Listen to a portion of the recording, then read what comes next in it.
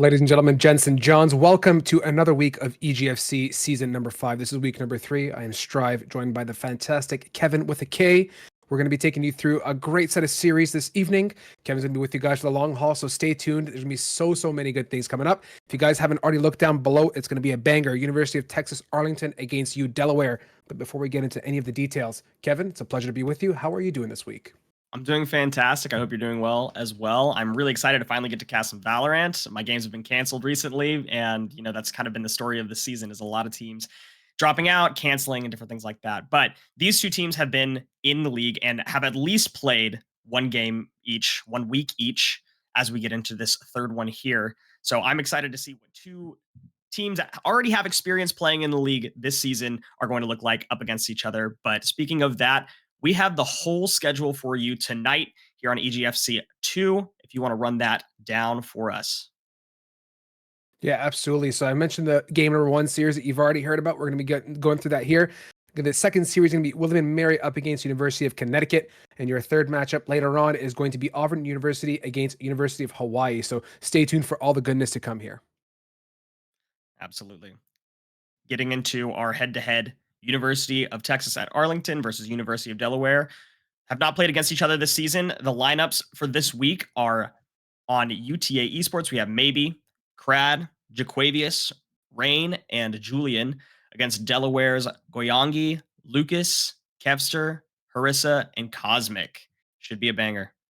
I'm really looking forward to it. And I think it's important now to start talking about some of the nitty gritty of this evening, some of the details and history leading up to this particular match as we head on over to the veto in a quick second. Conversation points, UTA looking back historically. They had a rough week last week. They lost 2-0 in the series against Auburn. Auburn won 13-4 on Ascent and 13-5 on Lotus, so keep that in mind here. This particular Ascent map 1 pick is a UTA selection with UD starting on the defensive side.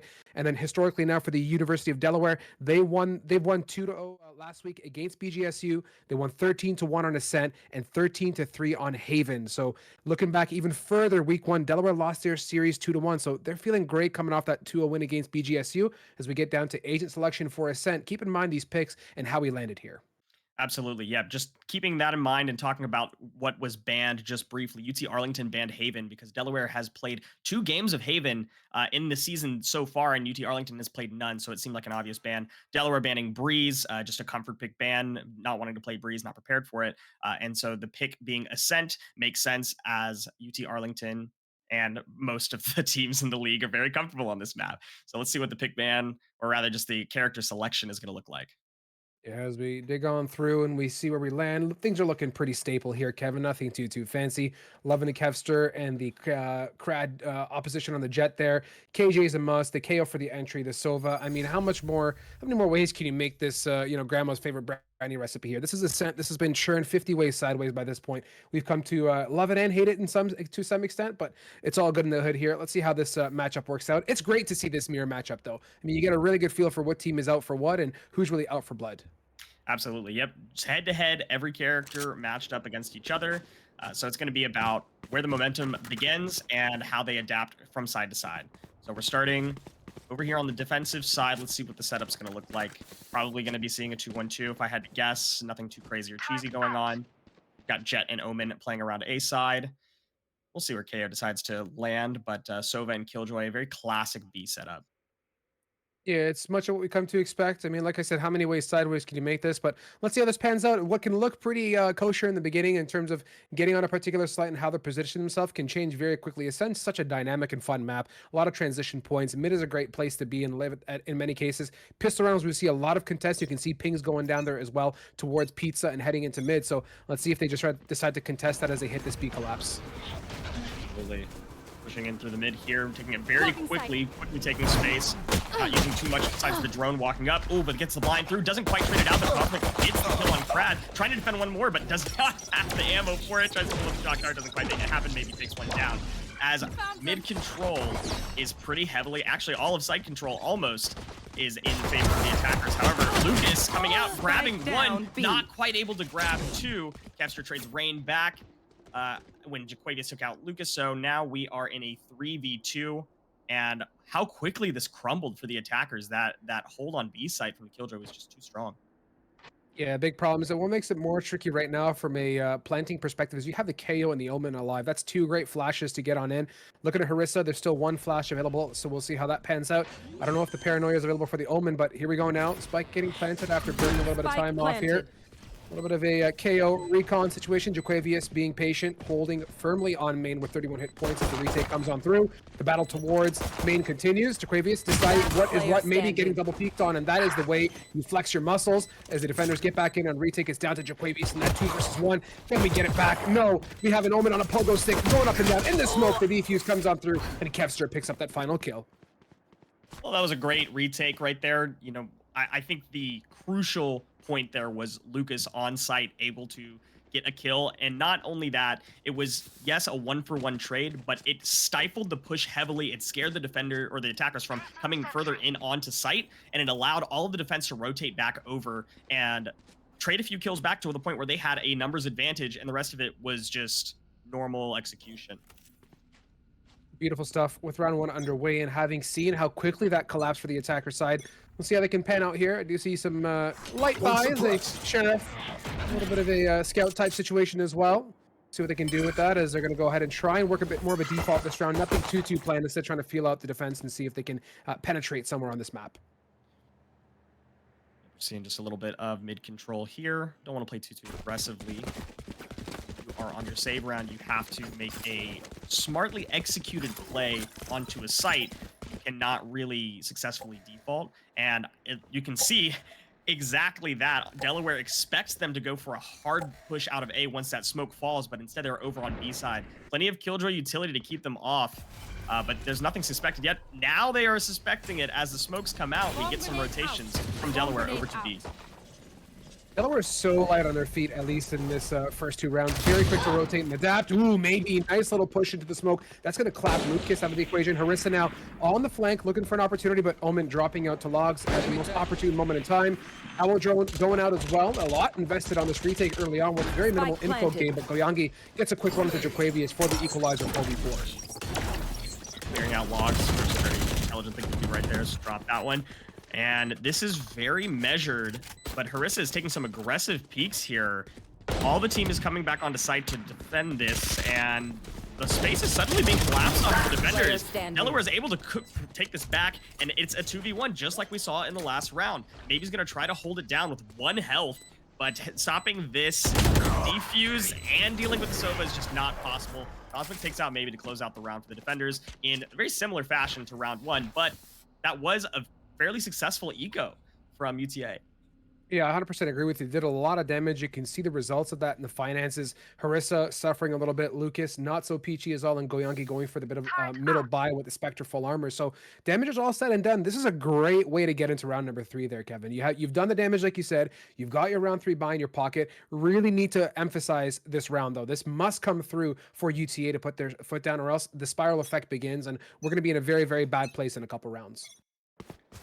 Absolutely. Let's see how they get into this next round. Nice bonus round from defense, pushing straight out into mid. Gonna take that space aggressively with your lackluster weaponry. But Krat is gonna take it down. Kevster is able to trade one back though, still holding onto that Vandal.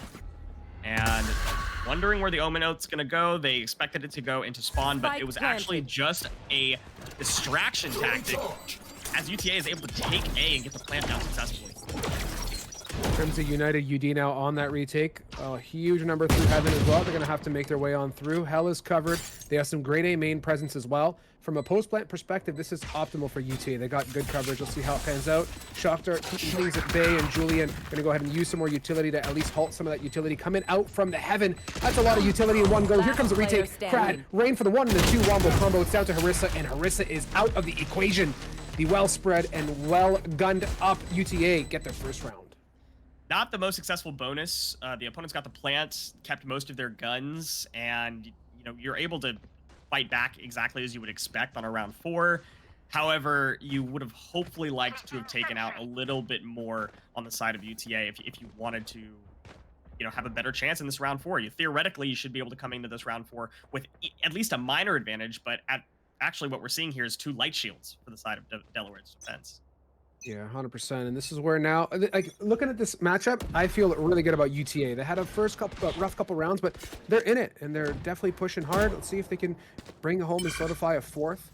Nice bit of a default here. Mid smoked off right off the rip there. Keeps that market player at bay for the time being as the smoke's going out. However, on the opposite end of it, U Delaware is not really feeling rotate just yet. KJ and Silva still hanging out in B, and now here comes the shift over, but the damage is being done already. The defenders are trying to hold things off and be firm on it as UTA gets on in. Carissa backside desperately needs help, but it's not there. It's maybe picks up 2 picks and gets that site pulled Last for player UTA. standing.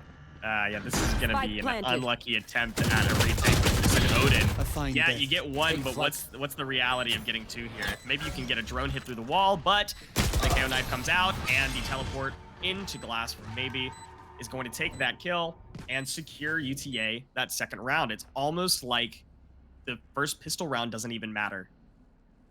Negative. It got completely wiped off. They're very much feeling themselves right now and head back in the game. As we start to learn about some of the tendencies for the side of UTA, they've had great success on A. I love what they've been able to execute. And now shifting over to the B side and looking at that mini map, I'm getting a little bit, loose in my boots here. There's 3 members ready to push very aggressively what looks like a sheriff buy. And I don't know if they're going to be ready for it or going to be able to get the picks to solidify this round. Let's see as this wall drops here. Big paranoia comes in, and that is a way to start a site take, expecting the aggression. And off they go. Crad dashing on in. It's the 1. Looking really, really flicky with the number 2, but all is okay there as Julian comes in through main and helps out, and all is well on B-Town. That's such a great way to aggress when you know you have the weapon advantage right there. Because now you're relying on a KO and an Omen to retake with a Sheriff and a Frenzy against 3 players with full guns. So this is unrealistic, to say the least. Goyangi pinned, along with market situation there. What I believe is Harissa. Takes the 1 out side on the Frenzy. Great stuff. Goyangi looking to get on through sight. Gets a nice pick onto Julian. Seeing the movement towards backside is maybe has to play it safe. Does have a gun, but Goyangi now has picked up a nice stinger to combat. Flicking for it. Damage is done, but it is maybe dancing around, ring around the rosy, the outside of B, and is able to bring home another round for the side of UTA. They are looking so good thus far, Kevin. Yeah, that went from unrealistic to absolutely winnable very, very quickly. Honestly, if you gave them maybe 15, I'm not even going to be that generous. If you give them 10 more seconds to push in on the defuse, there's a possibility that could have gone an entirely different direction. But the pressure, not being able to dance around the box as much as you wanted to, having your footsteps entirely read and just getting swung on. I mean, there's too many small little things that the time crunch forced the hand of the defenders there. Get out of my way! Ultimate pop down in here from Crad. Bladestorm, hot and primed. Lockdown dropped right away from the attacker's side. It's going to purge out Sova, push them towards the spawn as well. Smokes are coming in to way back downtown. Crad spotting the 1, optimally positioned, but no bueno on the connection. But with the KJ ultimate here, Kevin, site is free for the taking, but oh goody, oh golly, was it just all one big fake? What a fake. They got Crad on the site, and that's all you needed was some aggressive jet play to feed all of the defenders over. A is free for the taking, with the exception of just Goyangi over there. I don't know if they're going to be able to actually make anything happen. If they aggress too hard, wow. I mean, Cosmic, though, getting a trade back with the Sova ult, that's actually really, really rough. What a great play from Delaware, responding to that very, very quickly. Lucas now coming through short, late rotate, trying to come back, but all's good. Look at the amazing work being done here from UD on the retake. Numbers and all, 5v2, spotted in hell now. Cosmic gonna drop down, maybe does a huge number, but not before Lucas and Cosmic come in and deal the rest of that damage.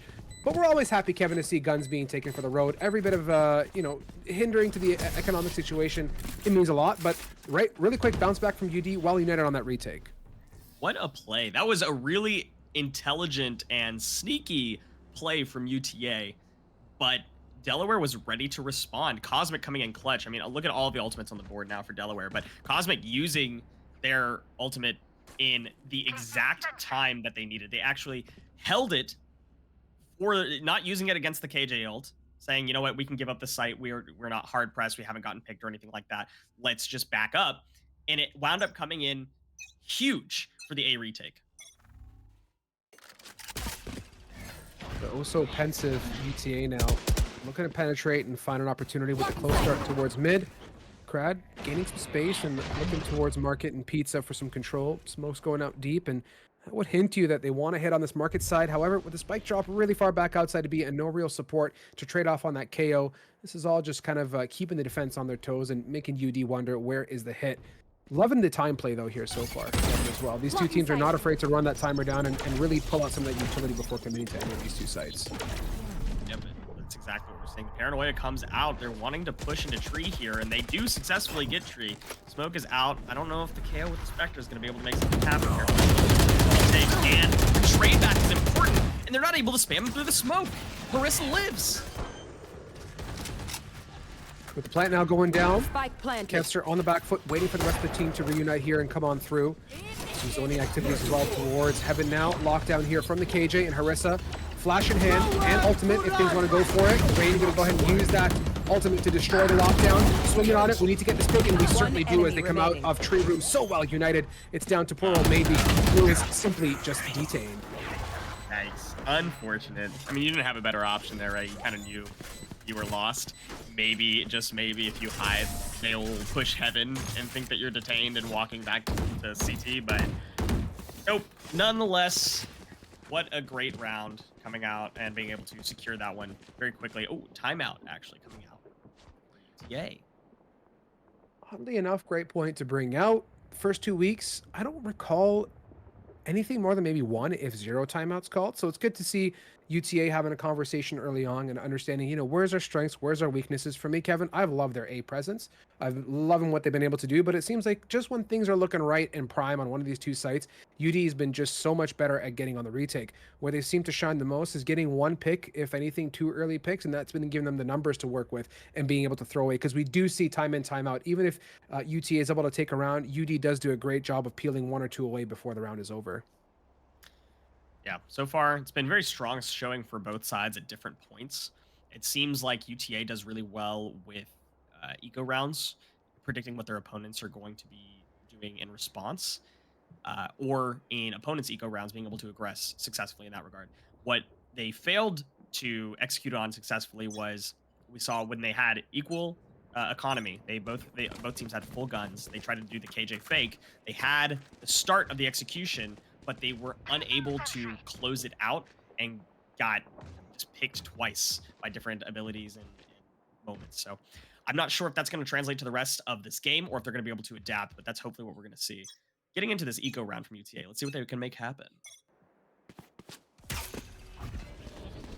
Brad, quick little tailwind ready to dash away in case things get nasty on a short, but with that same old smoke down middle, historically, this tree room contest has been very, very delectable for UTA.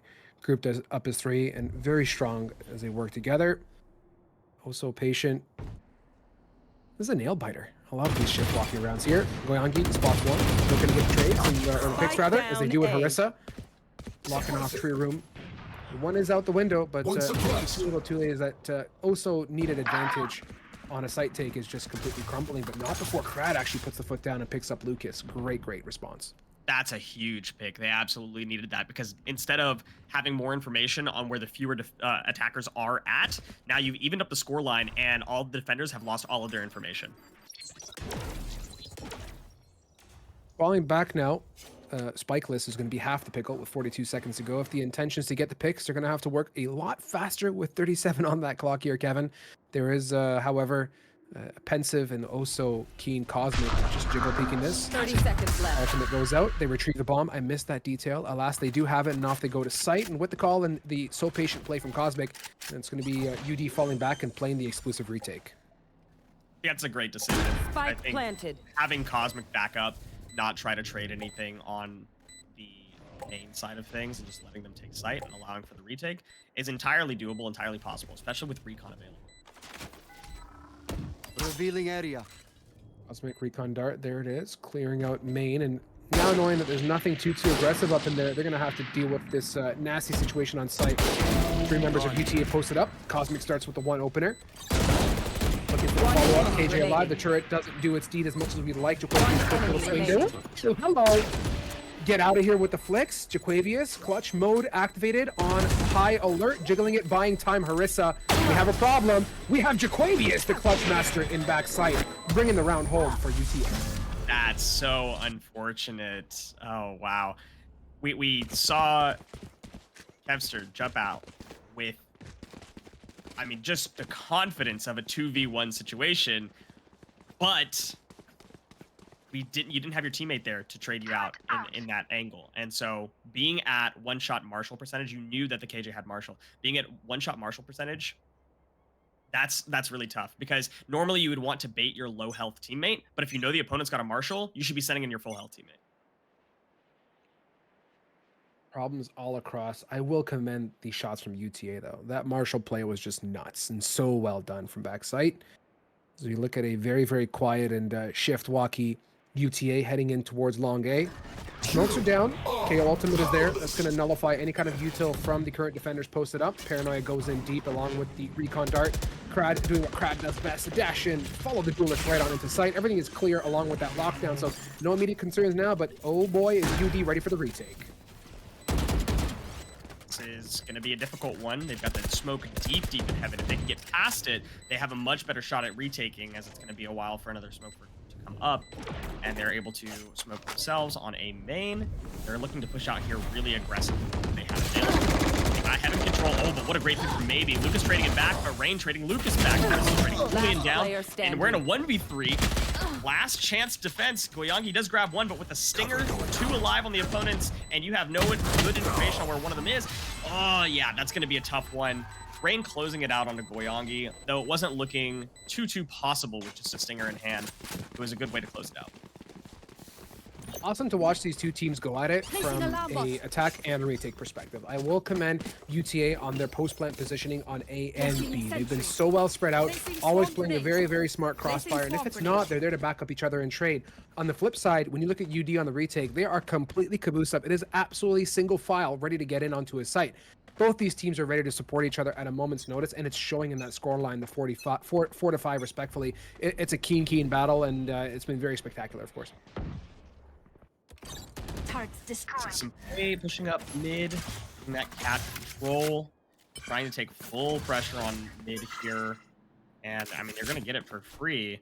You can see how safe Delaware is playing right now. It's the right choice, but you're giving up a lot of control of the map.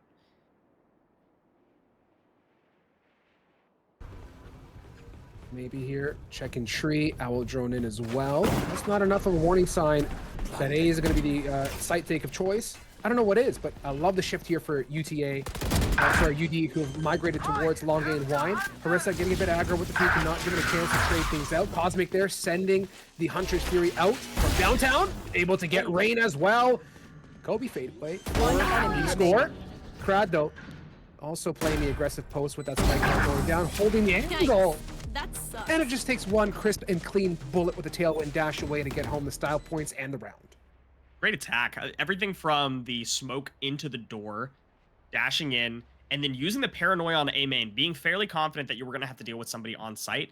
They had audio on at least one of the players going A main, so they knew that the best choice would be to paranoia A main to get more site pressure, not necessarily to push anything.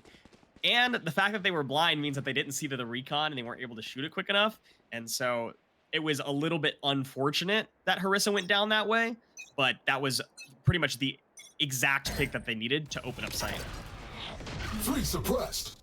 Harissa gets a lot of good information off the rip here as to where the positioning is, and with 3 at Tal, I mean, you might as well roll a 50-50 dice. They could be anywhere as much as the default goes that early on to the round, but with Lucas's compounding push towards long, or not long B, sorry, getting some information, having called that out, maybe collapse the push really quick off the rip, but with the numbers down and the obvious A take in sight, you can see the rotates now slowly start to take place. But UD now about to get contested and push. Krad so fearless in this matchup, doing immense amounts of work both in the post and pre-plan. All of the site control, they've got it fully on. Defender's not far away. Delaware is going to push in, sending 1 tree and 2 into heaven. This is going to be dangerous. There's so many little angles. Yeah, you have to use the tailwind there to peek it because you don't know if somebody's going to be green boxes or if somebody's going to be just under in hell. There are 2 in hell right now and 2 in main. So if they can clear this safely, fantastic. But there's just so many ways you can get peeked. And right now, it's looking hard. They just back all the way up. Yeah, the pressure is on without a doubt. This is the oh so lovely UTA post-plan attack setup here. Maybe player Love and standing. Hell has done the number through it with Rain and Crad. Everyone gets a piece of the pie on this fine Friday evening. UTA holding firmly Last on this round attack before post, the and they've been switch. monumental. I want to press this or see this tab key come up here. Yeah, 4 consecutive. Marvelous stuff, and Right here. the momentum is building. We get into that half position. Excellent plays from both ends. Yep, we've got one more round to go, and everybody's buying what they can. Surely Julian's going to remember to grab both shields here. I'm a little bit concerned as the clock keeps ticking down.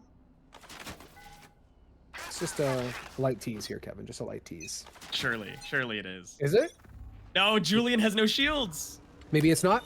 Maybe a spectator bug, maybe. Maybe. Revealing One would area. hope, right? There they are. Ricon's going to catch Oh, him here on. it is. Ascent and paper mache walls You should with run. an Odin equals a very nasty combination. Julian, this What a lineup, lineup.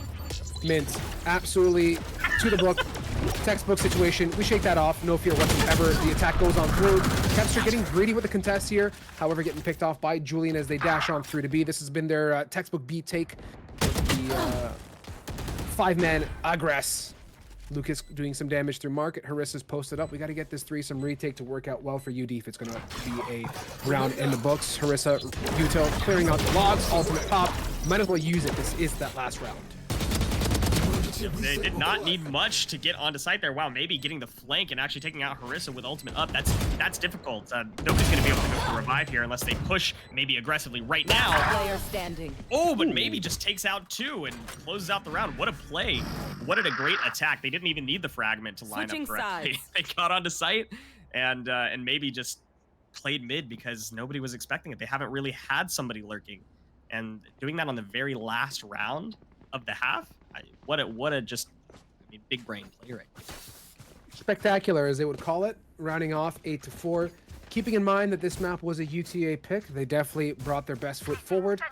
As we get the swap now, we'll see how UD fares. I remember very vividly last week, UD on attack was just nutty to watch. I mean, if we thought that UTA was united on an attacking front, UD is next level. They are so supportive of each other when the time comes, and they're not afraid to get into the thick of things as a group of 5, 4, or 3. So I'm excited to see how this pistol round pounds out for them. Find out, getting into it. The attack is aggressive, starting off very, very quickly, pushing all of the defenders back and taking space. This is very similar to how we saw UTA playing attack. Getting a lot on site, but they didn't clear a boat. Oh, but they didn't even need to clear a boat. Lucas just has a nice little click. Good shoulder peek there, and good swinging with 2 people. That's the only way you were going to take out Rain. Rain was looking really dangerous there, and look how many low health players there are on attack here. I don't know if that's going to mean anything. I think that was a missed teleport to boat. I don't know if that was a fake. It didn't look intentional. Yeah, a few things are as traumatizing in Valorant as healing yourself when your clutch teammate is 1 HP, or swinging towards backside B and all of a sudden there's 3 people looking at you. But it is what UD has been known for, and I'm so happy to see them working together as 5. As that plant is taken away and oh so limited time, numbers are going to speak out here, Kevin, in full. They're going to have to deal with 5 on the retake and defuse. I don't see that working out too well as Cosmic and Co. just blast away at maybe through the walls and bring home that round. Yeah, you had to try, but the round was definitely over before they pushed onto side there. Yep. The smallest, teensiest amount of coordination means that a 5v2 is going to go the way of the 5 pretty much every time. Yeah, I'd love to know some of those stats, what those numbers actually pan out in all of Valorant. What are the number of 1v5, 2v5, 3v5 is 1? Be interesting to know. Yeah, you would imagine it'd be like a normal curve, but I'd be really interested to see if there's maybe like 2v3 is actually goes the way of the 2 more often than not. I'm sure Right. there's some stat like that. You'd think it's a curve, but this is Valorant where nothing is actually a curve. It's more like a straight line to your forehead 90% of the time. But yeah, I don't know. It's just an interesting game, and those stats make you wonder. Hey, regardless, moving ahead now with that round out of the way. Crowd here poking away with the Marshall, looking to get a pick down middle, but no one's there to contest. The opposite approach, though, very, very minimal mid contest so far here coming up from UD, whereas UTA did love to poke and prod towards market as well. So different approaches, but with less numbers toward mid means more numbers towards B and A, respectfully, and the good old UD Caboose here is ready to take on and get onto this B site. Yeah, that's a great entry from Kevster onto boat, clearing a lot of what they needed to clear to get to site. There is one backside that they did see. Kevster saw Rain and called it out for his team. What a great swing, double swing there. That's very nice. And Kevster's holding this very, very tight angle. Actually, with with teammate here, with Cosmic droning up. Force They're able to take out the suppressed. drone, but look at this hold. I mean, it's 5v4, which is entirely doable for the defenders, but the way that Util is out right now, maybe a flash. Marissa gets K-Rad, Lucas gets Jaquavius, and it's, I mean, the wheels are coming off. One enemy remaining. Down here, maybe goes down. Julian is able to trade back into Lucas with Classic, but with just a Spectre in hand, 1v3, you have one flash, you might be able to get one more, but not gonna quite happen. Goyangi's gonna send a spray. Julian goes down. That's another round for Delaware. Yeah, UD again working the numbers game, just to a T. Not much else to say. You said a double swing towards backside. It's double times 2. I swear I saw 4 people drop down, and if that was Rain's POV, that's like a moment where you just like put your mouse down and be like, all right, well this is happening. Like what am I gonna do? There's 4 people here, 1 of me, 1 crosshair, and I definitely can't spray 6 people all across 2 feet of distance. It's just crazy. Like UD have been great on this beat, and again they're caboosed up for it one more time. And why not here, Kevin? It's been working so well. Just stick to it, and let's see if 3 times the charm for them. Heading on through very aggressively. Lucas, the same old stuff, the same old nano swarms to clear out the close positions. And I love what Kevster does with the dash on in, but Krad this time reads it super well and mark it and eliminates that. Julian through the smoke just to ice off the cake there. Very solid recon dart there. They figured it out. Yeah, now they're gonna back off. This is a bonus round to be sure, and it's going exactly how the first half went as well. Just going the way of the people with the full buys. They played it very intelligently. Keep those long angles, especially in market. See Krad here. Happen out. Smoke. Oh, Krad is able to get both. Spike down, That's mid. 2 down. 22 health on Krad, but doesn't even matter when there's only 1 opponent alive. They know exactly where he is. Marissa falls to maybe. All the way from Cat. That's the long range distance gun difference. Sad times here. 3rd time wasn't the charm or the continuation of the charm. Looks like the B strat has been worn out. That recon dart was mint, as you said. The shutdown onto Kevster, who has been not only the market/button contester, but has been pivotal in clearing out B stairs, was absolutely the turning point for that round. The B push was halted the moment they got Kevster out of the way. But having pivoted now and addressed some of the shortcomings, looks like they're going back to a bit more of a default setup here, and hopefully working a pick to start off with. You can already see on that tab screen that it's so wow, unlucky. You can already see on the tab screen that taking out no opponents that round means that everybody just gets full buy, full shields on the side of UTA. So Yep. Delaware is coming into this with, if anything, a slight disadvantage into round 4, and it's just a mirror of how we saw the first half go. And I guess that's what happens when you mirror match these team comps.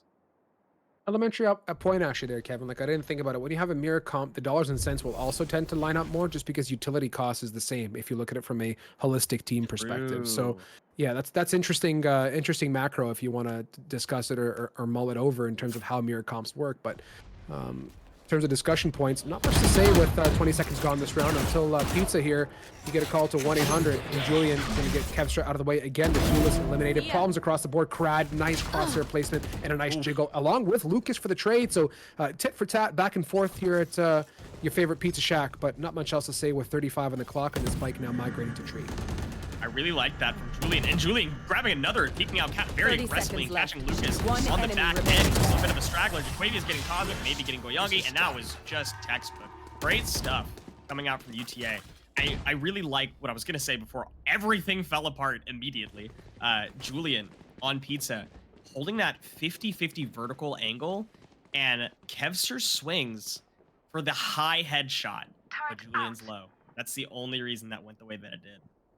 Chances be like that. And it also helped that you had Krad there, right? Backing up, able to get a quick transition pick onto middle as well. So again, continuation. If you look at the difference, like let's look at how the B take was occurring for the side of UD versus that mid take that time.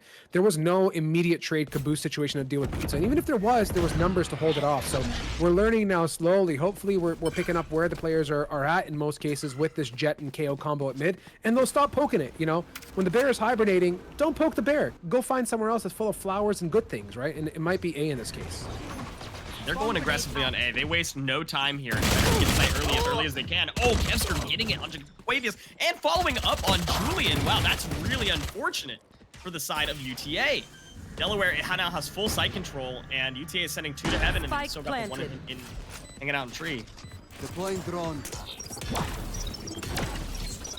Take now. Crad, op in hand, the one and done. The magic stick here. They've got to go ahead and sing. The numbers aren't looking too favorable for the side of UTA. They're posted up, trying to poke and prod, but they're having a hard time penetrating with so much available for UD. Something outside of this door could be deadly, and with just the opt-out shooting it out to space. This is, wow, that was a mess of a fight, but Plastic's gonna win over Sheriff. You missed the first couple of shots, assuming, of course, that you have a wall to fall behind cover to switch your guns.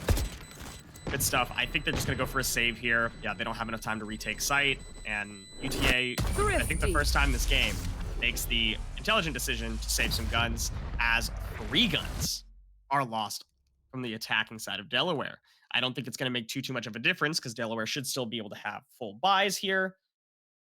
But in any case, it's a little bit of eco that if UTA can win this round, might actually be devastating. 100%. Crad's got the magic stick now in hand, and they're looking pretty healthy. Even if things were to go sideways next round, we see a great buildup of ultimates as well. The Bladestorm is plan B if, again, we do fall in the pits on the follow-up. Harissa's got money, but with the rest of the team, it's not looking too sharp here, Chief. So as this round economically starts to pan out, we'll see if UTA can hold firm.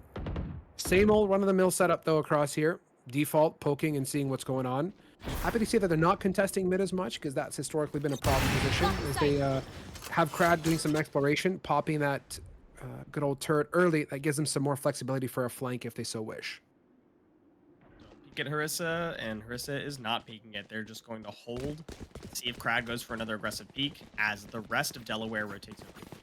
They're going to look for an execute here, but there hasn't been much motion on UTA's side despite noise coming out on A. So if they were going for a tricky fake here, they might not get exactly what they want. They're going for the execute.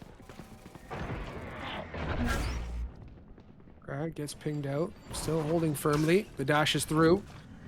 Crad knows that the situation can get ugly from stairs. And, oh, nice recon guard as well, pinging off the crew underneath by Button as Julian gets the first holding pick. A very, very patient KJ at A needs to make it over to the party, but it feels like things are under control. There's no need from UCA to get that body to move over just yet, it seems like. 30 As the seconds fight goes on. Julian good for 3 now. On the way to the 4-piece combos. Harissa shuts it down with Rain. Back and forth. Cosmic quick trade as well. 9 HP and a dream from the Silva. Hunter's Fury on board, but there is an iron wall in the form of UTA holding onto the site. You gotta save the gun, right? Defeated. And you grab one, but you've got people coming from all angles. You might not even have the chance to save 10 the gun. seconds They're left. gonna wait out the timer and then probably push here. Oh, got the headshot, but it's through the wall. Unfortunate. Jaquavius also gets a headshot through the wall, but Cosmic was much lower health. And this is the dangerous situation we were talking about. Because Delaware lost so many players on the attack where the bomb blew up. They did not call, I guess, early enough that the opponents were going for a save. They weren't ready for it. They lost 3 guns, lost the following round, and now have no money. And it's 11-7. 11th round win, and you have no money. This is like doomsday. Yeah, doomsday is a good one. I was going to say a 6-letter word of also works, and that word is trauma. Like, this is horrible from a end game perspective, right? You're at that 11-7 tipping point. There's a whackload of ultimates available on both sides here. And as you sit in this timeout and you ponder, what do we do best? I don't really have that answer right now, Kevin. I feel like I'm in it for the roller coaster as much as you are, and these two teams are. I will comment, though, that UD as a whole has been the strongest when they've hit that B site really, really hard and really quick. Mid hasn't been their forte, but on the opposing end of the spectrum, UTA has also been very adventurous and looking to poke. And what I do love is how much Jet is floating between A and B respectfully. So you don't even know where to expect that operator or that aggressive Jet play. It's getting all over the place. And KJ, too, so patient holding on the A site when they're absolutely slapping on B. So if they want to throw a fake, that might even go to shambles as KJ can call it and be there to deal with it early on. Yeah, I think you're going to call it just as expected, although it kind of looks like they're saving here. They're really trusting in their ability to send this to overtime, I suppose, or praying for a win here. Sheriffs come out from everybody. They're just going to be looking for picks. I don't imagine we're going to be seeing anything too aggressive, except for maybe Kevster looking for an aggressive updraft kill, maybe Tailwind on the site to try to get some pressure with the Sheriffs. If they can get site control, they might have a better chance of getting some picks, but I have a feeling that they're just going to be going a little bit slower and not hard aggressing until they know that they have a site dead device. Nice Rain versus the blade. Crad, oh, that's traumatizing. Coming in through tree and collapsing on site makes it so hard. Kevin with site hold yet again in the hands of UD. Kevster's got to come in big with the soft. It cannot go to waste. Gets pinged out and easily gets banned as well. Oh, and there it is. Jaquavius gets that pick with a second follow-up as well. So good for UTA. Wow, this is a fantastic retake from UTA. Oh no, this is not gonna look good. I still think that this might not be the right play from Cosmic. So far away, yes, you were able to take that out. Lockdown is down, but defenders are able to defuse the spike. People were not able to get back to site fast enough, and when they were caught on the way. So that was tough. You got plant down, you got plant money, and that was almost as well as you could have hoped for that to go. You were able to secure site. Delaware was able to get in there, get the one pick that they really needed, and secure site. But honestly, at some point, it's a gun diff. Turret out. And that your mathematical conversation or your dollars and cents talk now has come to be. You want to go to OT, you got a 5-round battle to get there. They've bought up. Every last penny is going into it for the most part. We'll see if they can bring it together, and it's looking like UD is going to be their interested site for the take. Paranoia comes in, buys them the space, and they're going to go ahead and pivot off that as well for the one. The quick trade comes out. This is going to have to occupy that role and hopefully be able to clear out button and maybe hit stairs like Kevster used to, but they're leaving it open. This is trouble. Sova posted up. No, Lucas able to get the pick now in back sight. It's maybe getting spotted up with the ultimate. Oh, the spray from Cosmic is great to get that sight, and the fantastic gun buy works out for UD.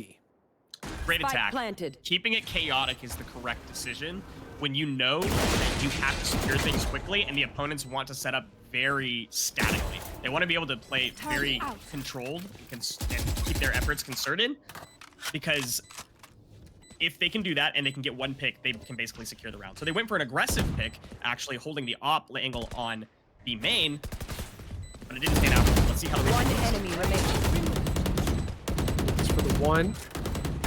Converts onto Julian. Retake in complete shambles here, sir. Jaquavius converting, looking to get another as well, but insufficient crosshair placement means sufficient kill for Lucas. 3-piece combo for the road. A bit of an ultimate lockdown as well to take it off. 4-round delta here. They continue to fight. 1 out of 5. Enough players left alive that they are easily able to buy up. And for their first timeout, I believe, comes UTA. Talk me through some of your likes and dislikes, Kevin. For me, I love how UTA went back to the roots with that site take. Yes, it kind of did fall down with Kevster, but the rest of the team kind of picked up those pieces and cascaded on to get on the site, and it worked out for them. And also, they're disciplined to not force buy and put themselves in a bad spot for the final round. I respect that a ton. I really like the call that they're going to be holding op on B main. So they sent the Paranoia, and then they sent Kevster in with a quick dash so that they could catch the person running back lane, and that opening pick is what opened up that site for them. So it's really more of a mind game read there, I guess, understanding where the opponents are going to be at, what they're going to be wanting. And even if somebody isn't there, right, you get a lot of pressure, a lot of opening site security from doing that exact play, but they knew somebody was there where they were able to secure the pick. It's just about understanding what your opponents want and picking the best option select, that if an opponent is there, this will work, and if they are not, we are no worse for the wear. I love how you mention that. I mean, it is a plan ABC type approach if that's what you're trying to get at too. And it's also thinking ahead of step 1. It's about knowing where step 2 and 3 is going to be. Where are the fallbacks? What should we do to preemptively expect as a reaction to what we are doing now? It's almost like looking into the future. And with Crad now here, looking into the future, he's trying to look further and further into B there. The turret is doing a number, and there it is. That's it. Pecks away at Crad, who falls very quickly. A big exchange back and forth at tiles with the lockdown for the attackers. B site should be pretty free here, and Omen and Sova need to make it out. Last player standing. Spike down B. That was unfortunate. Jaquavius is going to try to retake here. Has the health to do so, especially when Spike Kevster planted. is fairly low. Let's see how this retake looks. Clearing every angle very softly. Nothing to clear logs is going to actually be a big issue. Has to be worried Last about player getting standing. cross here, but Jaquavius just goes for the quick pre-fire, backs up into market, hoping, basically praying that Lucas is going to peek. And Lucas does peek here, and that's really dangerous. You gave stairs control and now on-site control. However, you have some util available. Gonna go for the spam instead, yeah. It's not gonna work out. It's gotta push up. Jaquavius gets half and peeks Lucas, knowing that the time is important. Lucas has to run up here, gets Defenders the kill, win. and Dravius with My the 1v2 genius doesn't retake stop in the to lab. close it out. I didn't expect the game to end that quickly. We had Delaware looking really, really strong on that last attack round, and even on the opening of that site, and Rain going down as quickly as they did, trying to rotate out. The Omen smoke was definitely down in time for Rain to make a quick run back to CT, but got caught on the way. I mean, everything seemed like it was going right for Delaware until it wasn't. 110% agree with you. Delaware had shiny moments on B, but it looks like the fuse kind of started to dwindle and run lower and lower on that B take. And as UTA had the opportunity to adapt and learn and evolve, they start to play that B site so well. And even on A site, yes, they had some shortcomings here and there, but I felt like these timeouts that both these two teams called respectfully had massive results for them. They came into those rounds much more equipped and able to process further into the future. So the slowdown was value add in the grand scheme, and that's just map number 1 on Ascent. There's even more to come. Yeah, tell me who your MVPs were for that game. What you thought were some MVP style plays. What do you think changed the momentum of the game at any given moment? I think for me, it really came down to the duelists and how they played things out. I do love what Kevster was doing left, right, and center. I appreciate the adventurous approach to that Jet, looking for opportunity all across the board. But commenting on Harissa from an entry perspective as well, I think both these two teams had shiny moments respectfully. They played their roles to a T. Everybody supported themselves as they should have. Can I say there was a stellar turning point or one individual? Far from it. I think on Ascent, UTA just came in that much more polished and able to adapt on their feet. And building on what you said, they were able to deal with plan A, plan B, and plan C respectfully. I think that last round that Delaware played on defense, or excuse me, I should say that UTA played on attack. That's really what it was. The very last round where Maybe gets the flank kills, doing the Omen lurk, the only time that entire half that they had sent a true lurk up mid, and it was so unexpected. It was just a big momentum shift because that changed the half time from what could have been a 7-5, which would have been, entirely doable. You're only like a couple of rounds in. Pistol round could have really been the decider there, to an 8-4, which is just somehow way more devastating than any other like one game difference. Yeah, so to summarize what you said, let me just grab my notebook here. Don't flank round 1, 2, 3, 4, 5. Flank the last round. Folks, take notes. You always got to keep the X factor for the best. But with the X factor, there is round number 2 here coming, guys. We're going to go ahead and sum up this particular matchup. Hop to a very quick break. These two teams are going to reset, and we're going to go into our second map of the evening. Don't go far.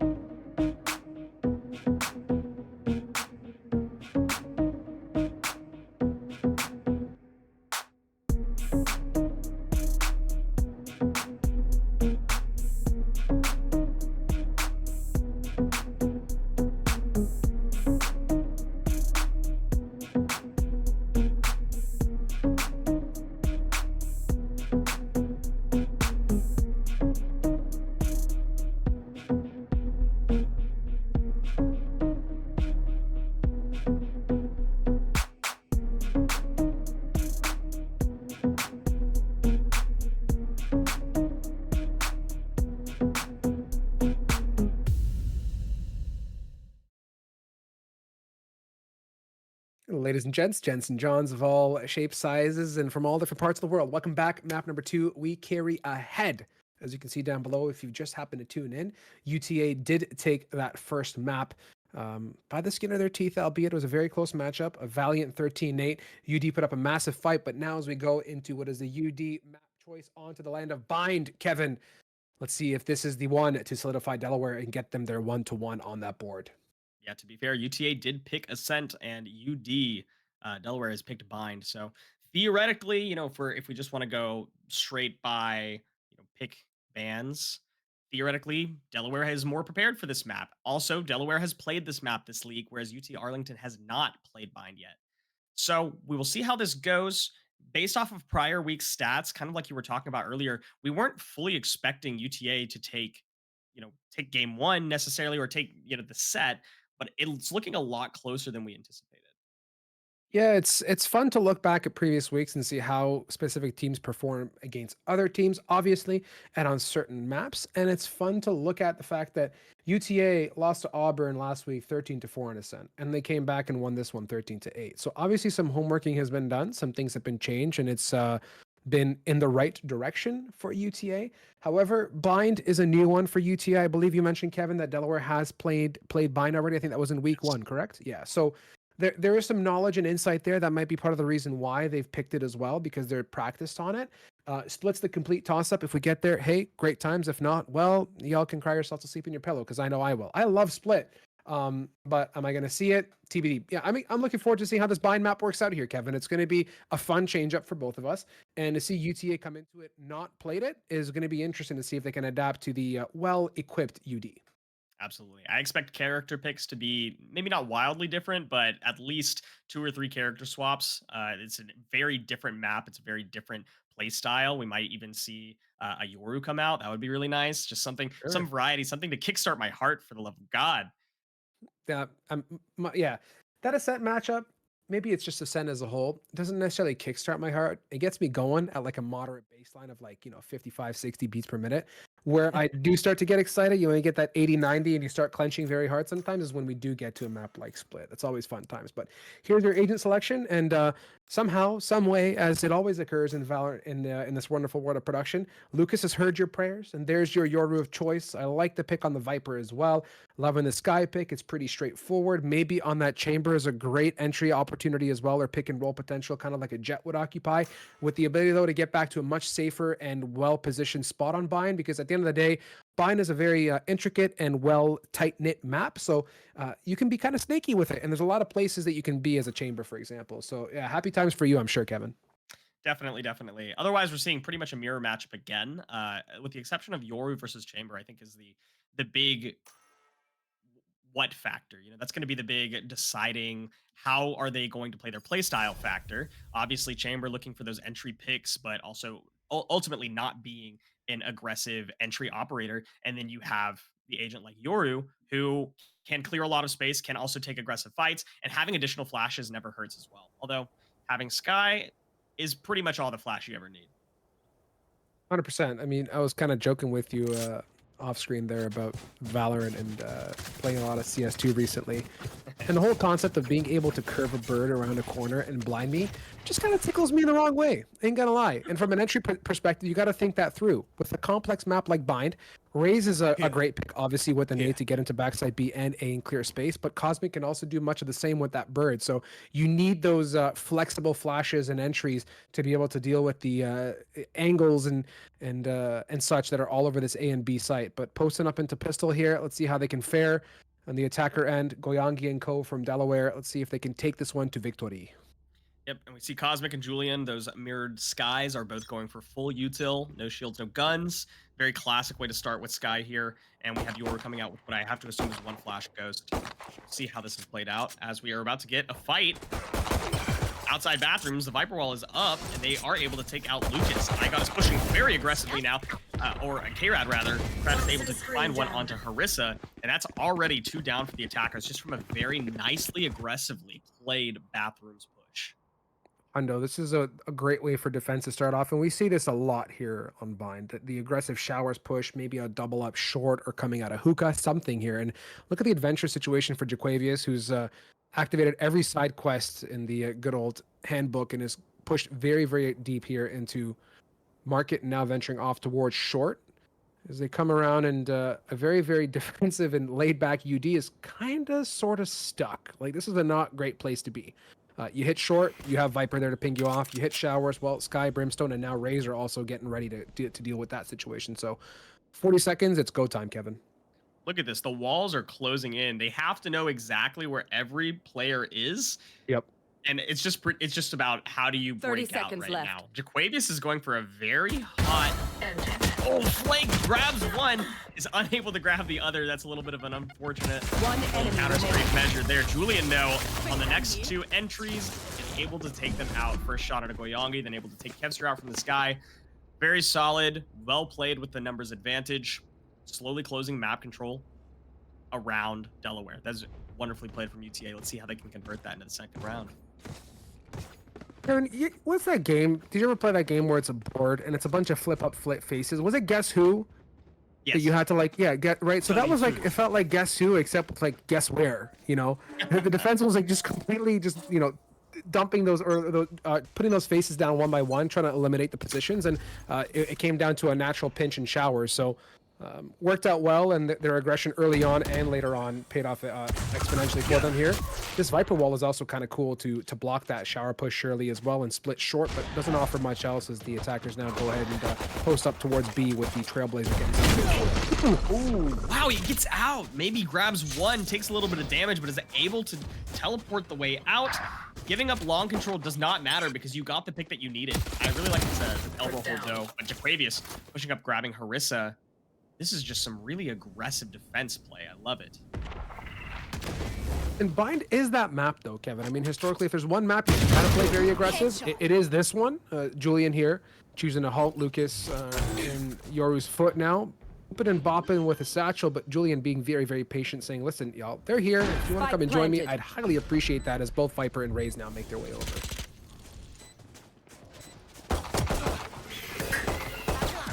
Something on the elbow here. This is a little bit of a chaotic take back here, but Jaquavius takes out Goyangi. Julian takes out Kevster. The guns made the difference. The defuse is coming out. That's just a round two for the books. +1 to Chamber, by the way, Kevin, for that aggressive push and that pick. I mean, there was basically 4 heads, all within 6 millimeters of each other in every which north, south, east, west direction. So it was a matter of applying crosshairs somewhere in that vicinity, and just so happened that one landed. What made it that much more painful is that Chamber can get out that much quicker too. So maybe with the pick and roll now proceeding ahead, they get the number advantage and it cascades into the round win for them. I'm waiting to see what this Viper wall that is being put down from B and going all the way across to showers and short really does in the grand scheme. I think it could buy time if they choose to push in, but I think all it really takes to flash through it on short and even coming out of showers to just basically deny that utility. But not getting put down this time, instead splitting B, so maybe my prayers got hurt a bit. There. Going for some short peeks, trying to clear out some angles, get some information, and ultimately, if you can just take a little bit of space on a map, you have a much better chance of pushing into the site successfully. However, that's exactly what the defense wants as well. We're able to get that bathroom control, but they're a little bit too worried with this Viper wall going down of a push-up A short. They're not committing, though. Delaware is taking their time. The clock is your friend, and I think more than often we forget about that, Kevin. That we have a lot to work with. It's not just guns and util; it's the good old timer up top there, and you can lay a lot of doubt and hold rotates off until when it's too little, too late for a defensive team like UTA. And with that advantage now, this is a great opportunity to do so. You get into a situation with 5 against the 2 on that site, you can simply overwhelm them just with numbers. Like the Viper wall placement here is going to come in clutch, especially since you have the full bar poison available to you. I think the Yoru clone, that's just going to trigger the Viper wall to go straight up. So I don't know if that was the best play. They're going to flash out of it. The Raze into the corner there. Nade doesn't do quite much, but it does clear the angle that they needed. However, they didn't get any space on site because of it, and they're breaking out now, just a little bit slower after the defense has had a chance to rotate over. Jaquavius finds Lucas, and now it's just going to be straight gunfights onto site. What a breakdown from Julian, knowing exactly when to come out of the smoke. Grabs two, but he grabs Julian back, and they've got 10 seconds to plant here. Henna's good. It's going down there. Bravo on that smoke. Spike planted. Maybe now. 2 charges in the chamber, along with the hope and a dream of connecting on one of them. Snake's bite out. There's the pogo head of Kevster, just getting a little peep. Going groundhog mode there and hiding away with the number advantage, as maybe now has to hop out of hookah to make something happen. Don't see a fake. Out straight into the molly, and Snake bite's going to bite him right in the feet. Rissa is going to follow up with the kill. Beautiful stuff. Julian definitely tried hard there in that smoke, and I think had Julian gotten away and made it around the bend, we would have had a round on our hands without a doubt. But fortunately, the numbers worked out well, and we're awake and we're alive here on UD. Coming into round number 4, they've had a chance now to feel out B, I think, a fair amount. They've been denied substantially on showers on A, the first 2.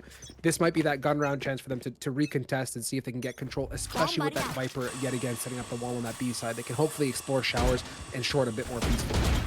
Absolutely. Delaware won that round, but that was a lot of players taken out, so their eco is not exactly where they need to be. So very solid bonus round from UTA. They're coming in with just a slight advantage here, and they're pushing that advantage right up.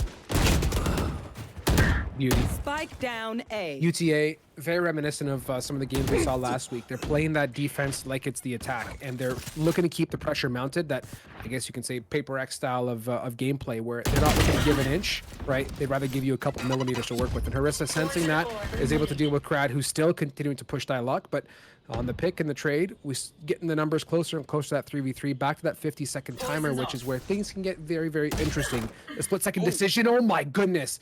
All of 1 pixel there was probably showing for Cosmic, who absolutely domes the head. iGod now looking to drop a molly to stop the push onto short, but reserves the thoughts instead and looking to conserve it for maybe the retake.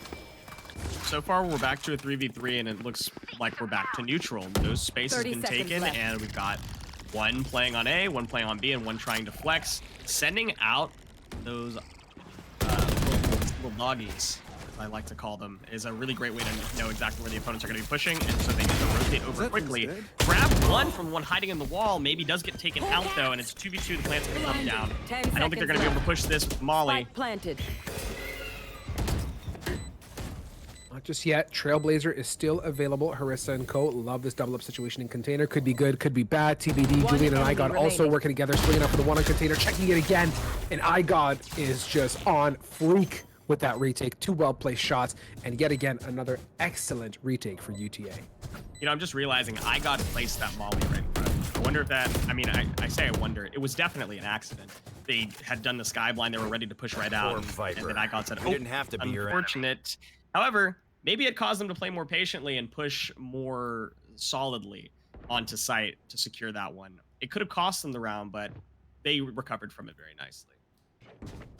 Yep, taking it in stride, and you know, if anything, it lights a fire under your feet to get moving just that much quicker. So. Literally. Yeah, I mean, I had to say it kind of fit in pretty well, but 3-1 now. Numbers looking good for UTA.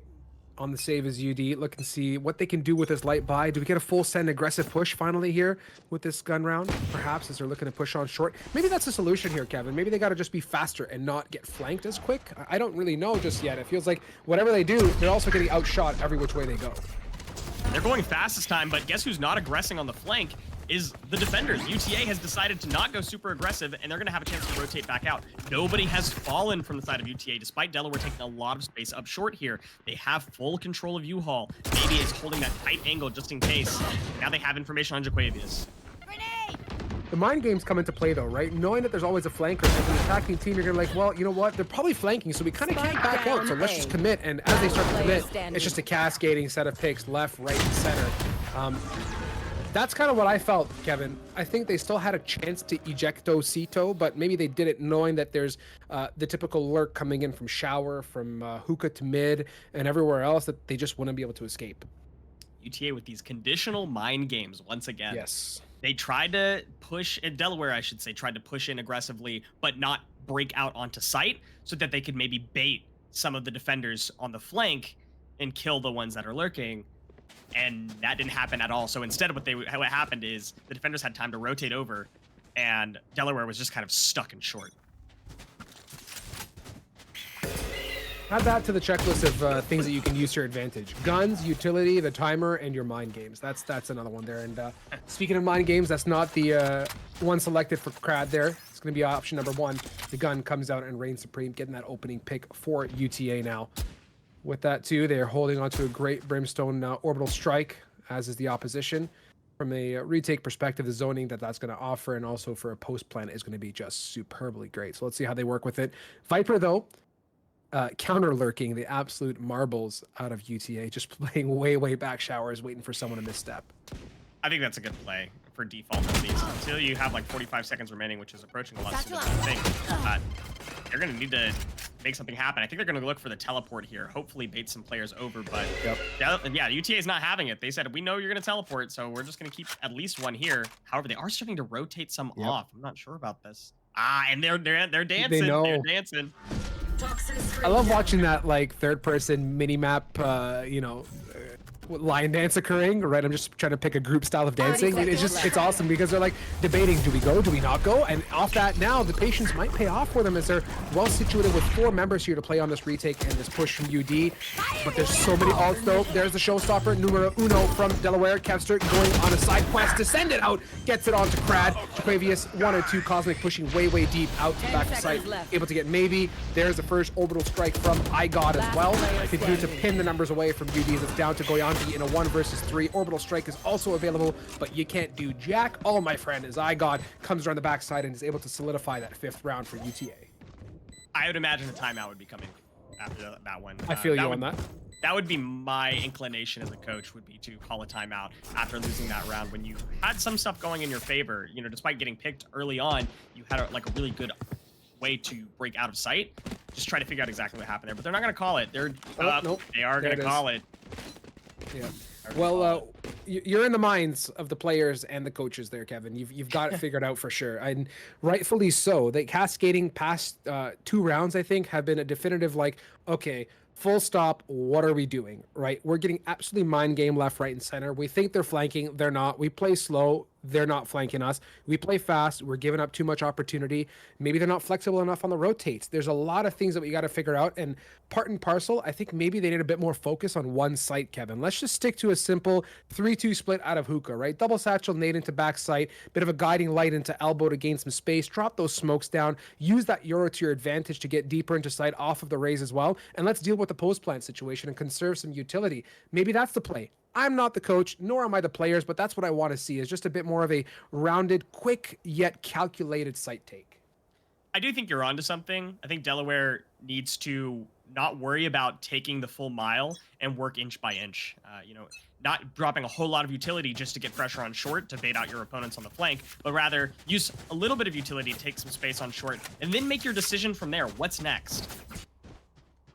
Feel you, and I like that. Again, it's the step-by-step approach, right? Let's get through plan A or section A, and then let's go to section B and C respectfully, instead of we just jump ahead, right? Or maybe we're thinking too far into the mind games or the setup of the opposition. Let's see how that works out here. Crad, big birdie going out there and looking for some information at Fountain. And if you want information, well, pro tip, there's 5 people there, so they're going to have to deal with a big mess in a second. This is that little bit of util that they're using to take long, but Crad has a really nice spot here behind the wall. They've got to be thinking about that. They've got to be spamming it. And they do, but they don't spam it just enough. And Crad takes the trap one. However, trading back is not going to be quite enough for that to be worthwhile as a spot to hold on Viper. So Kevster's going to get some space on site, and now they've confirmed the last 2 defenders are rotating over. That spot from Crad was absolutely delicious had there been support that stayed alive long enough. But it just didn't work out in that way. With the plant now down and a Viper's Pit as well, I'm semi 50-50 on Viper's Pit in general, Kevin, just because it works, but it also hinders your vision. But in this case, with the numbers advantage and the positioning you have in the spike position, you're just having a great time here as a Viper and co, just dancing around this whole place. Wow, what a break player into it there. It goes down, but Kevster finds 2. They didn't even need to use Cosmic's presence at all. It would have been a nice backup just in case Kevster lost that fight, but solidifying that really nicely. That was just tragic, honestly. It was a solid effort, I will say that, on the retake, but it was a great attack from Delaware. Exactly what we wanted to see. Using that little bit of util to take space and long. They got the space and long. Then they did a full breakout. It was just really nice textbook stuff, and I hope to see that continuing into this next round because full buys are available for both teams. I don't feel like that round really hinged too much on Harissa's ultimate either. I feel like with their positioning and even just getting on site and holding it, they would have been probably pretty okay.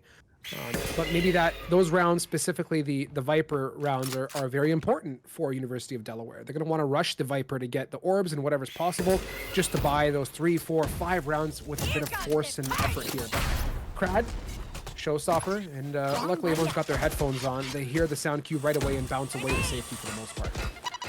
Yeah, Harissa's just gonna get healed up on that one. You're keeping them away from long, but at what cost? All the ability. I'm not really sure what that satchel was, but yeah, you have to teleport at this point, giving up full control of long, and now they know there's one less player on B. I imagine they're gonna go for a quick push out here, and if they don't, then they're just gonna play it really safe and teleport out. But here it comes, a quick push out. Kevster gets onto site. Wow, Jaquavius is able to take one, Julian's able to take one down, but ultimately the site still goes to Delaware. They're learning very slowly Julian's position on this B take. Historically, every single time that we've seen it on POV cam, Julian's been an elbow playing around smoke, and they gotta deal with that now. Orbital strike here, zones out the fantastic crew having a dandy old time in hookah. Crad and Co are safe. Teleport's ready. Post plant here from maybe out an elbow, looking to get some value, shooting the flash instead. Big molly downtown. Lucas has to jump out. They have to come out of the smoke and they start to, but get shut down very quickly. Crad and maybe 1-for-1 tit for tat. It's a battle for backside, and it's Kevin, the backside warrior, bringing home another round for University of Delaware. The timeout has seemed to be working wonders, Kevin. Thank you, Kevster, for keeping my namesake safe. I appreciate you representing Kevin's worldwide in such a positive fashion. 10-5, and you clutched out 2 rounds in the very last moments when they needed you most. You did not choke, and that's the Kevin special. Let's just go ahead and call it that. If you and I cross paths again this season, Kevin with a K, it's going to be called the Kevin special. We're going to hope that Kevster's there. We need at least one Kevin a game just so we can keep that rolling. But at the pace of this game, I will say that might be a common theme here, Kevin. Might see Kevster on the board some more. Maybe now. Getting aggressive like we saw on Pistol.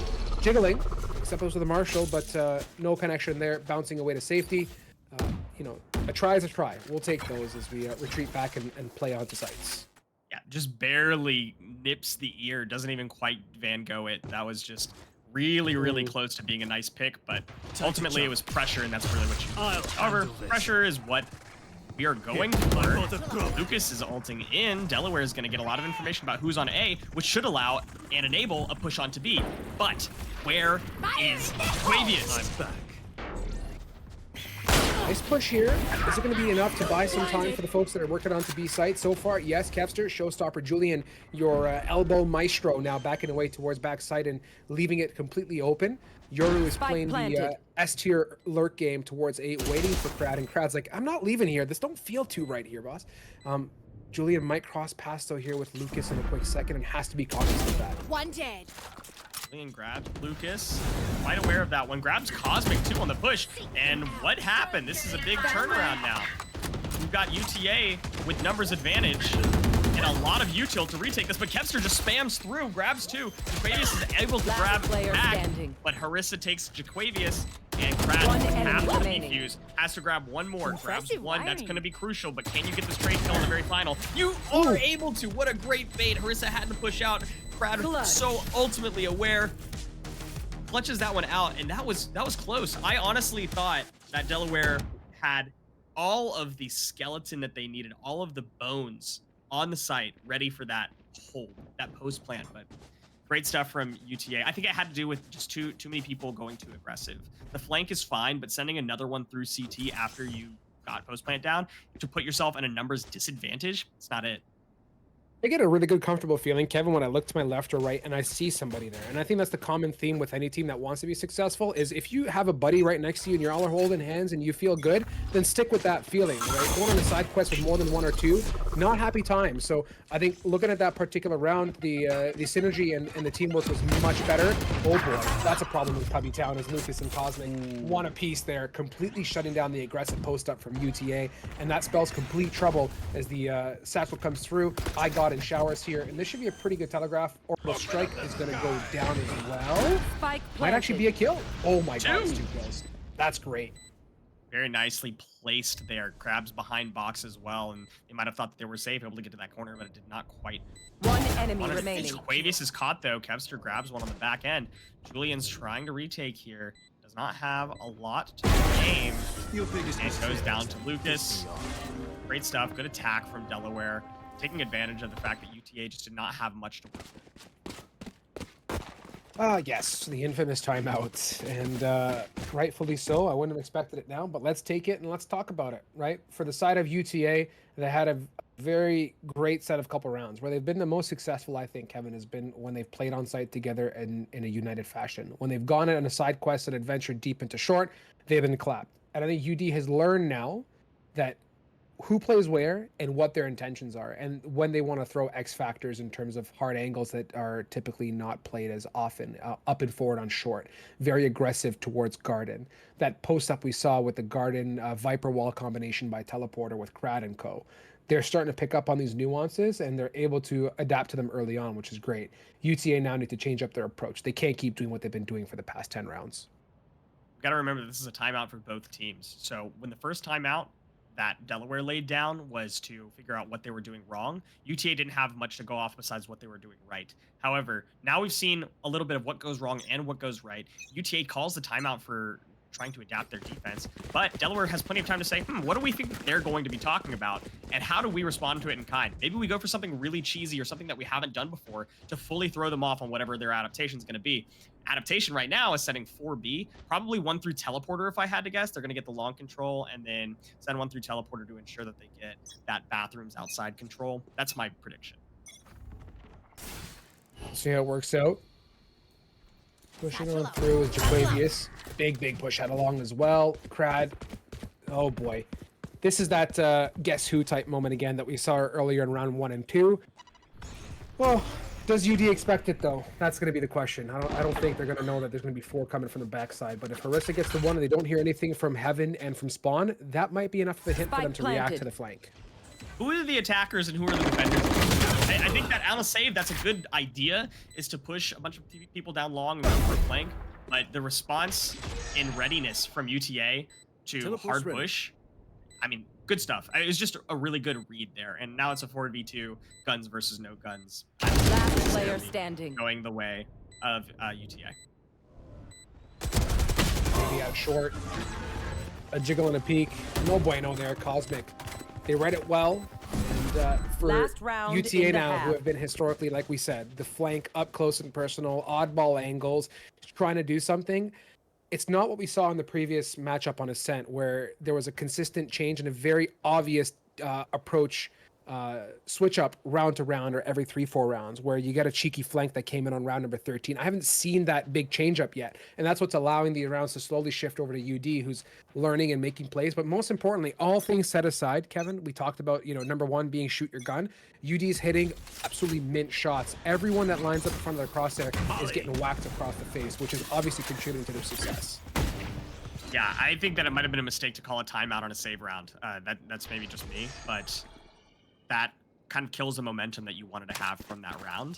Even if you were going for something cheesy and cheeky, that was your entire plan on the timeout. What were you talking about for when you had full eco again?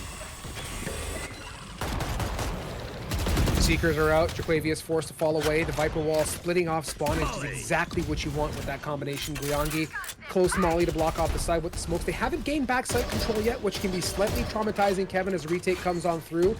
It can give a lot more space. iGod posted right there, ready to engage with the rest of the team as they come out through Spawn. Forcing them out of pipes there, and unfortunately it didn't go your way. Jaquavius takes out Guyangi, but Lucas is able to grab Jaquavius. keeping that U-Haul pressure, but Brad and I got takeout too in Cosmic and Kevster, and you're in a 4v2 retake. This shouldn't be too difficult. Caught with the snake bite out, but Lucas is on your back to cover you. Oh, Lucas is really covering you right now. Lucas with 4, going for 5, and the fuse is halfway done. Can Lucas find the ace? Looking for it. Are they gonna give it to him? Oh, and he finds the ace. Incredible stuff from Lucas to really hold down that post plant when it was looking scary. Sides. First ace of our series, the first 6-6 of our series, the first great close match of our series. UD brought the lava there towards those last couple rounds and really understood what it meant to make adjustments to their gameplay. And I got super worried for UTA when they didn't clear backside, and exactly what I felt was going to unfold did unfold. They had no real information, hadn't gained any kind of numbers advantage early on, and there was so much utility conserved there that they had nothing to stop the retake, and everyone just came in sprawling like a bunch of demons. So it worked out more than well for them. Of course, they were able to cope and bring it to be, but hey, happy times here on Bind. We get our 6-6 half, and this is the best approach that we can get to. I'm low key here just saying all this because I would die for a map number 3 right now. I want to see split. Stim beacon down. Absolutely. Yep. We're gonna see a rush down B long. Setting up the dog. Clearing it out. There could still be somebody in that corner. They're not anticipating it though. This looks like a quite fast hit, but the snake bite's gonna hold them off, as is the wall. So a lot of that prediction is now setting 3 to B, but they're still going to break out onto site quickly. Brad doesn't quite get to backside with the double satchel, but it doesn't matter because everybody else is backing up. They predict there's going to be at least one on elbow here, and intelligently, Cosmic, oh, is going to grab 2, going to grab 3 actually. It's going to say intelligently waiting it out, but they wound up pushing Cosmic, and holding 2 there is a really smart. Cosmic is able to take out all 3. Last Maybe player just standing. spamming through grabs 2. That's unorthodox. I don't think that one's okay, and Cosmic walks into the smoke, grabs maybe. Good stuff. Great retake there. Playing it very collected. That was unethical. Everything that just happened. Straight up nasty is what it was. Sorry, my heart is still a flutter. Thank you, by the way, to the observer from the very last round of the half. Since we weren't watching Lucas's POV, we were watching Harissa's, and Harissa kept getting caught with like util in hand, but Lucas kept covering them. I mean, I had a heart attack. This is Valorant for you, Chief. Like, you can feel as good as you feel at any given moment, and then all of a sudden it's like those horror story like TikToks or clips that you see where it's just like everything, including the kitchen sink, your refrigerator, and your desk getting thrown at you. That's the most like troublesome moments to cope with. So yeah, I feel you on that. It does get your heart pounding, but what's heart pounding is this 6-7 tightest matchup that I've seen in our 3 weeks or 3rd week in now of EGFC season number 5, and with Kevster getting aggressive on showers, big opener there for UD now as they can kind of chill back a little bit more and work with the numbers game as we just said. Nothing feels worse than having to play down numbers when you're on a save round. Facts. It's tough. Yeah. Let's see how they work it out. They're just trying to take a little bit of space, but I mean, just very disciplined stuff from Delaware here to hold back and wait for them to make a decision. You don't need to go for trades. All you have to do is hold tight angles. Cosmic and Harissa both grab 2 from that exact type of play. Julian is in this corner. One enemy remaining. Classic, but Classic is Spectre. Flawless. Got first gun, and Cosmic long angles with Vandal. I mean, they're just playing very smart with guns in hand. Yeah, let's just talk about what you said too for Cosmic, right? End of the day, if you knock out the utility, so long as your crosshair placement's good and you can click mouse 1 at the right time, you're going to be successful. And with the numbers game and being ahead 5v4 and having a great position like Cosmic watching Hookah at a very tight choke point, no smokes, what else could you possibly expect to happen there when you jiggle into a crosshair of a Vandal? Absolutely nothing there, Chief. So well played from UD. They're firing hot, like I said in the last half. They're warming up ever so slightly now. Let's see if we can keep that momentum on and if UTA can come back. With Julian starting us off with Trailblazer. Double satchel in as well. Lucas fighting for that space and keeping Pratt at bay with the smokes down as well. That is the full stop period until, wait, no, that wasn't the full stop period, the smoke. That shot there was with a 3rd. And still full HP here. Lucas is just dancing with the devils and walking away smiling. You don't even need to be Yoru for these plays to work. You just Negative. I mean, Lucas has just been doing incredible stuff from playing the game normally, as though you were playing Reyna without abilities. I mean, it was so clean and crisp. 100%. Fabius with a jiggle, and that jiggle is good there. Picking up Goyangi. Just got to peck away at 2 more to get back in equal, but with Lucas and Raze here doubled up and holding on to U-Haul, you're not going to have a great time taking on A with that Sky rotating as well. Pop flashes in. They're going to go ahead and fight for that space. It starts off with the 1. Decoy goes in, pops it, not blind. Julian getting pecked away through the wall, but able to capitalize onto Lucas. Jaquavius here at bench. Dancing up and down, around we go. Gotta get the pressure on backside, and we do get it. That's the equalizer. 2 picks now. We're even game until Kevster steps up the heat. Dealing with 1 more. Jaquavius, no spike in hand, 6 seconds, and there's a Harissa around the bend. He is able to bring that 9th round for UD. Patience, patience, patience. The previous round and this have shown us that Delaware know what it means to be reserved and controlled. Yeah, Jaquavius did not have bomb in hand, but had a Vandal and full shields in hand. It's all about how do you isolate the correct angles if you don't know where your opponents are. Unfortunately, being visible to both the U-Haul entrance there and a backsite is it's a tough spot to be in. And if you want to be able to grab the spike, you do have to create space somehow. So was it a timing issue or was it a how do I select my fights issue? Possibly a little bit of both, but you can't think too much on that. You can't dwell on that when you're getting into this next round and you're dead. Brittany with the stimmy, gonna get everyone running at Mach 6 up long B here. They continue on. Yeah, thank you for that, Kevin. Exactly how I feel. Guns a-blazing, mouse once, shooting off that elbow where Julius used to lurk, but alas, no one is there to receive the brunt of that damage. They're gonna play the retake full post here at elbow. The rotates are present, 5v5. This is where split gets fun. Full site control, smokes are gonna fade, and we have 5 people to retake. Flash coming out. Oh, but great timing on the molly. Lucas is able to trade. I got out for that, though. Maybe grabs Harissa on the back end, too. They know somebody's wall, and I think that flash was just a little bit cheap. They wanted to flash for backside, but flashing for backside means also that you don't flash Julian, and Julian holding tight on that wall. It's 2 kills with the Stinger. That is incredibly clutch to keep this attack alive. Goyangi wants to at least get half here. They're going to spam him. Brad finds it with the spam. And a nice Thrifty coming out for the attacking side of UTA.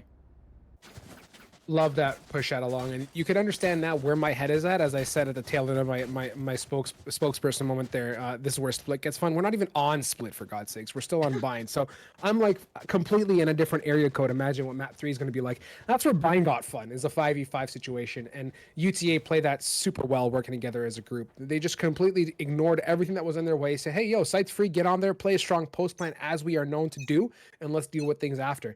Now, having converted after 6 rounds being passed over, they're on the board here, and now here is the Lucas and friendly old Kevster strategy, pushing down short, adopting some of the UTA style of play on that A site. Smart to do. I love that.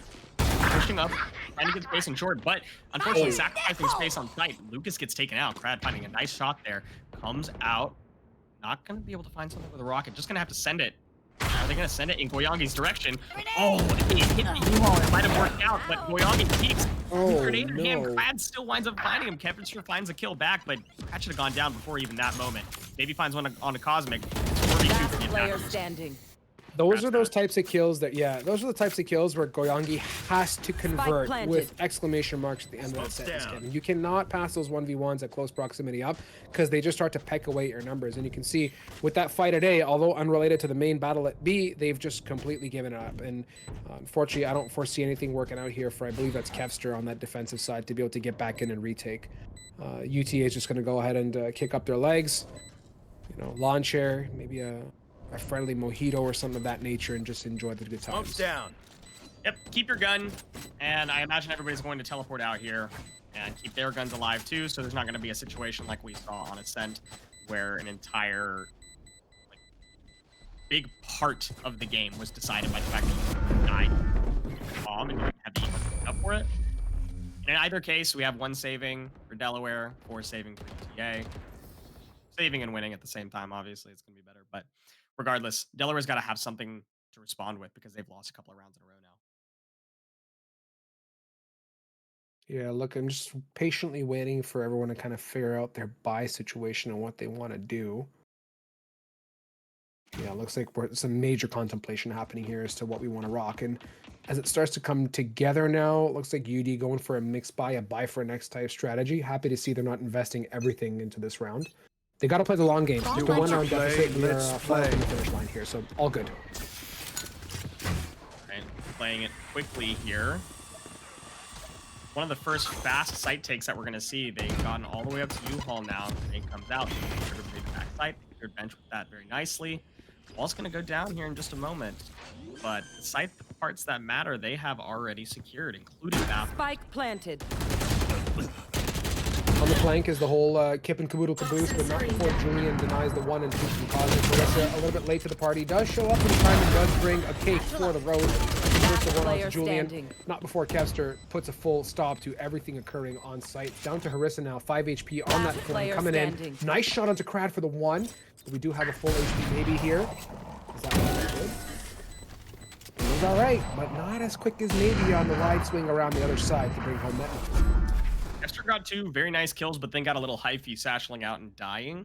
What was going to be a 2v2 situation. I think it was possible to maybe back out there, reset, and wait for your teammate to walk up. It was, I believe it was Harissa in short.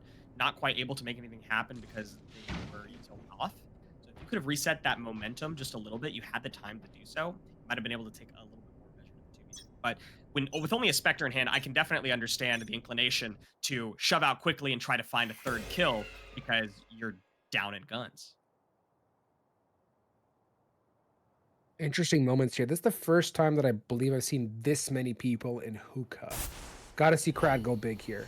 Nade, double satchel into back sight. Let's use that guiding light. Let's hopefully try and get onto site here with some haste. Viper wall is up. Gonna pause him for the time being, but as it drops now, here's the time to go. Smokes are in.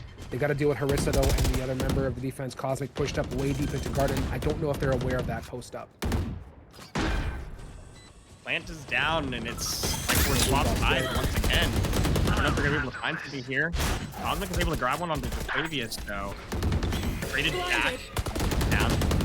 Harissa takes out Crad. Julian takes out Harissa. Blow for blow. 3 versus 3 if these keep going blow for blow. Defense is going to be in a tough spot. Okay, that's going to be a really rough spot to be in. Last player standing. 1 enemy remaining. Boom. Bang. Oh, that's a trailblazer. That is indeed a choice and a half as Kevster capitalized on it. Julian stuck between a tough place. Ample time there for Kevin to go out and look for the kill. Maybe a bit of a misread in terms of when to use that trailblazer itself. And Kevster solidifies that round. 10 in. I was feeling good about that take, high key. I'm not gonna lie, but I think what ended up really shooting them in the foot is dealing with that garden, and Lucas's ultimate wasn't as I don't think as impactful, but it didn't result in it didn't contribute to the round the way that I was hoping, but the rest of the team was still able to bring it together with Kevster's aggressive push towards garden. Absolutely. I also like the concept of what iGod was going for with the ultimate, but bringing the sky down Definitely. in just a little bit of a tighter angle. I think if you've done it a little bit more sight reliant, you might have gotten 2 or at least pushed them further back. So that was a tough decision in that clutch moment. So no blame being sent out at all. No. None whatsoever. Showers now on the lookout. Short on the lookout. Nice molly. Brad choosing the more aggressive post up on the left of the fire to take a fight, and doesn't come out on top with Kevster converting. Goyangi now with the numbers advantage, smokes everything off and says, listen, halt, full stop. I'm going to go ahead and make sure no one's going to go ahead and follow up and cascade here. Omen, or not Omen, sorry, same smoker. Brimstone posted up in showers. While maybe here looking for a pick. Goyangi just teetering on the brink of being in a crosshair of trouble, but so patient on backside, not looking to give up any info. She is a shoulder away from dying here. Lucas holding U-Haul very tight. They see their push up, so now they have to break out. ETA is forced to go for a more aggressive attack without actually having captured any of U-Haul. U-Haul is entirely in favor of Delaware, and so now they either have to stay on site or try to hold U-Haul from short. Holding U-Haul from short is going to allow some angles to come out. However, the angles don't matter because Octavius takes out Lucas. I don't know if it's just the observer feed or like the observer just happy to be in the smokes all the time, but I feels like 50% of this game I've been inside of a smoke. Honestly, everyone was just absolutely now I have a Viper's pit to deal with, right? And here comes Kevster. Close angle, you can see there Julian One holding it enemy tightly. That's a remaining. great spot to be. As soon as the gun keeps on through, you're absolutely stomped over. But not enough. The retake comes in. The friendly folk of UD hop on that and bring home that 11th round. They are tasting victory, just 2 rounds away. The trailing UTA also hot on the tails. Where do we go here, Kevin? I've just been enjoying this matchup as a whole. Everyone's been exchanging great battles tit for tat. There's been great looks at A and B. There's been tons of change-ups from UTA as to their approach on both of these sites, where they've been shower focused, short focused, and even on B, seeing 5-man pushes up long and hitting that hookahs 3 and 4. They're definitely exploring every single option, trying to find the most effective way and keep UD on their toes. Yeah, UTA is most successful on their attack when they can clear more of what they want to clear. So that was a good example of chaotic constriction, where they wanted to push onto site, but unfortunately couldn't get all of the pressure that they wanted to. So they were forced into a very specific area. I'm going to stop talking about that because the action of the gun Cosmic takes out Brad, and the push has begun as long as they're in full control. However, Cosmic just gets a nice spray through the wall. And that's 2 down from essentially, like you said, playing through smokes. Just shooting through them is probably better than going inside of them. And, yeah, 2 down already. UT had a great look on the B side when they hit it as soon as that Viper wall dropped. When they start, doing stuff with Vandals through these walls and start to look for picks, it all just goes wary for them. It just falls into complete pieces. So, yeah, and again, you're back on UD with a Brimstone Ultimate and a Viper's Pit and the Sky Seekers. I don't know what you do at this point in the 5v3 and how you can combat it. Mine is just going full send and getting picks as hard as you can. Plant is down, which is what you could really hope for to get this started. You forced the time constraint on your opponents, and you had to hold a strong angle there if you wanted a chance of evening up the numbers. However, unfortunately, now the numbers are even more in the favor of your opponents. It wasn't the wrong play. It was just unfortunate you couldn't convert it. And Kevster is going to find 1 into the follow-up second with that nice aggressive confidence.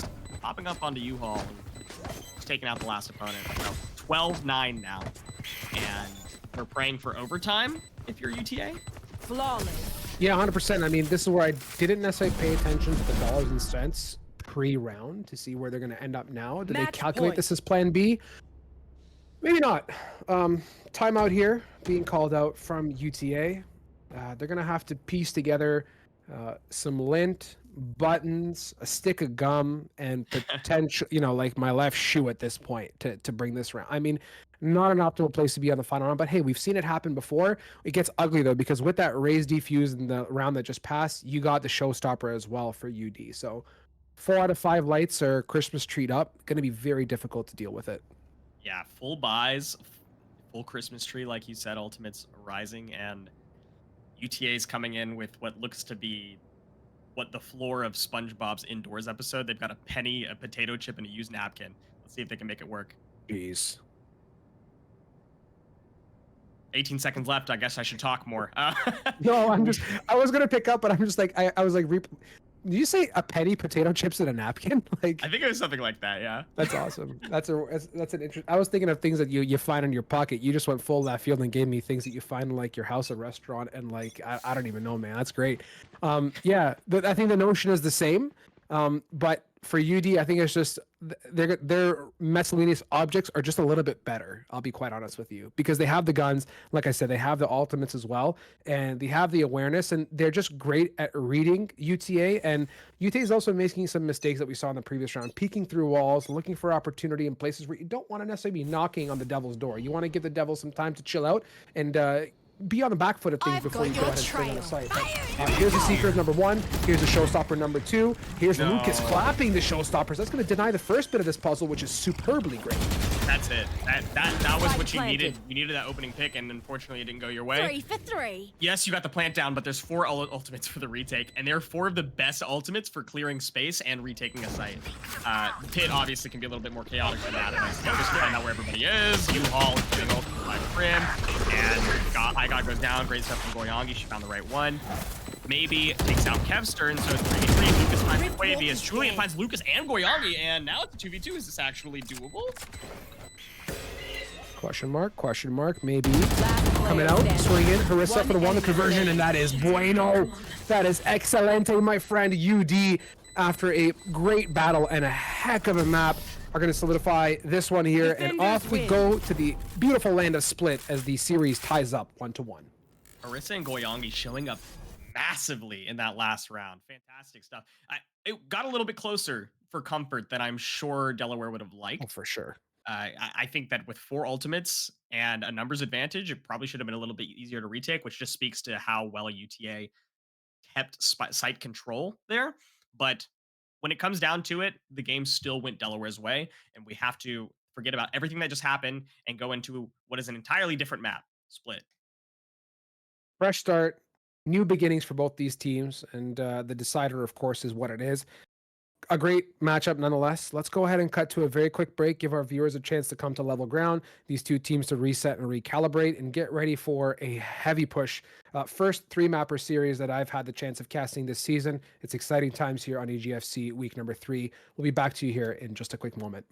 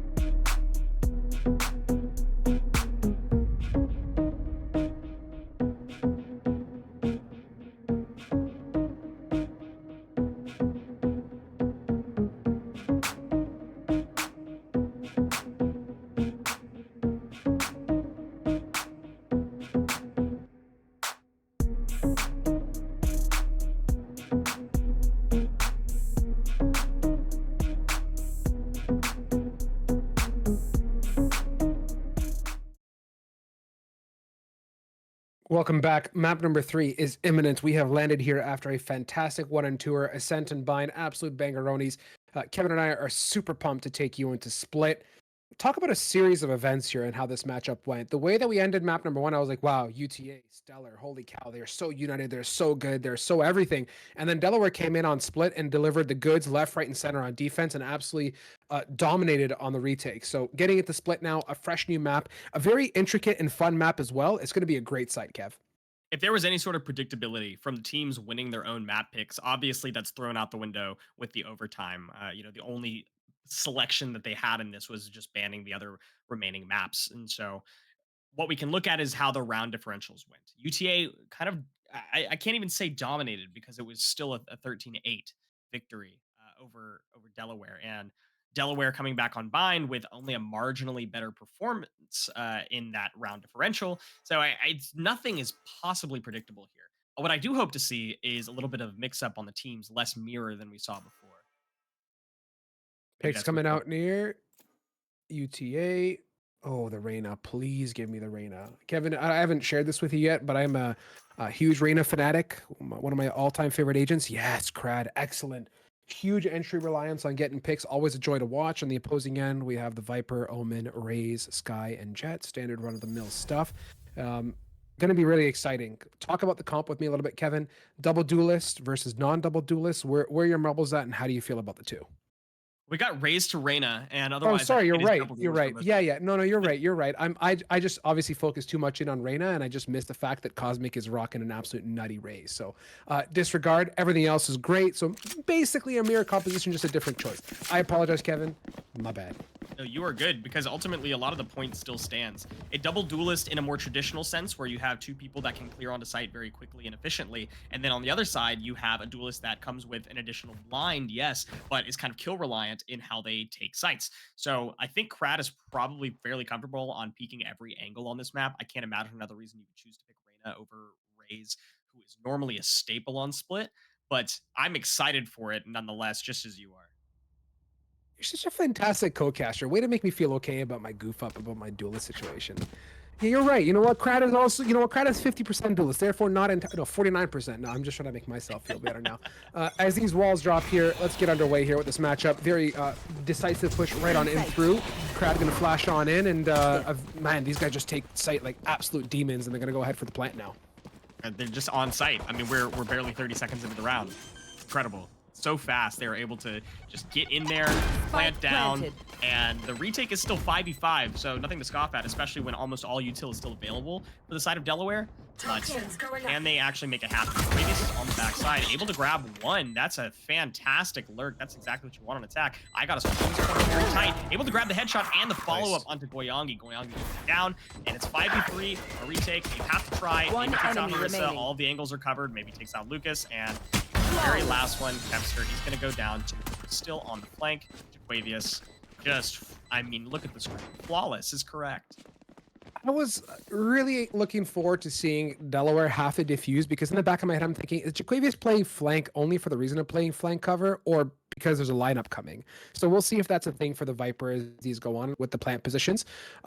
Getting into the second round, though, I have a lot of questions now to ask with this gun round. What are they going to do? What is the approach tactic here for UTA? They've got guns. Do they start going full-blown aggressive? Do they start working a bit more of a pick? The classics don't have me too concerned on the side of UD, but hey, it's just interesting to see what to do with these weapons. Yeah, full pushing A is the correct choice. There's not a lot of really good judge hold angles, so you don't have to worry about them like counter purchasing. And so getting in here with your guns and being able to trade out kills, or rather just get kills, because they're, I mean, what are they going to trade back with the classics? Very unlikely. It's probably the right choice. The retake has to be swift, though. They have to be decisive on taking at least some space, lest all of the angles start to be covered, just like we saw in round one, but with better guns. Brad now playing the angle of choice is Reyna, being able to get the one, the two, the devour, and even a dismiss is possible if required. But before I could spit out my 17-word sentence, that was the wash of the round. So yeah, very good, Kevin with the K. That was a side take with an S. Well done, well executed. UTA, beauty, beauty, beauty. Now we have UD hopefully able to gun by and put a full stop to this madness. Full plant down. Nobody lost on your team. This is going to be a really nice bonus round. And it looks like IGOD might, depending on how this round goes, might even be angled to buy an op for the next round. I don't know how useful it's going to be on attack jet, especially on split, but it's a possibility. certainly is, and if iGod can flex the op well, then no harm in investing in that. But we'll see how it works out. Crad gets the one onto Kevster, and these guys are just absolute WG demons. Do we? Observers jumping around, and all I can see in every view I go is either a UTA member running with W key or a UD member getting pushed like an absolute stampede. It's just crazy. Now, after we started on A, we're now in B. Where we go next is a complete gamble 50-50. I'm joking. They're actually on site, but like, you know what I mean. I know what you're saying. The NASCAR running around. Spike planted. Oh, Lucas actually finds one. That's a very nice shot right there, but he lost a little bit of health, and with or without guns, which I think at this point it might be with, this is going to be a tough retake 2v3, especially, oh, wow, what a nice little lurk there. I don't know if maybe he's going to be able to find some value out of it, but if they can grab the kill on this Omen before they get onto site or onto that balcony. Oh, they dropped, though. It's tight, just look close. Last player standing. He just takes out Goyangi, and Lucas is able to take out iGod, but unfortunately is unable to find both that are going to be pushing them, one from the left side of Pillar, and the other one from balcony there, from Metal, rather, and yeah, that's a very nice, very, very nice bonus round coming out from the side of TA. That indeed, and they continue and with just straight up flexing. I don't know what I'm trying to say here, Kevin. They're just nutty. Like, It's really hard to talk about this game because of how decisive it's been. it is like they're just absolutely confident to the nth degree. There's nothing patient or timid or indecisive about how UTA is playing this. They're running it down as hard as they want, and they're connecting on the shots, and playing the retake on B doesn't sound like the greatest recipe right now, as it's completely open for the taking, and Spike in hand on that B main. They are onto the B side already. A lot of space being taken here for the attackers. It doesn't look like there's much contest for it, though, so this might be a nice full retake happen. Spike planted. Brandon just flashing close to garage to make sure that they're not heaven as the smoke goes down. It's a really good choice, and so we're just gonna have to play for a full retake. We're being super patient as that at that. Sorry, Kevin. Nade's coming in. The whole team coming out of heaven here in a quick second. Exchanges back and forth. Crad, a one pick and roll now. 4 versus 2 situation. Down to the last one. In heaven, not going to happen. Yet again, UTA stepping it up and keeping the pressure on. Playing it very nice. It's like they practiced this map, and even though it came up as an overtime map, it was like, oh, you know, we don't know how to play split. We haven't done it yet, but they look like they practiced this map a lot. 110%. Just exceptional post plant. I mean, the fact that the site was completely open definitely helped them get in, but they played their shots to a T. So we've got the fine folks of UD now buying back into this round. And hopefully they can put a full stop behind this 4-0 consecutive push on.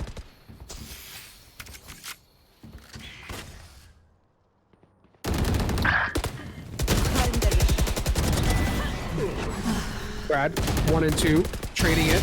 Kevster, 1 and 2 as well. A nice response. The closest we've seen it in a hot minute here. As they get onto site now, Spike getting planted for ramp/heaven area. You do have the Viper lurking as well, which is going to be absolutely great to deal with Omen on the backside of things, being a little bit late now. Cosmic posted up his screens. They're going to have to work together to deal with the situation at hand. Trailblazer gets some great information as well. And with that bit of detail, at least 1 for 2 are accounted, Kevin. These are great holds, too. Holding from bottom ramps is good. Having somebody in heaven is always smart. It doesn't matter if the smokes are up. There's only so many angles they can hold. Though Goyangi taking out Julian means that there are fewer angles to hold. And with both of them heaven, even though it's planted for them, smoke goes down. We'll have to see. 1 enemy remaining. Nice pick on the Goyangi there, going for the defuse. This is not happening. Cosmic gets caught taking the gun out after trying to defuse. No way you even get half there. And another round taken by UTA. I don't feel so good here, Kevin. I really don't feel great. This is not the place where you want to be if you're University of Delaware. You fought a super strong map number 1, and now you're just completely falling left, right, and center to every pick. Is it part and parcel to the strategy, you think, or is it just part and parcel to UTA's just hitting their shots like it's no one's business? Looking at the KDAs looking like a League of Legends mid game right now, I would say that it's probably just a map preparation difference. Okay.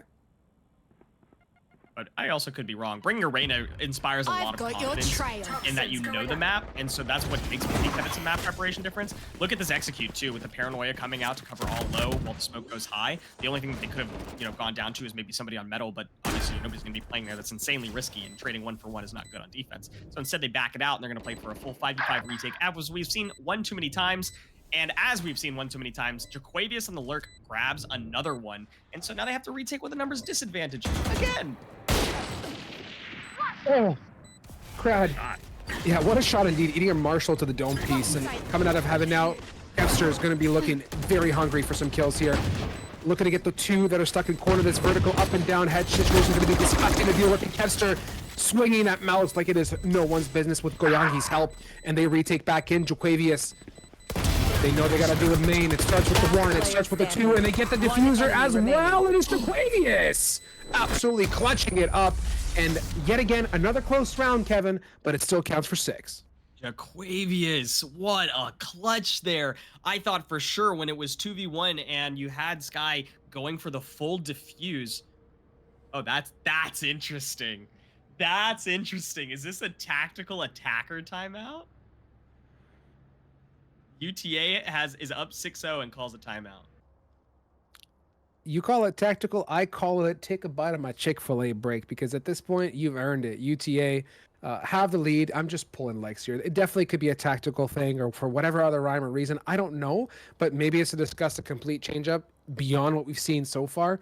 They don't need it, though, Kevin. They're so good on this map, and Split is that map. I'm going to be brutally honest with you. It is so difficult to tame the beast. I compare Split to the Inferno of CSGO/CS2. Honestly, it's like that map that is super fun to play when things are going in your favor, but it goes to complete shambles when you cannot deal with whether it's the attack or defense. Like when you have a team that's so cohesive, it becomes almost painful to have to deal with it. And it doesn't help that they just run it down. Like it's not even complicated what UTA is doing. They're just throwing numbers at a site and absolutely winning. Yeah, this maybe they were feeling generous and decided to donate one of their timeouts to the opponents. Who really knows? They're looking so confident here that maybe they just wanted to see how they would do if a timeout was called in this position. Could they maintain the momentum? Really, this is just practice for them at this point. That's, again, an exaggeration, which we are often want to do. Flash is going to find some information today, and we'll get back into actual gameplay now. I love this POV look quick there outside of A. It's just Omen crouched in a corner observing the bots. So good. UTA being that distant smoker, you can see they're going to offer them some great potential to flex towards that A site, especially with that spike getting picked up by Sky. And I was going to say, you could easily collapse in through vent and hit that A site. And it looks like that is exactly the play. Look at this caboose. Oh, the synchronized vent descent of the century. Kevin, is it going to be built up with more style points? Altered by Lucas for the 1, for the 2. The dance was great down the stairs or down the rope, but everything else went to shambles. Lucas shutting it down. Jaquavius reads it though. It says not today with the 1 and 2 conversion. It is a back and forth tit for tat battle, but right back into UD's favor. The Seekers come out as well. Maybe here very aggressive onto heaven as well with the spike now going down. This is the chance for UD to step it up. Yep, and Delaware is pretty far off of sight, so UTA is going to take as much space in the backside as they can. If they can get pressure CT, they might be able to find a pick here. Oh, but read out, great little peek there, the gun peek, baiting out the shot, and now they have to run back unless they get pushed or lose control of sight. And lose control of sight is almost what happened. They didn't have the smoke on Heaven, so Cosmo finds one on Julian. Maybe is able to find one back on Harissa, but now stuck in screens, having to go around the corner here. Boyangi's got a nice hold. Oh, but the smoke is down anyways. Able to find it. It's halved. You don't have time to rotate all the way around, and I think Boyangi knows that. Oh, but from behind with the classic, maybe with a huge play. Boyangi did not have the mental read there. Oh, incredible stuff. Kevin, I totally get it, tapping it at the half and then getting off thinking there's a push, but you're inside of a smoke. You're in a disadvantage in that defuse. You're not going to be able to read whether it's left or right, upside or down, and even get spammed through it. I would have taken the stick. Tough moment there for Goyangi. Take it in stride, though. That was one of the closest rounds we've seen coming out from University of Delaware. Looking a bit more together, but are they running out of landing strip here? That's the only problem. Interesting thing, this last 3 map picks, you know what, I'll talk about this later because I think that they were pressure on the site is very quick. Out on the site and looking down, can't push screens as aggressively as you want to, and nobody's pushed up ramps, so this is going to be one of those constricted chaos situations again. They're holding from 8-man, able to grab one because that was way too aggressive. Satchel in from Cosmic. Had to go for something aggressive with the guns down, but Epster and Goyangi getting taken out again by Maybe. Maybe is just on a tear here, finding 4 in that round. And I mean, if you can execute an eco advantage round without losing a single player, you feel how the game's going. You know how it's gonna end. I'm just taking a deep breath, Kevin, and just trying to look ahead here to the next 4 rounds, right? University of Delaware, the landing strip is short, right? We have 5,500 feet to work with. We're down to like 3,000, 2,000 usable, but it's still there. We still have the potential to at least get 4. I am crossing every single finger and toe here saying that UD can at least get some comfort for the second half. They've had shining moments, but they're getting outgunned and outrun by UTA, and I think some of that has to be combated with some more dual swings, working a bit more as a team on just dealing with the firepower of UTA.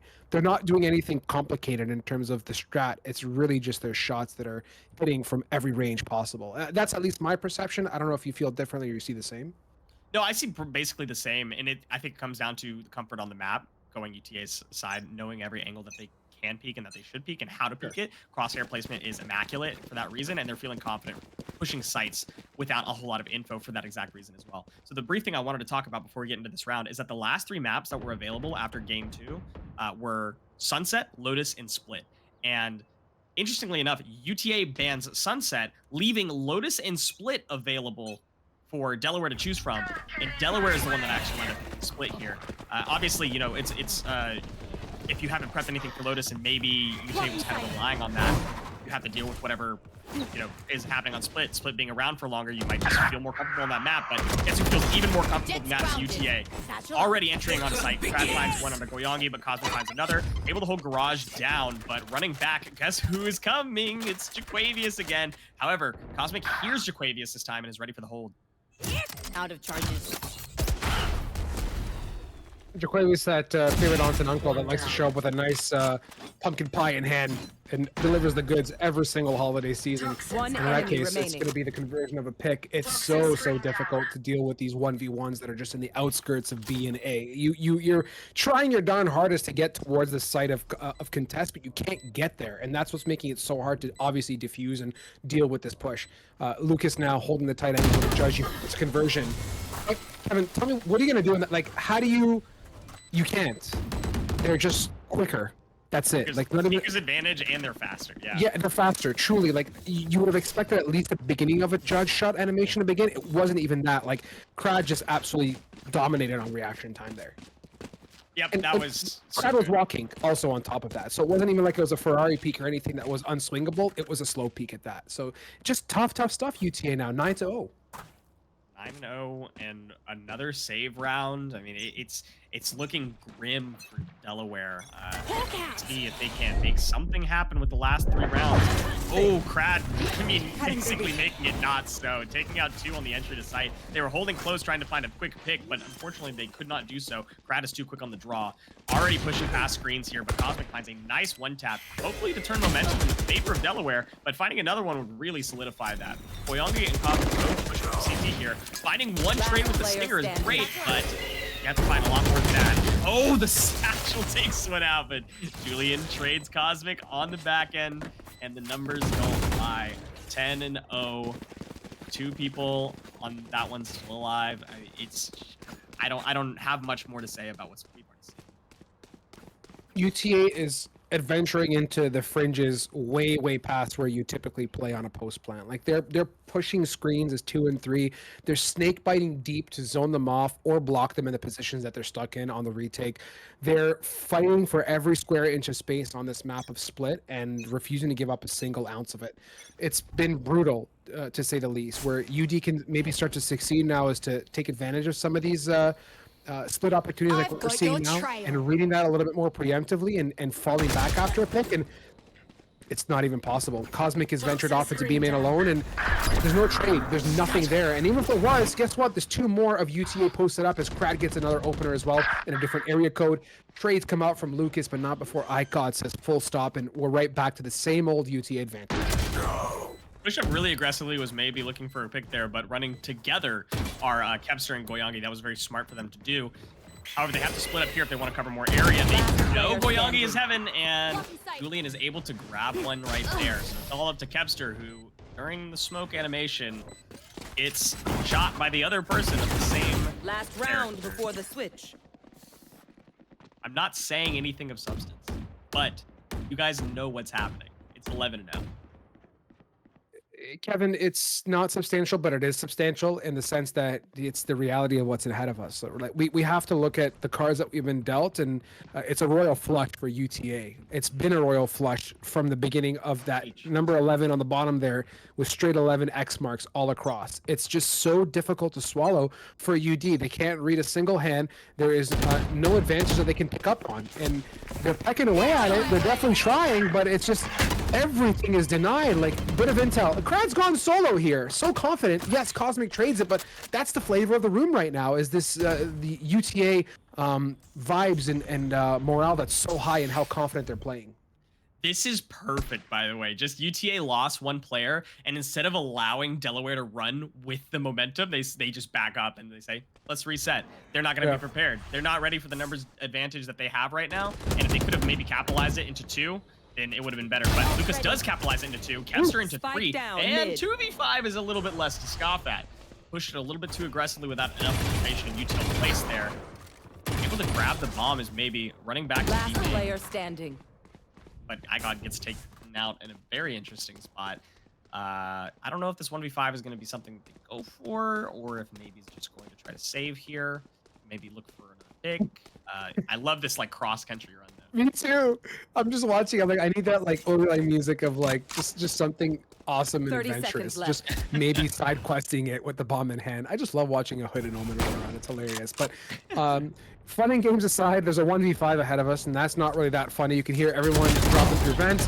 Maybe knows that there has to be a push to at least equalize some kills before getting the spike down, but you're not equalizing 5, that's for sure. So we solidify this half at 11-1. Side switch, UTA walking in with everything they could ever dream of there, Kevin. Yeah, that was maybe got that nice pick on the ropes. Unfortunately, one bullet hits maybe, so that they can't counter strafe back into the backside top ramps, and so they get shot from both ropes and from CTs. Unfortunate. Not that I thought the 5v1 was necessarily going to happen, but one round on the board means that you come into the next half with momentum. I mean, it doesn't take you very far, but if you can get a surprise opening, Reyna isn't exactly the best defensive operator. Or agent. What game am I playing?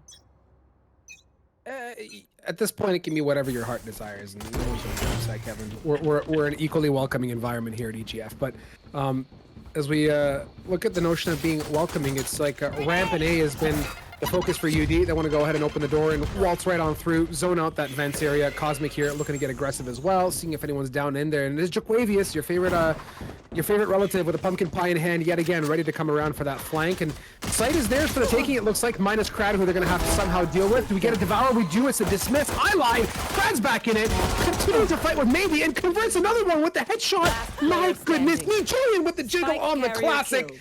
Brace yourselves, buckle up if you're not already seated and adjusted. It's down to that 1v4 now with Goyangi. What in the crad did I just watch? Yeah, if Jaquavius is the one with the pumpkin pie, Goyangi's the wolf trying to come behind Little Red Riding Hood. Unfortunately, just a little bit too late, and Jaquavius is able to turn around, and we know how that story ends. Oh, it ends so somberly. Not the way you want it to be. I'm still like, Crad should just give Crad a pat on the back, because that was just mint. I mean, I was gonna say devour, but no. Instead, it was a dismiss, fade away, join maybe. Like, oh my goodness, UTA pulling out all the stops this matchup, and the score speaks to it. Feeling super confident. Oh my goodness. I love that decision making, like you were talking about. Crad was able to dance around the box for long enough to buy time until the enemies felt comfortable, feeling like they've taken sight, It felt like they only needed to cover like a couple of angles, maybe corner, maybe screens, but they weren't prepared for box. So Krat is able to turn what is normally a difficult thing for Reyna to be able to hold alone into a victory. And so getting into this very possible final round, match point, Julian takes out Kevster to begin this descent into victory. Jaquavia's taking out Cosmic, and it's 5v3 in what could be set point.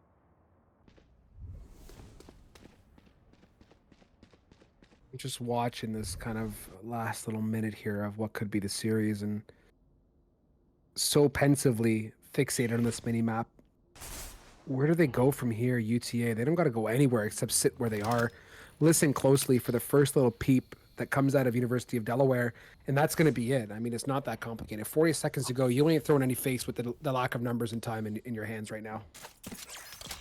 I want to pull out my recorder and play My Heart Will Go On, because I don't think that this one's going to last much longer, and it's feeling like the end of Titanic. 30 seconds left. No future horn just yet. The Odin goes burr, and so does Goyangi, shutting it down. They continue to gain some space now towards heaven. Julian, hearing the symphony above, falls back into safety, but there's a Harissa. There's the pumpkin pie delivery right to your front doorstep. 2v2, 12 seconds, gotta get the plant down. Maybe shuts the one. Look at his family, knows exactly where that bomb is being planted. Some pop shots out to Harissa. 15 hit points is done and delivered. This is a tough place to be though. The moment that smoke drops, it is Krat. Red like an absolute book. UTA with a 13-0 scoreline bring home this series in map number 3. Defenders win. Oh my goodness. I mean, that was just disgusting. The first two maps looked at least like somewhat even. Maybe there was a couple of rounds that kind of decided which way the map was going to go. But then we got to split, and UTA just dismantled Delaware. It was ugly. It was nutty. It was just brutal. Like I'm just here. I'm just like, okay, that was sick. Like I'd watch that entire game back again just to see some of those shots in place. I will say though, let's backtrack. UTA brought the lava on map number 3. UD delivered some great stuff in this 3-map series. They made me feel so warm and fuzzy coming off the last week that they were playing so well. We had the chance to, I believe we interviewed Goyangi, who told us so much about what they had been doing and developing. This is again another chance for UD to kind of take this in stride and look to build upon their experiences week after week. I'm not going to be able to hear from University of Delaware in an interview. We may get a UTA one coming in later, but the conversation is going to be positive, I'm sure. That's a team with high morale, and they came into this year very prepared and focused, and this is a chance for them to grow, Kevin. So a great series nonetheless, and it was a pleasure to join you on this one. Absolutely agree with you. Delaware has a lot to look back on in the VODs, especially when it comes to split. They need to definitely prepare that map in the future, because I believe that is a fairly common overtime map. So I would absolutely implore them to check what went wrong and revisit. But in any case, it's been a pleasure to cast with you on this one, Strive. What incredible games that we just watched. I mean, that was a tight set. Yeah, happy times and great things to come. We may have an interview here in a quick second. I'm not sure, TBD. So we're going to hop to a very quick break. Regardless of how it goes, you're either going to get us back on desk, the next series coming up, or an interview, depending on how the timeline pans out. So stay tuned. A drink and a refresher is a great place to go right now. So much more Valorant to come here on EGFC. Stay tuned.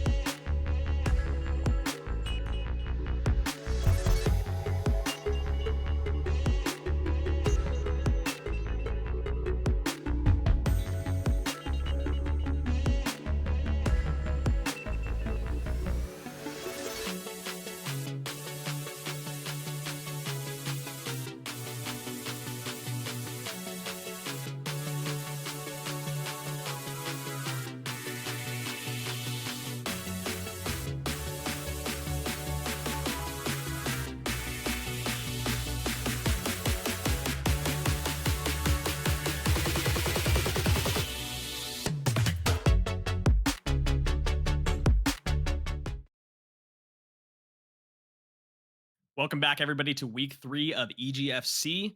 I am Kevin with a K. Joined with me now, I have a new co-host. I have Anton with me. How are you doing? I'm doing fairly well. I watched the previous series as well, and I gotta admit, oh my goodness, was that was a banger matchup.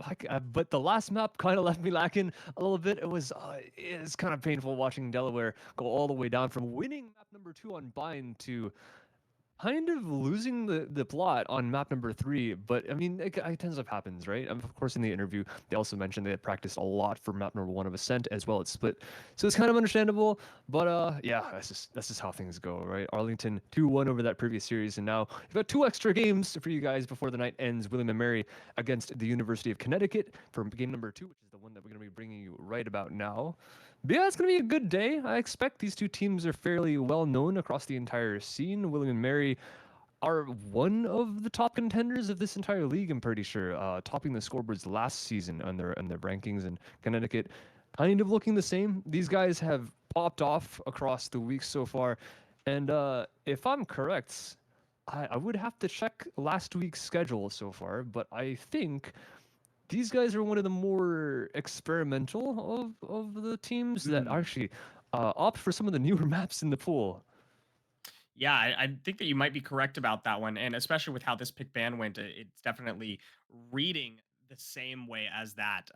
Like you talked about, William and Mary is a strong contender, but UConn has not dropped a single game, I believe, across the 2 weeks that they've played so far. So they're looking just as powerful. So we should be in for a banger of a matchup. So just to bring you up to speed, the picks right now are Sunset, Lotus, and then the decider being Ascent. To tell you kind of how that went, UConn banned Bind, which is, a very staple pick for most people. So banning Bind is, right off the bat, pretty crazy. William and Mary banned Breeze, very standard. And then UConn picked Sunset. So that is their pick, like you said, possibly more experimental. William and Mary, though, picking Lotus, also a very good option, especially when Haven and Split are both available. The next bans obviously being Haven and Split, and then Ascent, the most vanilla possible decider map to go to. So I think that this is going to be more decisive than we're expecting, one way or the other, because of how volatile these maps can be. Yeah, I definitely agree. Sunset, of course, everyone knows is new. Like, it's barely been played. I mentioned again that this team has played it before, and they did. Literally, week number 1, they played it against Montana State, and that was the closer map of the series. Map number 1 of Split, they won 13-2. Map number 2 got a bit closer. It was a 13-10, but they still took the series 2-0. And now we come back to another Sunset once more. I'm curious to see if they're going to stick with some of the same agent comps, because if I'm correct, they had a very offensive comp, at least in terms of their agents. I think Kami was on the Phoenix out of all agents, Kuiji on the Chamber. I don't entirely remember the composition, but I'm pretty sure so far there hasn't been too many changes. But yeah, their opponents were running stuff fairly standard. Same thing as here. This is kind of the FNS comp that they have going on. They have the Cypher, the Breach, and a Smoker, so he would run Astra, but an Omen is an option, and a Sky for the information, as well as flashes, and any dive duelist. You could have a Raze, a Jet, or if you were really crazy, you could have a Yoru, but we see some teams make it work. But yeah, their opponents, UConn are definitely going. They're going more of the Chinese route, which we've seen some teams over in the China region play this map. That's like one of the only regions that has had events so far, and we have seen Phoenixes and we have seen Fades.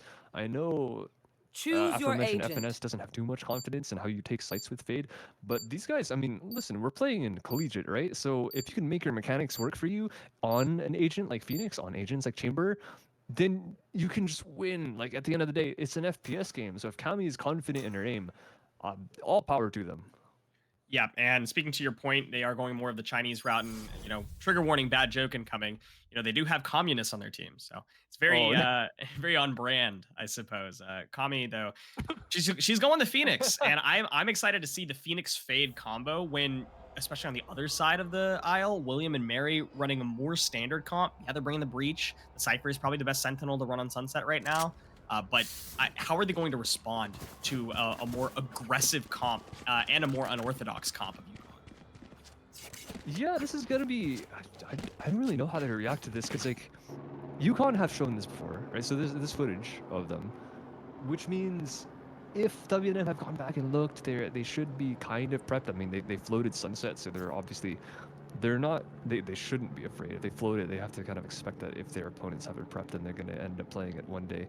But yeah, this is going to be quite interesting to see what they have in store. Because last time Connecticut played this map, it wasn't the stomp that they would have liked to. It wasn't like a 13-2 like map number 1 on split that time. It was pretty close. So there's definitely a chance for both teams to end up taking something in this one. But here we go with round number 1. It's Connecticut, 5 outside this A. Excuse me, make that 4. The chamber has been mid with alert, but everyone else in William and Mary are sending all the util, the breach stuns, the sky dogs to try and stop them, and they have stifled the initial aggression. Yeah, we're going to see them playing around this area for a while. I don't imagine that they're going to leave. They're just going to keep trying to hold information, maybe get a little bit of a push here mid just to get up to market, but not actually do anything with this. I like the playing the time, playing the information in the first round. I think that's just a good standard route to go. It's quite slow still. He's gonna challenge the dog. I'm not sure if it's completely spotted the right side. Target down. That might be a possibility. Through. Kami does secure that one to get back on the site. And around elbow they go. There is a Sky at the back, just last line of defense. SHK. Pretty. Lurk ends up fruitful. One enemy remaining. Kuchi's gonna stay alive, and Kami cleans up the site itself. Faint, last alive, top mid can't find his way back to the A site, and that is a clean round for the offensive Yukon. It's a very interesting round for offense to go offense's way. They stuck on the A site like we talked about. They hung around A short for a while, played for information, and even though they lost the first kill, I believe, they were able to close, or excuse me, they didn't lose anything. They played at 5-0. They were able to push up slowly despite the defenders having information, is what I was going to say. Definitely wasn't going to say the wrong thing at all. The defenders got pushed out very, very quickly. Just a nice coordinated attack after about a minute and a half of sleep. Gonna be Rico coming in the second round. A bunch of pistols. I mean, they're about to be down quickly. So this could be get under their back pocket. All right, it's a trade. Back and forth. That is a weapon that can be recovered if they opt for it, but I think they're just gonna play it safe. Head right back to the site. So Stinger still dropped outside this A main. No spike spotted. They kind of have the idea that the chamber might be the solo alert. They are content with just letting them have the map control, and Yukon are gonna reset and take it slow again. I like this. I think this is a good way to play the round. You don't have any numbers advantage. You don't have a lot of push information. Obviously, the defenders are going to hold really aggressively on A. So, unfortunately, though, for the side of the attackers, Breach on defense is pushing up and knows that there's nowhere to be seen around A or mid. They're expecting to be hit, and there's a lot of rotation coming over before the attackers are even on site. The bust out happens. Kami is on site. Stan is on site. We have 4 of the players of attack on site, and they find 2. And 2v4 retake with util is going to be difficult. Standing. Oz kills SHK, and it's all down. Easy, man. It's all down. That's actually the end of the sentence. It's all down. All down. There's no more hills. This is down. It's just down. Just like the breach went into the ground, pulled down into chaos. 2-0 for Yukon, cleaning up. And they keep a rifle from the second round as well, just going for the NA buy and making sure that they can, or excuse me, not even the NA buy, no, it's just the fact that they have a rifle second round. That's fair enough. A solid bonus with the rifle carried over. Kami didn't end up taking damage, so it's going to be pretty much full armor. So hero rifle going into this one with WNM having a full buy. Fast B so far for Yukon, and a very solid B main defense with a paranoia behind that main box. He's going to send it through. He's going to blind absolutely everyone, and this trades back and forth, but it ends up all green. WNM with a beautiful setup. Lock down this B main. That was explosive. I honestly wasn't anticipating that working out so well, especially when the fireball went behind the box where Omen was holding. I was not at all anticipating that to go to the side of Jerry. So it was just a testament to how coordinated their shove it was there with the paranoia, being able to trade back 1 and then follow it up with 2 more is, I mean, all in the same spot too. Is kind of tragic. Does show that WNM do at least have some stuff prepped, right? Because that setup in B main, there's obviously so many opportunities with the breach, the aftershock like they threw behind the top main box. It's a lot of good stuff being shown here so far, and they just have to sit pretty. They don't have to move. There's 1 rifle for the side of Yukon that's in the hands of Sky. because the chamber does have a pocket sheriff if he opts to use it. If he can find anything as well. Last player No, stand. 30 this is where seconds the attack's left. going to be, but it's going to be a cleanup for the last 2 players that are still on the site. Very nicely done for WNM. Clean, very clean finishing execute there on the defense. There wasn't a whole lot on the bonus round the attackers could do. They had the hero rifle and everything, but unfortunately not able to convert, which is functionally a normal thing to expect. Whenever you bring that rifle in, it's just kind of a hope and a prayer to turn something in your favor. You have an option to hold a long angle. You have an option to get a pick early on something like behind the box when you're holding far into B main. So it just didn't pan out, but that's okay because the economy is still in favor of UConn. I'm actually a little bit shocked that Scare didn't get once, but I guess it was and Kami's stuck in the corner. Can't really do too much. Another flash from the other side. And these two guys are stuck right outside this tile spot right now. This is a little bit risky. SHK gets one square, Last player even secures the standing. kill on the fade. And somehow even being pinched from bottom mid as well as tiles, these guys stay alive. And they make sure the man count stays in their favor until Stan has something to say about it. But it's still a 1-on-5. He's gotten the 2 to start, but needs to find 3 more. Cover going out. See how they can make this happen. Stan is going to play it very slow, but even slower playing as the defenders. We still see just a little type in chat. That's fun little stuff that we've seen. I'm just gonna wait and watch. I want to see what Stan does here because I don't anticipate much happening with the defenders holding as tight angles as they are. 30 seconds left. And in his head, you gotta imagine there's a lot Cover of going out. It's a computer ticket in there. Smoke. Three There's a back, kills. all right. But the shot comes out instantly, so he doesn't have time to get the information. Expects the flank. Maybe thinking a bit too far ahead and doesn't expect Unique at the back of the site. And WNM have another UConn going into that one with a decent buy means that this round Help a is girl going to be a out, would little ya? bit more painful unless they want to opt for the half armors. But it looks like Mike might be the only one that can even try to afford something like that. Yep, that's to be expected. This is suddenly like we saw in many of the last games that we watched today. Seems like the pistol round didn't even matter. You had all of that momentum, and unfortunately, you weren't able to convert it into a round 4, which was what you really, really needed with your advantageous buys. You want to play? Great Let's stuff from William play. there, holding tight, and now we've got effective operator on the field. Here. Don't think WNM want to play. Real far back. They're just they're not even close to the choke points. Actually, look, the 2 players that are defending the I say 2, there's 3, but 2 of them are stacked up at the top of heaven, kind of jiggle peeking the A main spot, and the breaches is watching mid. No one is giving anything up. No one's playing forward at all. They're just letting the op walk up, and they have to worry about the angles. They have to make sure they use all the util and keep the manpower here if they want to work up the map safely. And this is even a bit of a risk right now. Chamber is walking all the way up mid. What angle is this? First, they know about him now, and he can't get away. He's gone way too deep. Yeah, he was terrified right there.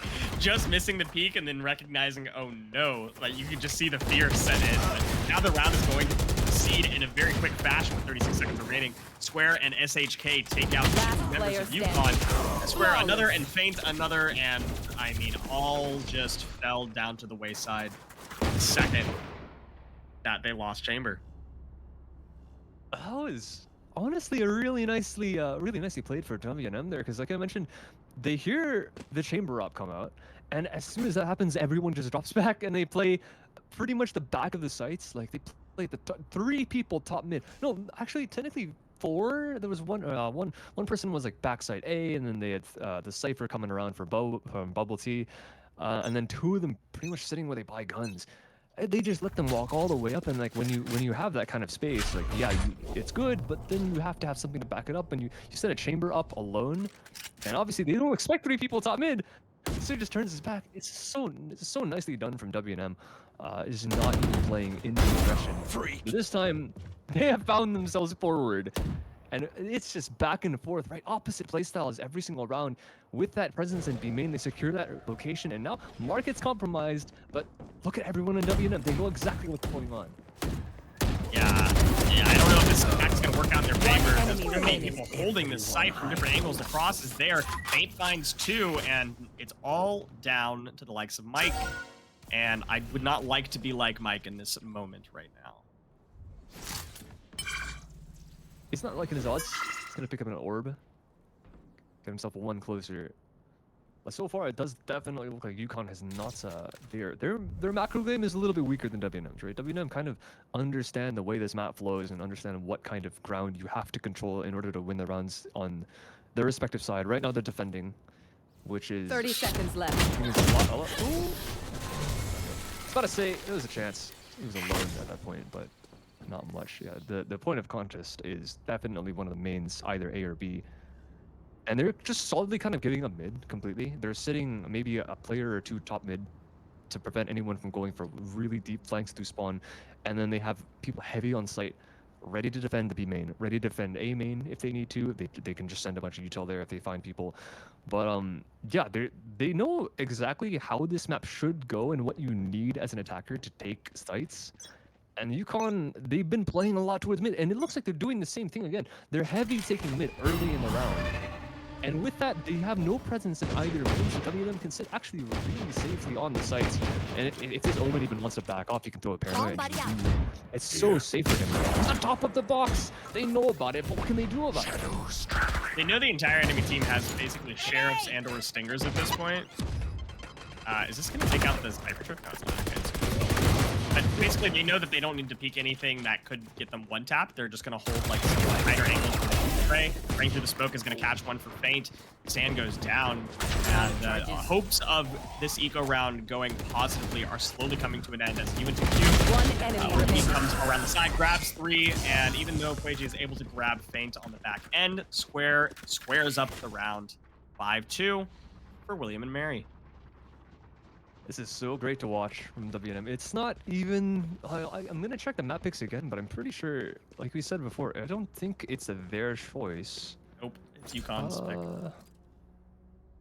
UConn's pick. Breeze, Sunset. Yep, this is curious. I mean, UConn, like, they're confident on it, right? There's no reason not to be. They're bringing out a really unique comp as well, because again, you can't not be confident in a map when you're bringing Phoenix into it. That's kind of the baseline in which you need to even have that agent considered in your agent pool. But WNM are really showing they know exactly how this map is played. And even when you go for the simple ones, where you just walk up, A main, they have everything undercover. There is no question at this point. There's a trip, an elbow, and also the spot at the bottom of the elbow. These two guys are stuck. There's nowhere else where they can go. And even the solo lurk has been taken out of mid. They're used to it by now. It's only been 7 rounds. But we know that Chamber really likes going through mid, or the whole team likes going there. It's a one or the other. Yeah, that hold was incredible. I love that. Before we recap that, let's see what the last 2 members of UConn can make happen here, because like you said, not being confident on the Phoenix and having ult available to you that you're not even able to utilize because your team went down so quickly is really tragic. That's why you bring Phoenix, and I say they brought Phoenix down. Feint bringing down Mike as well. Closing out another round for William and Mary. It's looking textbook for them. I love that hold like you were talking about in A main and A short specifically, where they sent 2 there and just had a trip on elbow. That's, I mean, just fantastic, because the attackers expect you to push up elbow and hold that tight angle, and so they send a couple there.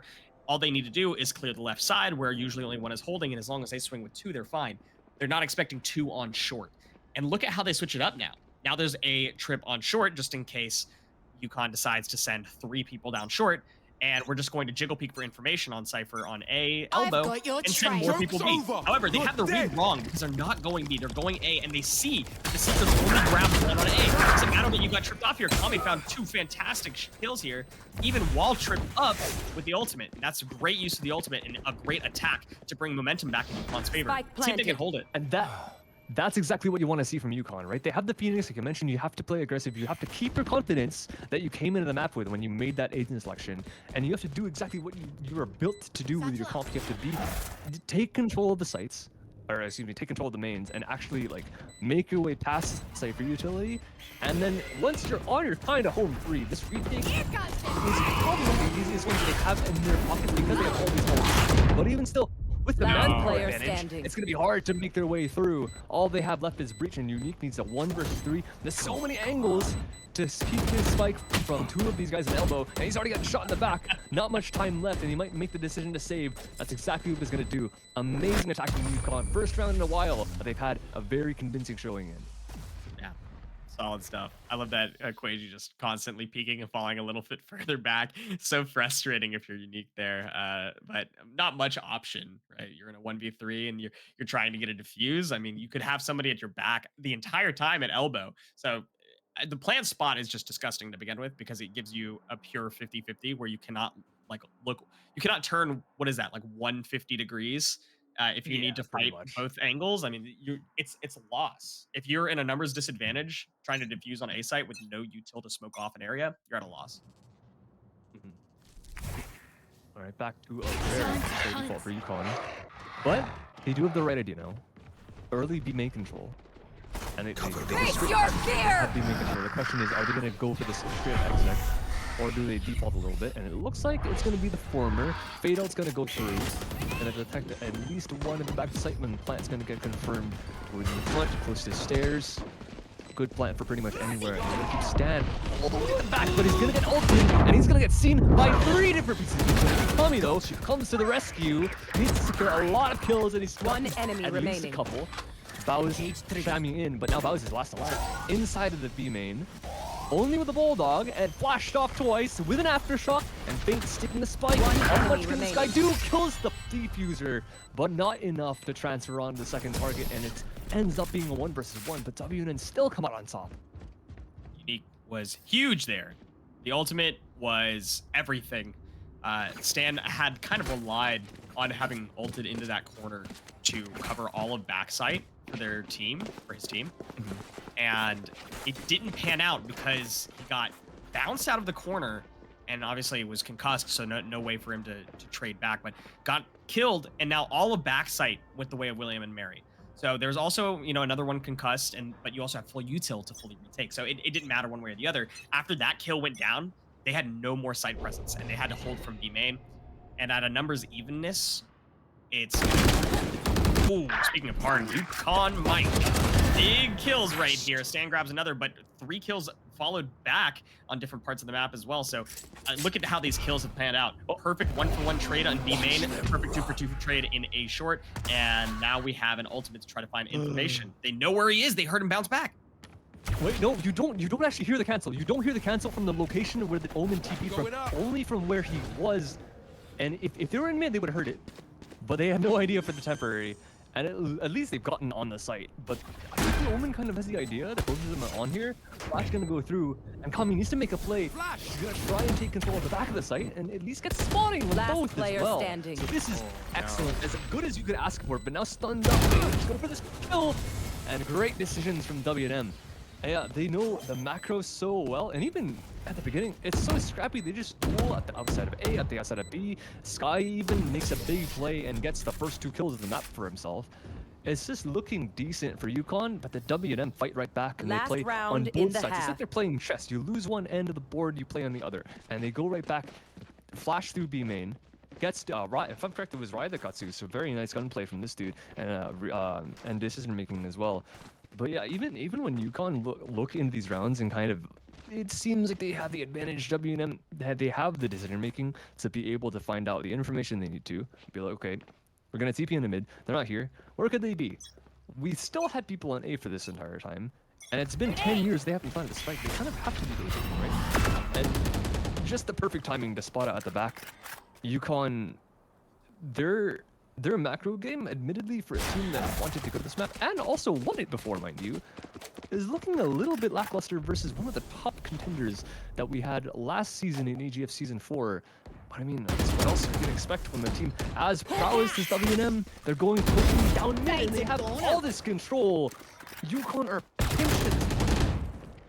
Yeah, they had their chance on the last round, and unfortunately could not secure it. Now 3v5, they know where a couple of them are, but unfortunately, William and Mary knows where just about everybody on UConn is. Kami's gonna try to push the smoke, but not with a flash, but just a line. At this angle, oh, they just actually ships in the night through the smoke, but Kami caught just a glimpse of the lighthouse, swings around and kills.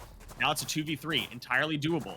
They're rotating all the way around CT to get back to B, and on their tails is going to be William and Mary. They have 3 that they're just chasing behind with. Might catch one on timing here. Not quite. They 30 seconds left. Footsteps. And there's going to be a little bit of a duel between Phoenix and the Omen. Rai kind of wants this angle, but they know at this point that they're stuck, right? Unless they're splitting up and one of them is going to the site alone, this is buying so much time for this guy to get around A, B main, and Square has an amazing angle and lands a shot, and now it's a 1-on-3. All on Omen. Stan's gotta do it all. Turns One flash. enemy remaining. Gets both lines with the back. And it looks like he's clearing their eyes in a double T. Because look at that, the quad kill from Stan to save that round and secure the last in the first half for UConn. Switching It shouldn't, sides. but it shouldn't take that. It should never come down to that, right? That situation where Stan has to 1v3, it pinched between 3 people getting double swung. It should never come down to that point. So, I mean, credits to UConn for how that played out. But these like closing out post plants just seem to not be their strong suit. They have had multiple chances to have won different rounds on attack in the post plant situation where they had like a numbers advantage or full site control, and it just fell apart for them. So it's a deserved 4-8 going into the second half, but wow, does that feel way better than it being 9-3. Yeah, I gotta admit, I think I agree with you. I would say that the same thing for both teams as well. Like, deserved 8-4 for WNM. They've done absolutely excellently. And right now, even their first attacking round, they're doing this map and the macro so well. They're taking control of B main, and their Cypher is solo lurk on the other side of the map. But because it's an information sentinel, unlike Chamber, you actually have a lot of control over this side. Kami's gonna take flights and actually gonna go down. They do lose one more, but they have information that this guy has pushed all the way down A, and it's up to UConn whether they want to keep someone there or not. They're just gonna pick up the orb and go all the way back. I like that decision from them. And WNM, they're gonna be the ones asking questions now. This guy could have made their way into their spawn. And they kind of know this, which means they have to kind of commit towards this B unless they want to take another 30 seconds of re-clearing, which they're not going to do. Is UConn going to read into this? With that flash, they might end up doing that. The Omen's just kind of sitting in spawn right now. There's only a little bit of time. And even throwing that one way, I think they're taking the bait that this might be an A-rotate. Yeah, it looks like they definitely are, although intelligently they are leaving Quaji on this site, and it's going to be enough information for them to rotate back. They did not commit all of their defensive resources to A, so they're going to be here with some time to spare, but not quite enough. They can't even grab backside just yet. All 4 people in Boba, well, 3 in Boba, excuse me, and then you still have Quaji in market there. I don't know if this push is going to work out in their favor. SHK grabs one on the back, but the paranoia comes out. Rai grabs Stan as well. Now Mike does take out Rai, and site control is in favor of the defenders. UConn has a chance at this.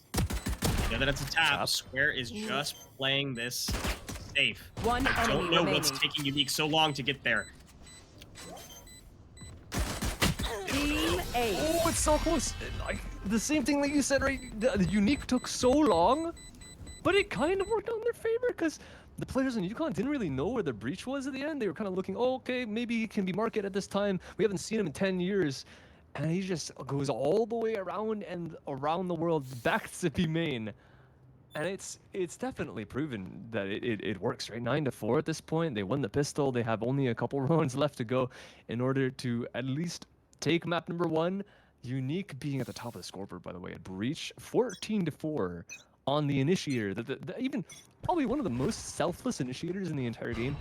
This is pretty amazing what they've been doing. And now with the eco, UConn really don't have any more options. They kind of just have to try something and hope it works. They're walking 4 down mid. They spotted 1 from WNM, and they make the decision to speed up into sight.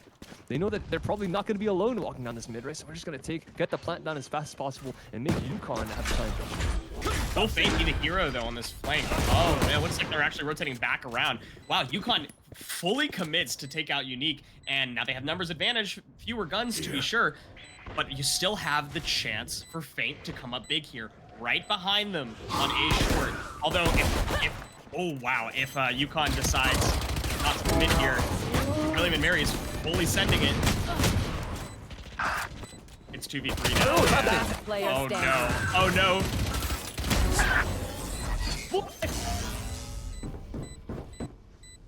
That round got a little bit weird, didn't it? Yeah, that got a little funky.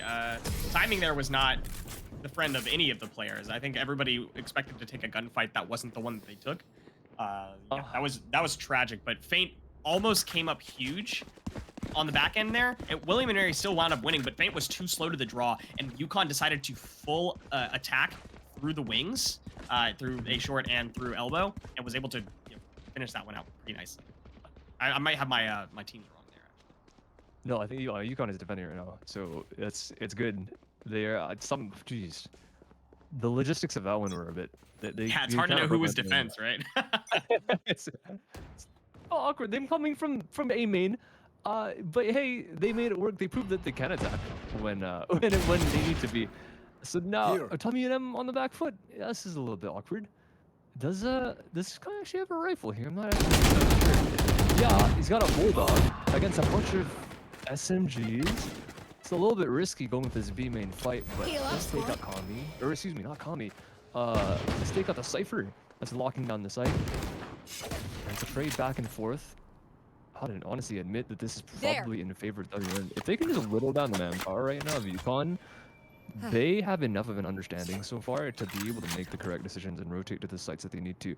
UConn, in the big picture, like individually they're fine, and mechanically they're all very, very sound as well. But big picture wise, they don't really have a read on how this map is going. Even this round, where there's a lot of mid presence, they have a very heavy A stack, even though it's very difficult to get from mid to A in a timely fashion. And with that, Spike's gonna go down on B, like immediately. These guys have weaker weapons, but they've done the hard part, which is get on the site and get planted. They got the plant down, and they have full site control. Numbers are still in the favor of UConn here, but I don't know if they're going to be able to execute with that with all the agents still available. Player standing. Oh, they really are actually. Stan takes out 2, just himself, and then Kami takes out Unique to close out this round. A good retake. It was good site control to start from William and Mary, but again, they had the numbers disadvantage. So even trading kills probably wouldn't have gone their way, let alone losing gunfights. And the weapon read probably didn't help as well. I mean, just wants to pick up guns, right? They just want to get on the weapons because they didn't have everything going for them either. They had some bulldogs going into it, so it's fair enough. But yeah, UConn with that 6th on the board. Good stuff from them. And WNM now with the, well, I say full buy. They've got half armors, but it's still okay because everyone's running Vandals pretty much. Quaja is the only one on a Phantom. So that's the only real effect that this is going to have in the short term.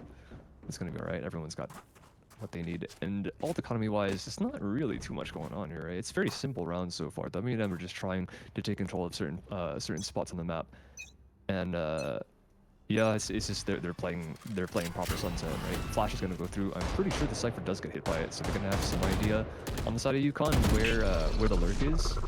And with the headshot through the wall as well, he's done some good damage. TP's out. He makes good use of the fact that he's chamber out of anything. And Kami also gets a pick outside the A site. That's the one lurk that's there. And with that clear, they have a lot of freedom to go back towards his B very quickly. And even at the back of the site, Stan's not going to leave. He's had great mechanics so far. Able to win 2 single-handed rounds. And he's not going to stop. William and Mary in the same position that we've seen them many a time before, at a numbers disadvantage. They had full site control, but being so far at a numbers disadvantage, they are terrified of people coming from their backside. So what instead is going to happen is 5 members of UConn are just going to be able to push the site from different angles, fully grab it, and we're just going to be playing smoke spam simulator until hopefully the defuse goes down. The fuse does come out entirely. Yeah.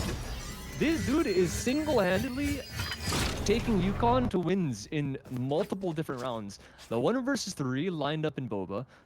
No, technically it wasn't a 1 versus 4, but like he got 3 of the 4 kills that his team was retaking the B side, and this time the wall going through as well. It's just a great job by Kami, right? You want to block off vision as much as you can, but even still, just full sticking the spike, full trust in the rest of his team. He's top frag right now. Kami following up very close behind him. But even she's on the duelist, and it hasn't been completely working on their attack. They're making stuff work on the defense because their retakes are just so impeccable.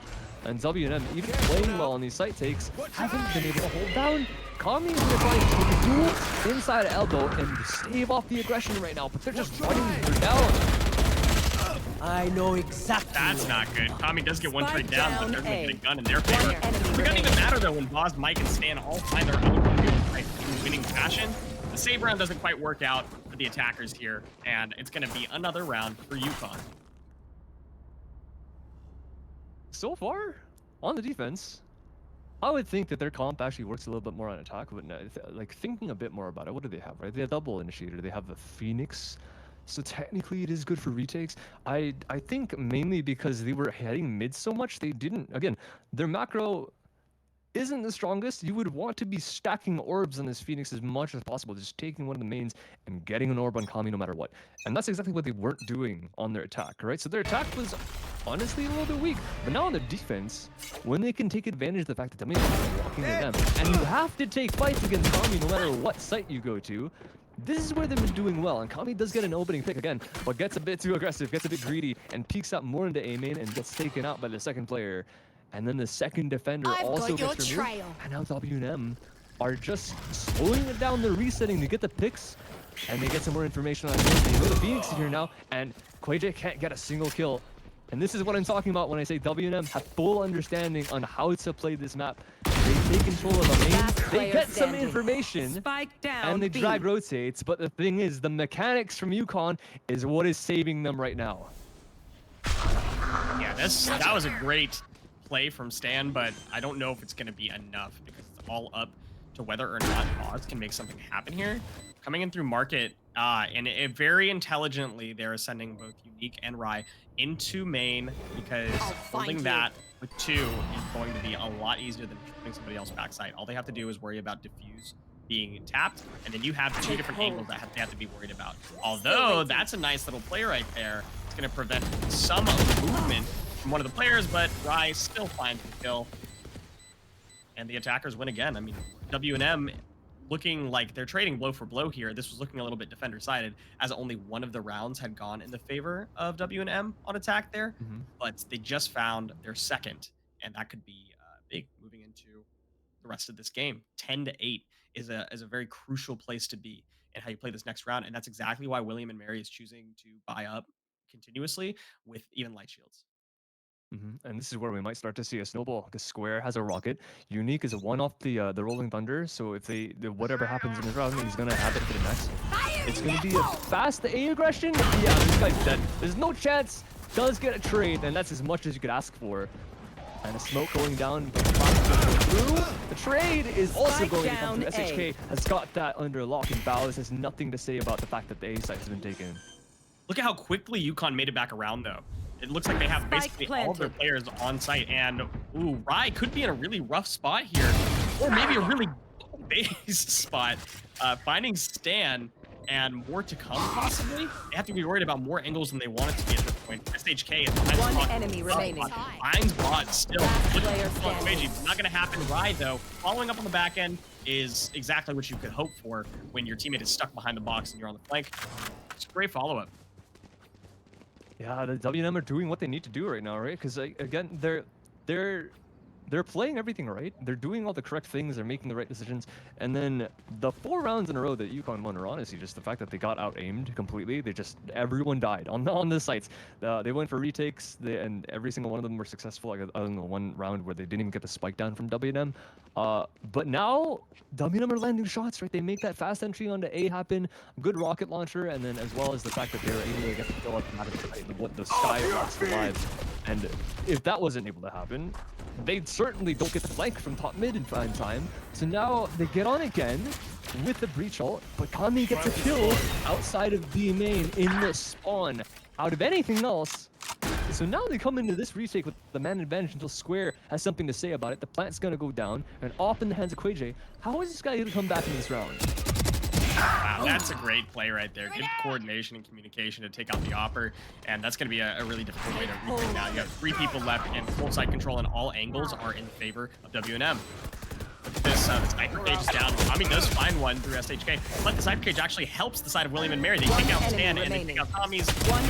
Boz finds 2 back. Unique finds Boz, and 1v1. Kami versus Unique. Player for player, both of the top flags are close to the top.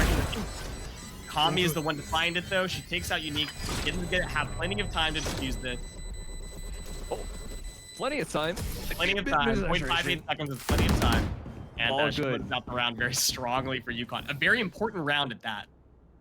Absolutely, and yeah, if they lost that, the economy would not have been in a very good place. But adding a bit 3K to that bank is very, very nice. Kami able to buy up for Stan, and they still have the op in their pocket because they did end up winning the round. WNM they have a decent amount of buffer. It looks like though they don't actually want to go for full rifles. They want to have even more in their back pocket for the future, because they still do have a round buffer even at that, not even just a bank buffer. The thing is about that one, it's a bit unfortunate they end up losing it because they do invest in ult into it, but it's okay. They charge those back up. They're still taking the mains, right? They're doing the right thing. They're going here and they're grabbing the orbs for probably the breach in the raise is the oh, excuse me, as I say that, the sky just goes and picks it up, but fair enough. Yeah, they take it, they slow it down, they keep the omen here just so they have some presence in case. I know exactly. On this side of the map, the Cypher is sitting in the spawn. They know that Kami pushes these angles, and it's just a matter of time until she gets caught out, and that's exactly what's happened here. Yeah, I think that was a hard read where UConn called out the light buy and wanted to push to get a kill, but unfortunately just lost to William and Mary because they did light buy, but oh, but that's gonna be a collat. Quidge gets 2 on Square and SHK, and that's gonna really stifle William and Mary's attack. It's now 2 versus 3, and even though they have 2 on site, and UConn doesn't have both of their other players with them, it's gonna be all up to whether or not Quidge can hold off with just an operator trying to swing all these angles so safely. Unique is just in the elbow. Timing is so back and forth here. Oh, no, that Boss is in the backside. Boss finds one, and now it's 2 versus 1. Mike closes it out with a kill on the feint. You know what? I'm looking now. Diffuser is dropped an elbow. They couldn't quite get it to sight. That's really unlucky.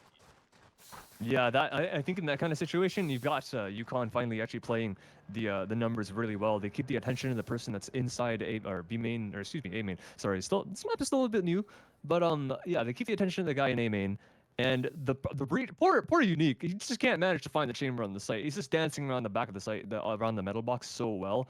And then finally, when he goes all the way to elbow, he's able to get one frag. But that's the end of the story because Valves comes around from spawn. It's nicely done at the end there for UConn. He's in the micro macro of the A site itself. Now, once they do this on the entire map, though, this is where they're really going to start winning. It's still a very close game, so this is still anyone's map pick. But WNM so far have shown that at least big picture wise, they have an idea on what to do.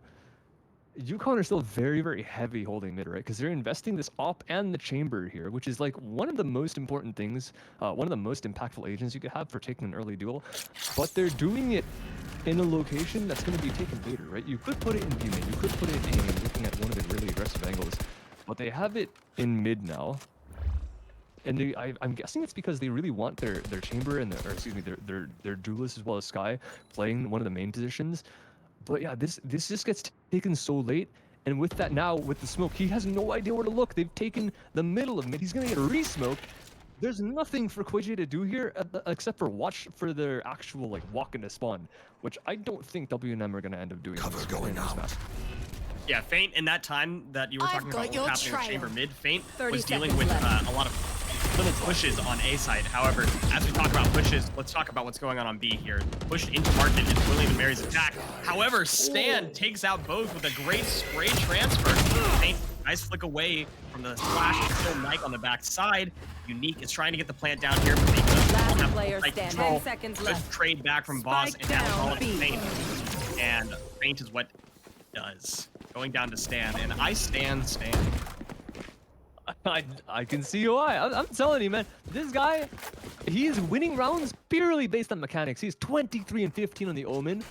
If that round, if we're playing like an RTS, and that round happens how like statistics would say it should, Stan gets one and gets traded. And then they have market control, and they're able to pinch the players on the actual B site. But instead, Stan gets an instant spray transfer with a Vandal, like immediate headshot on the second target. It doesn't make any sense how they're making this stuff work, but it still does work. So all power to them. Like if they can make the aim duels work in their favor, it doesn't matter how well or not well they're playing the map. Like, it's an FPS game. Playing Valorant, these guys are gonna end up walking into top mid because they really don't know how to make anything else work. And finally with the flash, they're able to get a kill. It's traded back before it even happens. So now they're gonna try and run onto the A site. But Stan, he can't get one this time. Mike is now last line of defense on this A. Kami's gonna try and come back in to help out, get one kill. Everyone else is stuck inside of attacker or defender spawn. This is such an awkward round in terms of positioning. UConn knows exactly where to be. Kami flash is perfect. And you can Kami finds. I don't know about that one from Faint and Square. I mean, they had the right idea with double peeking there to try to take out Kami, but Kami just continued to spray, and it was an L. So now what should have been an ultimately favorable 3-round run for the side of William and Mary has all gone the way of UConn. So we're playing for overtime now. Whoa. After all this, after the 8-4 first half, where WM were playing off their fundamentals so well, UConn just said, listen, man, we're not playing Civ, we're not playing the StarCraft, we're playing an FPS game. This is Valorant. This is you in the head. And it's gonna end up working, and they have to do it one more round. WM have Bulldogs, 3 of them coming in the final round of regulation. And they're gonna try and take this mid now. This is the stuff that I've been criticizing UConn for doing before, right? But they haven't been able to make these site takes work. They've been getting on the sites, and the retakes have been so good for their opponents. And now with the run it back, this is gonna be probably one of the most difficult rounds to win. And this you can find the Phoenix specifically with the showstopper. But WM are not close to any other alts. I'm pretty sure they're sitting very, very quietly across the map right now. And finally, UConn. They have the setup that WM did that one round where the chamber ult came out. This is brilliant. They're playing so far back. They don't need to take any forward fights. They can just wait for WM to take the site, have full util for the retakes, and they know they can aim diff everyone. So this is exactly what they need to do. Problem is going to be a first lead, but she's going to get one volley out, caught with it in hand, and now is a chance for UConn. Really thought Faint was going to peek that alone. That's unlucky. Or rather not Faint, but... 30 seconds left. Faint going down though, so all's well that ends exactly as predicted. Rye getting the plant down, William and Mary. Spike planted. Full site control, numbers disadvantage. I think it's smart for UConn to wait for Boz to fully rotate over. That's exactly what they're going to do before they're going to break out with a sky flash here. Double peeked it, didn't attack anybody, but he did get a nice little flick. Not before Rye took out the hand. One enemy remaining. That's 2 that Unique took out with a Bulldog. Put it in a 1v1, and still on the Bulldog. But Off your feet! Rolling Thunder is available. That's going to catch him. Oh, no, Mike. How tragic. Unique playing that very safe. One-man ulting because it's the last round of the half, or last round of everything for overtime. And what a way to bring us into OT. William and Mary clutch it up from the jaws of danger. UConn had everything that they could have wanted, and it just didn't quite pan out. Unless Mikey was literally nothing in that last little 1v1, there was not really a chance to be able to win that one out. But WM now, they stopped the bleeding. And they're finally on their arguably favorite side, the fact that they're on defense. I don't know how it's working out for them, given how well UConn is aiming. But yeah, this is the side that they've been winning most of their rounds on. So hopefully, for their sake, they can end up taking it over the finish line on this one and able to fix up their own stuff on their own offense. But UConn fast up towards this B. It's going to be quiet, and they just have this lineup perfected inside of mid, so they're able to take this mid control very, very early. But they don't know that no one's playing top mid this round because they've had players up there before from WM. But with that spot in B main, Cypher's at least aware of some presence, and UConn are very, very cautious because with that Cypher cage, they're nicely placed inside, pretty much perfectly inside B main. They have to be aware that someone might be behind the default box. They're just going to face check it because they're so confident. They're not going to use any util, which is what WM are really hoping for. But they don't know about that now. Cypher's completely aware, and they're just going to continue waiting. He's got the Omen to help, and with the smoke in mid, the Raze is going to have to pay some attention to this when it drops. But there's no one splitting. Everyone from UConn is either in spawn for the Omen, watching flank, or in B main, and just sitting very, very patient, just waiting on the countdown. Whoever is going to say the 3, 2, 1, they're going to go for a full exec. Exactly what's going to happen. Oh, they hear the Cypher camera down, and they know that Cypher's probably alone, so they're going to full hard execute on this. They don't know where the camera is, but it's probably okay for now. It might reveal a little bit of positional stuff 30 when seconds it's left. tapped by Feint right here in Market. They're really trying to fish for where it is, just Spike shooting at the walls planted. and here and there, but shooting the plant down is pause, also falling to the grenade is pause, and that's tough. You lost one on the attack, and you're gonna play almost everybody in main while you wait for your Omen to flank. Standard done amazing things and make it here in time. Defuse is going down, it's gonna be stunned. The defenders win with not much of a fight. Switching Ryan sides. kind of puts on his point. Omen cosplay there. And luckily enough, he already has it on because he's pretending to be Stan. That's exactly what he did in the one round where they retook on B. They had like what 2 or 3 left alive on WM, and he just spiked through like 2 smokes. He's got a Phoenix wall in front of him, as well as the Omen smoke. And this round it's just Stan, or excuse me, it's just Rye, and everyone is alive on his team. There's no risk. Just go for it. And UConn, I think they made great decisions there, but with the Stan getting hit by the shot mid and bypassing the closed door, it just gets super unlucky for them. But yeah, they make that round look easy, and this round they trade back on the chamber. They've done part of the job, and they have a lot of control through mid. There's only one guy right now, and it's Stan on the B side. He might have done a lot, but he doesn't want to go down alone. I don't think Stan's gonna go for a 1v4 here. They might go for a cheeky peek to try to grab a 1v4 back off, but I don't know if that's gonna pan out in Stan's favor. Might be smarter to wait, which is exactly what he does. For him to get to Market, get to Nova, and that's where they are. See how they can execute. And there's a big cross being held. Very nicely cleared. We love to see that. Tommy's gonna run further onto site as people fall from both teams. One enemy remaining. Tommy's still alive, has to take the 1v1 versus Rye. Fully possible. Rye is down a little bit of health, and all you need is a headshot. Health or no health. Tommy closes out that round. We're going to double OT. Once again, towards the end, it gets a little bit simple. It's really great teamwork from UConn to come back into that B main as well. From Bova, they get that break of the crossfire that you mentioned that was Switching held really well by WM. But with Overtime. the flash as well as the seeker, I say seekers. What are they again? The prowlers coming out from Fade. They make that happen on both sides with the molly on the right, and then the left side guy has to hold that alone, has to shoot the Fade Prowler because otherwise you're going to be blind no matter what. And Kami goes and plays really well off of Boss's utility and is able to come all the way through and just get the headshots that we know Kami to do so well. She's on 30, right? So it's kind of really obvious that is one of the win conditions right now for Connecticut, is both Kami clutching up in terms of aim, their Omen clutching up in terms of aim, and everyone able to work off the utility. That's what they need. Because WM, they're making everything else work other than that. I think I'm making it work. WM is actually falling apart at the seams right now. UConn is able to take full Last side control, player and standing. Quaji is just knocking them down like pins. Holding that mid. Spike Don't even know planted. what's happening here. W&M lost their last player to Quaji again. I'd like to talk about a little bit about the strategy from Switching UConn sides. in that position. Match point. And they got onto site very, very cleanly. But what William and Mary did is that they sent a couple of players down tiles very, very early. And it didn't amount to a hill of beans because they were already through fully on B site, except for Quaji, who was holding on that flank, not fully in mid, but they did not wind up finding Quaji because he was a little bit further back towards CT. They went backwards in tiles to force themselves through mid into Market, but Quaji finished up at the perfect time. It was just excellent timing for the side of UConn. Yep, and then everyone just peeked one by one, gave them duels. That's exactly what UConn want. That's exactly what they love. Just fighting. Stan with a peek in B main, gets one, bows with a second peek down A.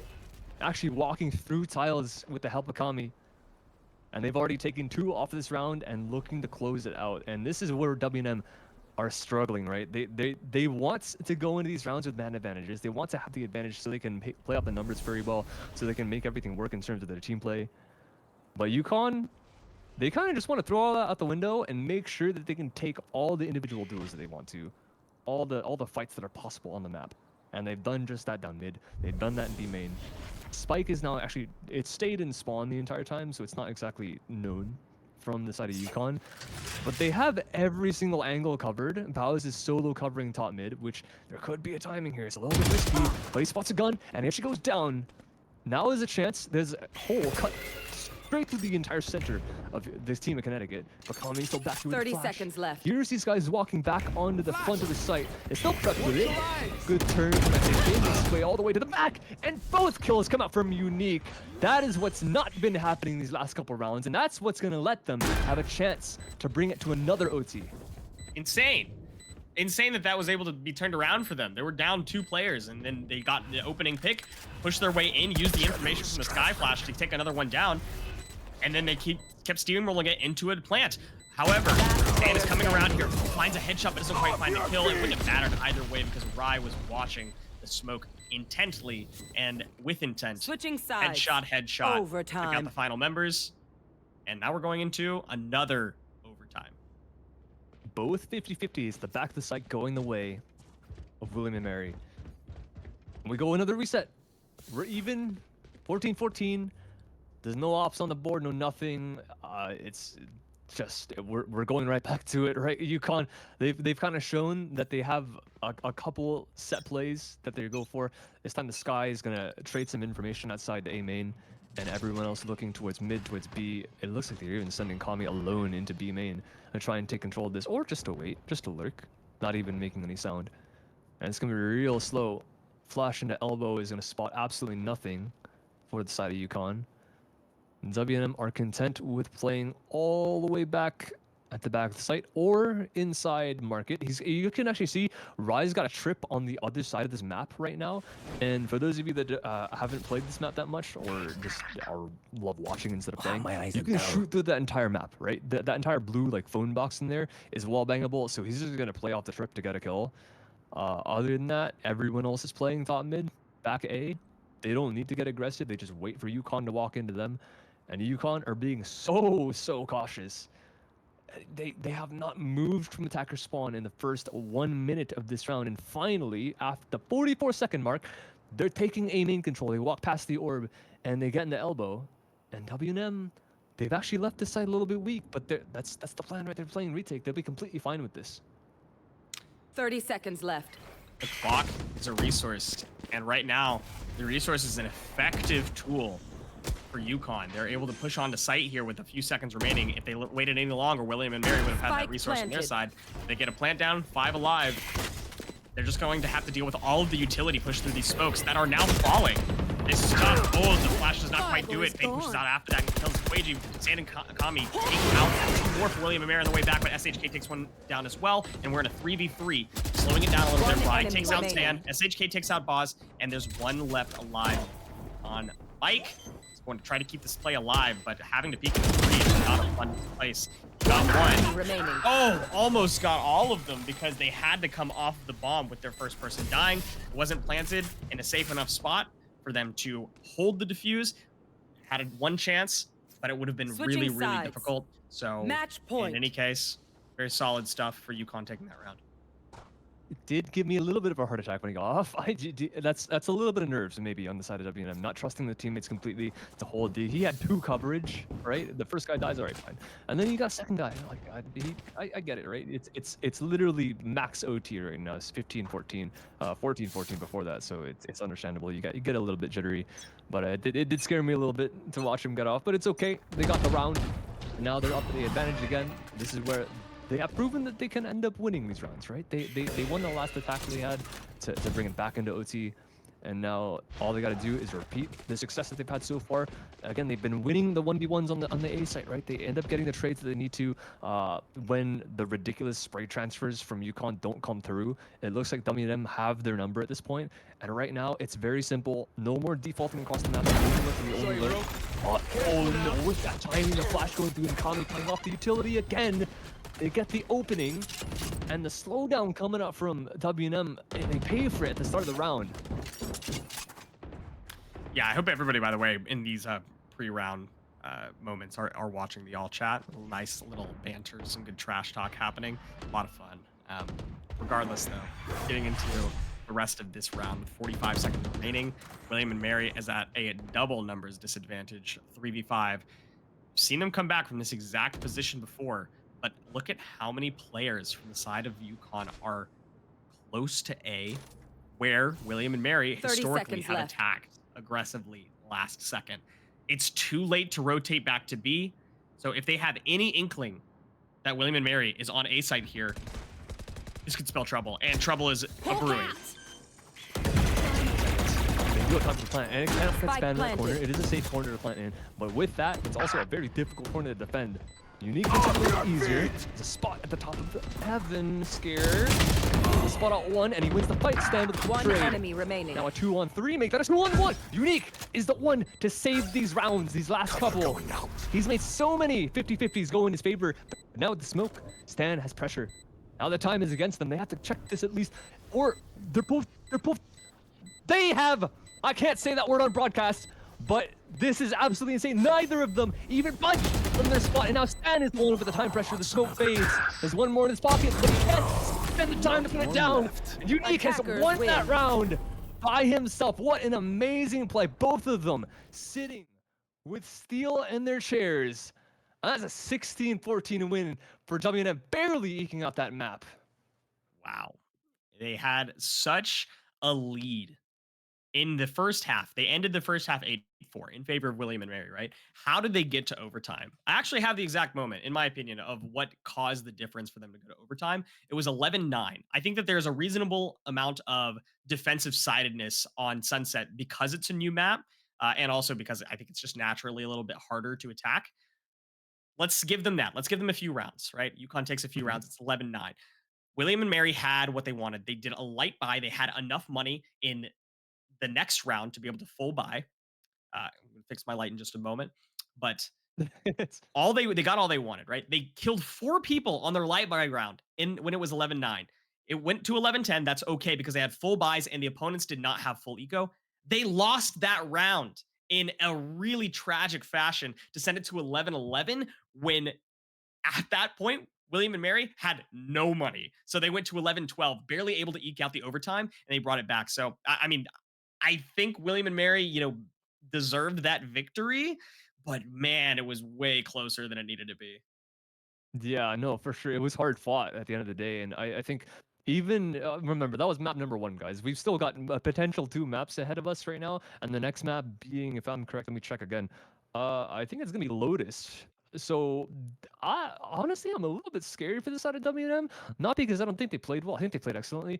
But with the way that map went, right? Sunset being the new map, like you mentioned, like it's still very fresh. So maybe it's like, oh yeah, still it's easy to defend because teams don't know how to attack on it.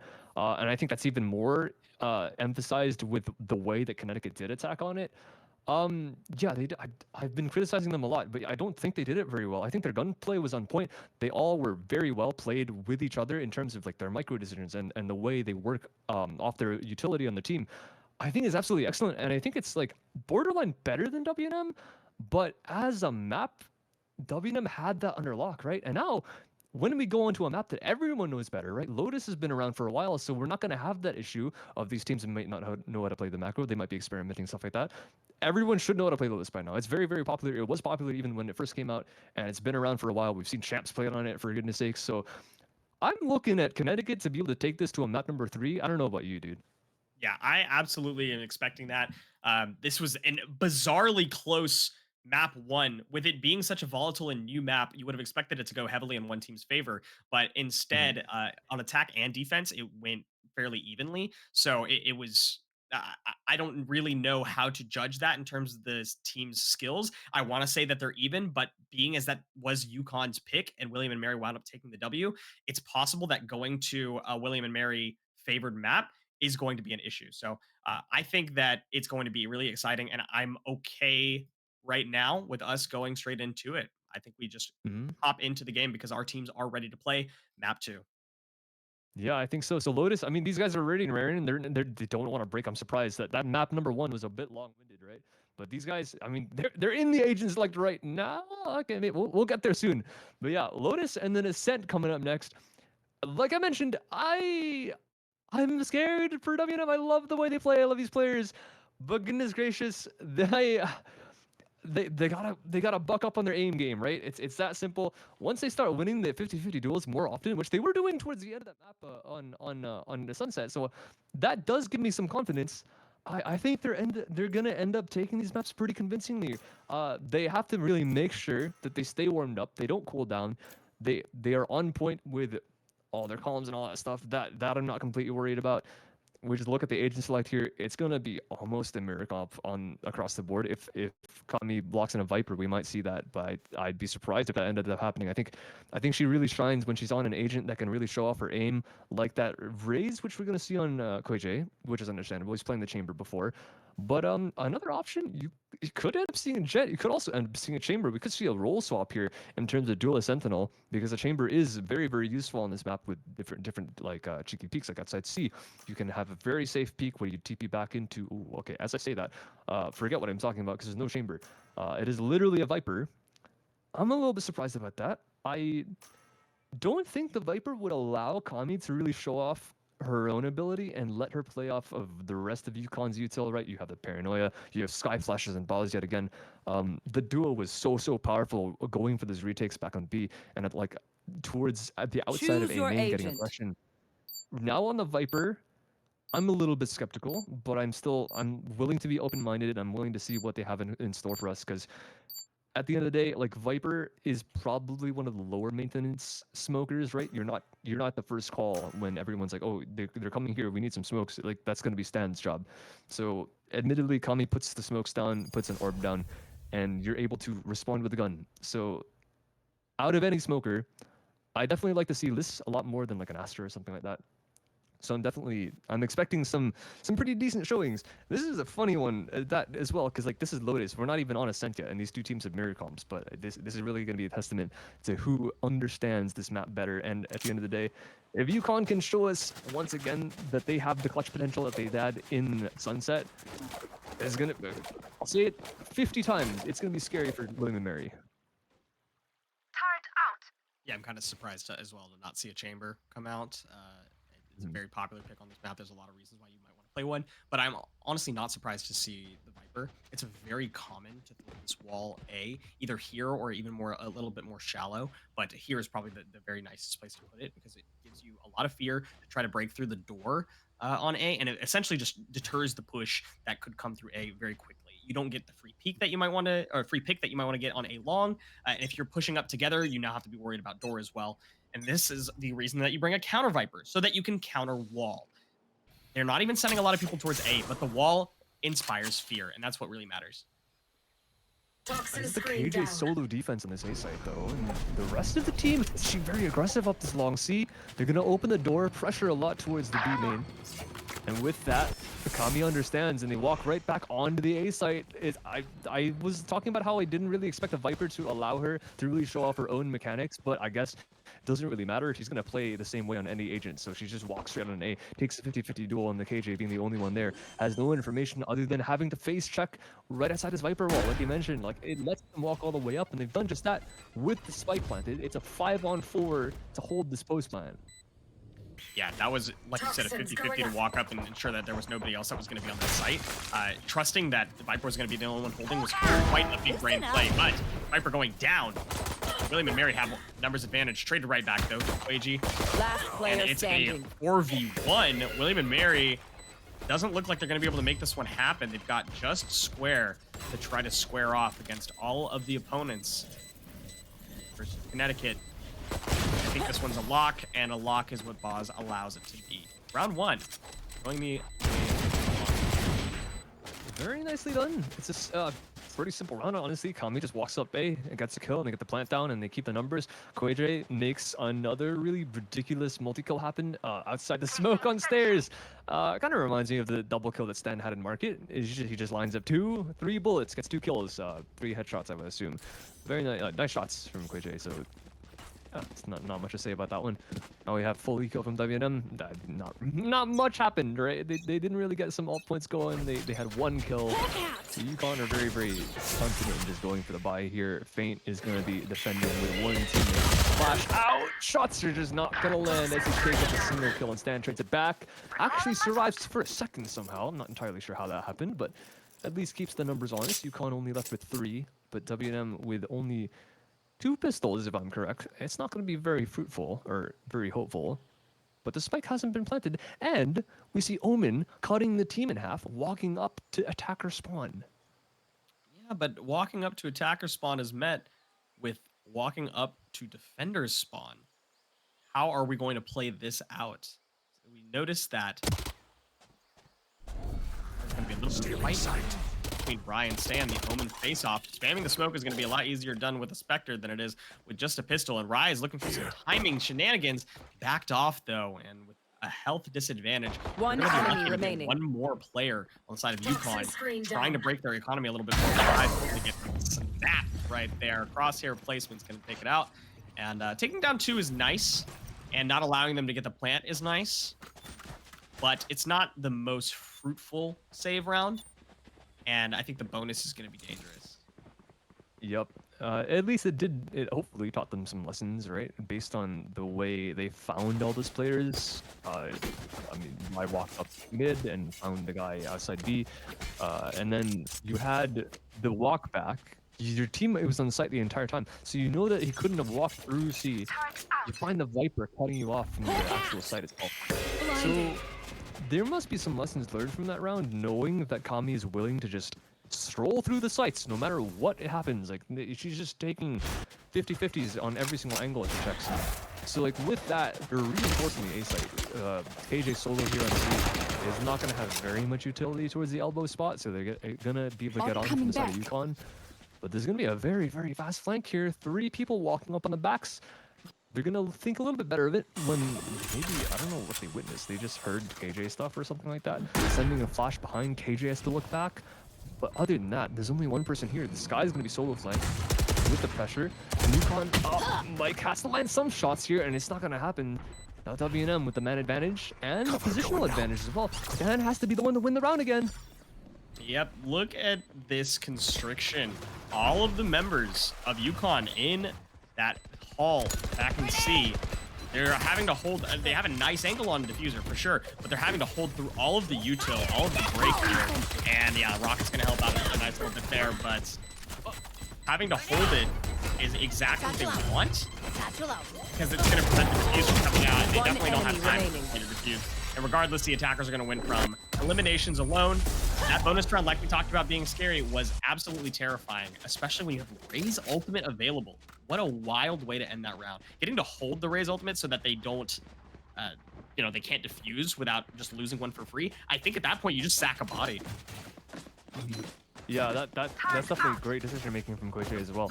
And I will fully admit that I was a little bit tunnel visioned in what Stan was doing. Didn't even realize what plant they got for.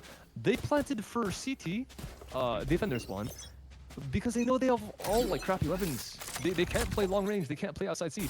That was brilliant from UConn.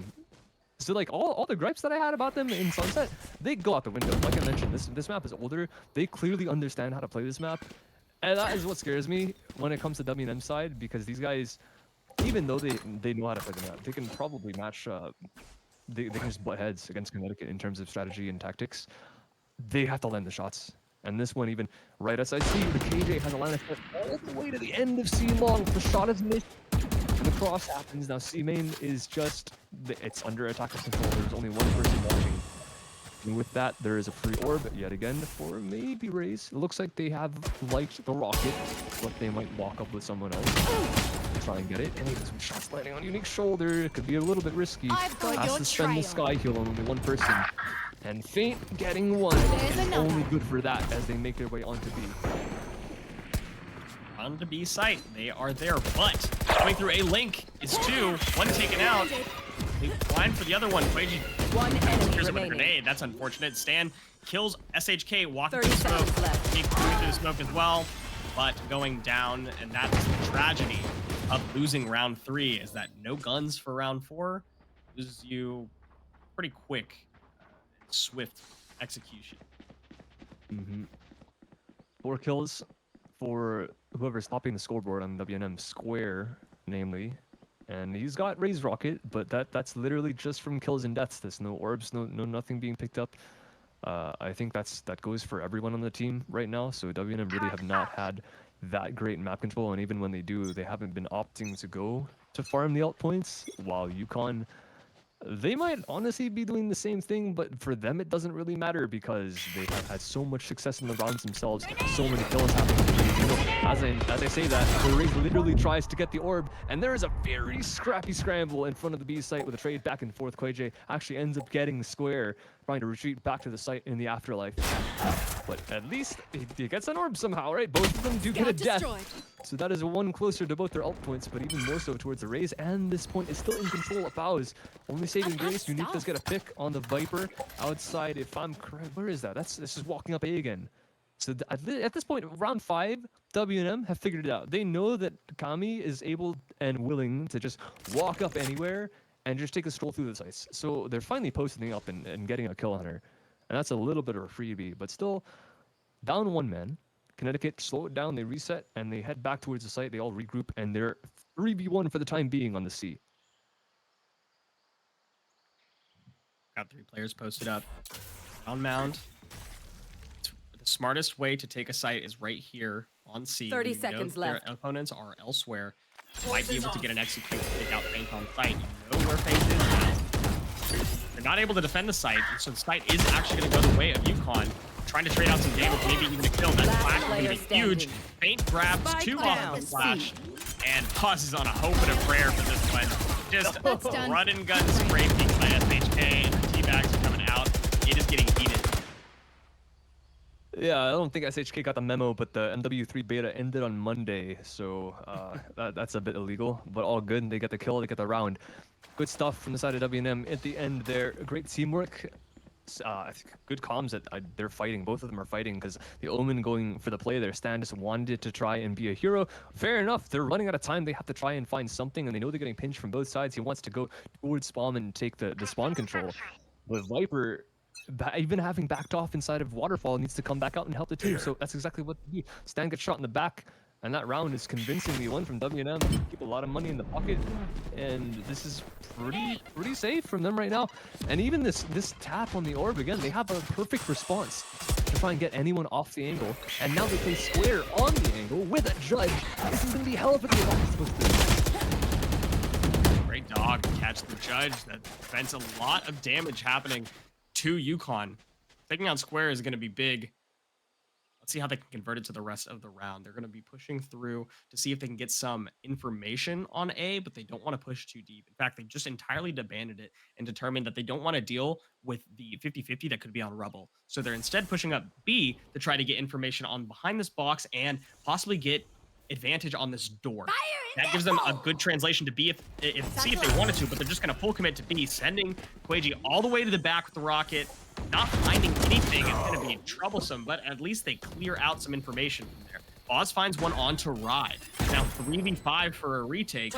These are not the best positions for a retake. One enemy remaining. Fantastic positioning there, taking out Feint. Stan taking out SHK as well. And it's all down to Unique, who's just going to fall to Kami. Kami happily will push openly into an area without any information just to find a kill, regardless of whether or not it was a losable situation for them.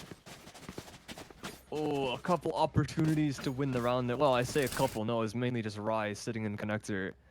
But catching the spike in the middle of being planted, no one watching. The rest of the team on UConn were just off doing whatever, like dilly-dallying. But he just gets out the spike. Boss just gets out the spike and kills him. So just once again, shots in favor of UConn and not so much in favor of WNM. It is a little bit frightening, right? It's 1-5 right now. They're running a little bit out of time on their defense to put rounds on the board, and Lotus might be a little bit attacker-sided just to make sure they're not intrinsically. But even still, hello, SHK might have disconnected there. That is a little bit unfortunate, and Kami gets both because technology ends up happening. But whatever the case, we're going to... Oh, okay. Well, you know what? LAN, yeah, they're WNM are clearly playing at LAN, and they seem to have lost power just for a temporary little stint.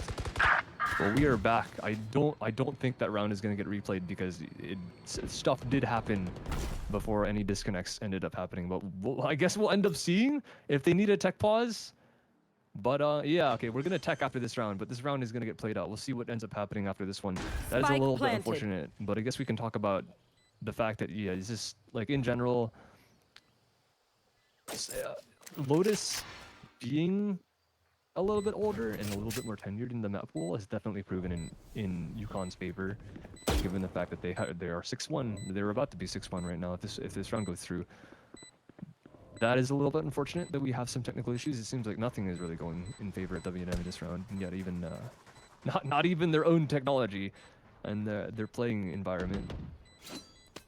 Yeah, I don't really we know what else see to say. WM is going to just save a couple of guns because in the event that this round does not get replayed, which is very likely, they definitely don't want to lose Econ here, and trying to push 2v5 into a full site take is just not feasible. So yeah, hiding away is definitely the move. Saving those guns is smart to do, and honestly, it's a little bit. And this might be my opinion. It's a little bit BM for UConn to search them down, right? They're just saving two guns because they lost 2 players off of a tech issue, and so they just want to save their Econ going into the next round. It doesn't seem like there's a lot of good blood between these two teams, though, so it's not a surprise. I mean, like in UConn's defense, they don't know. Like in the custom game, you actually don't know if your opponent's DC until the next round. So now they know. Feint's gone.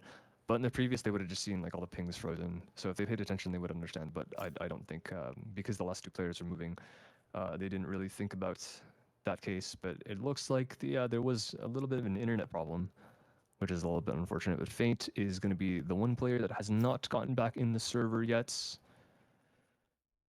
So, well, yeah, stuff happens, you know? Like, sometimes you wake up on the wrong side of the bed, sometimes the internet just doesn't want to cooperate. I know how that feels. My internet is a little bit sad some days, most days, in fact. But, yeah, that is the nature of first world problems in a nutshell. Tech is tech, but let's see where we're at in the game. What are your thoughts with this being currently 6-1 in the favor of UConn? Do you feel like there's some big adaptation that William & Mary needs to make? Do you think that this is just the natural attack sidedness of Lotus? Where do you think we're at since both of the comps are mirrored? I'm gonna stick with my guns and really stick with the fact that UConn is they are actually just shooting better right now in this map, and I think they were in the entire game, right? They've been shooting really well in map number 1, but here, based on the fact like. Oh, it's such a shame that we got to show it on screen too, because it's not just one person to blame, right? It's literally everyone just either getting kills or not.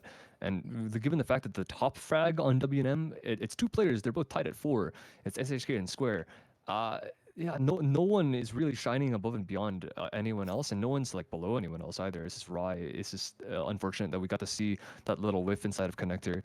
But this guy's the smoker. What do you really expect from the controller player, right? It's really the role that you kind of think that they're going to be going a little bit negative because you have to respond to everyone else's calls to try and help them out. So it's fair enough. Unique has had really little success as well on the A site, just getting walked down by Kami, completely buying through her own walls, like through KJU still as well. I don't really know exactly how it's happening, but it really does seem like they're just walking up and disrespecting the side of WNM, which is nothing new, right? We've seen that across a couple places, but especially in terms of the gameplay here, if they don't respect your utility, if they don't care about the fact that you have a smoke down, or if there's like a molly here, if there's an alarm bot, then it gets really difficult to play. Because like what do you have at that point, right? You have to make them respect you. And how do you do that in an FPS game? You just shoot them back, right? And if you can't do that, then you can't demand respect with your smokes. You can't demand respect with your utility. They can walk through your mollies. A molly is going to kill you. A headshot's going to kill you. You can be fragile, but if you don't land 2 bullets, then what's that going to matter, right? Everyone in UConn is playing so confidently, even after losing that first map 14 to 16. It got close, right? And they know they can make their own plays individually. We had Omen literally winning like multi-frag rounds every other round. There's a 4K, a 3K just holding down the B site, coming back in for retakes with the lineup inside of Boba as well. You can't forget that one. There's so many instances of players on UConn, the team flubbing the round completely, and then the individual players is coming back and saving the entire day. That has happened so many times, and it's not needing to happen in Lotus, because the entire team's playing better and they know the map better and they're actually able to get on the sites without needing to be at a deficit, so they don't need to save the rounds. But because of that, all of them can shine before they need to save the rounds, and with that, it's that much harder for WM to have a chance because they're not getting the early round advantages that they were having in the Sunset. That is making it that much harder to get any rounds so far on the defense. Absolutely. Great analysis, but we're going to throw it to a tech pause for right now, and we will be right back after a short break.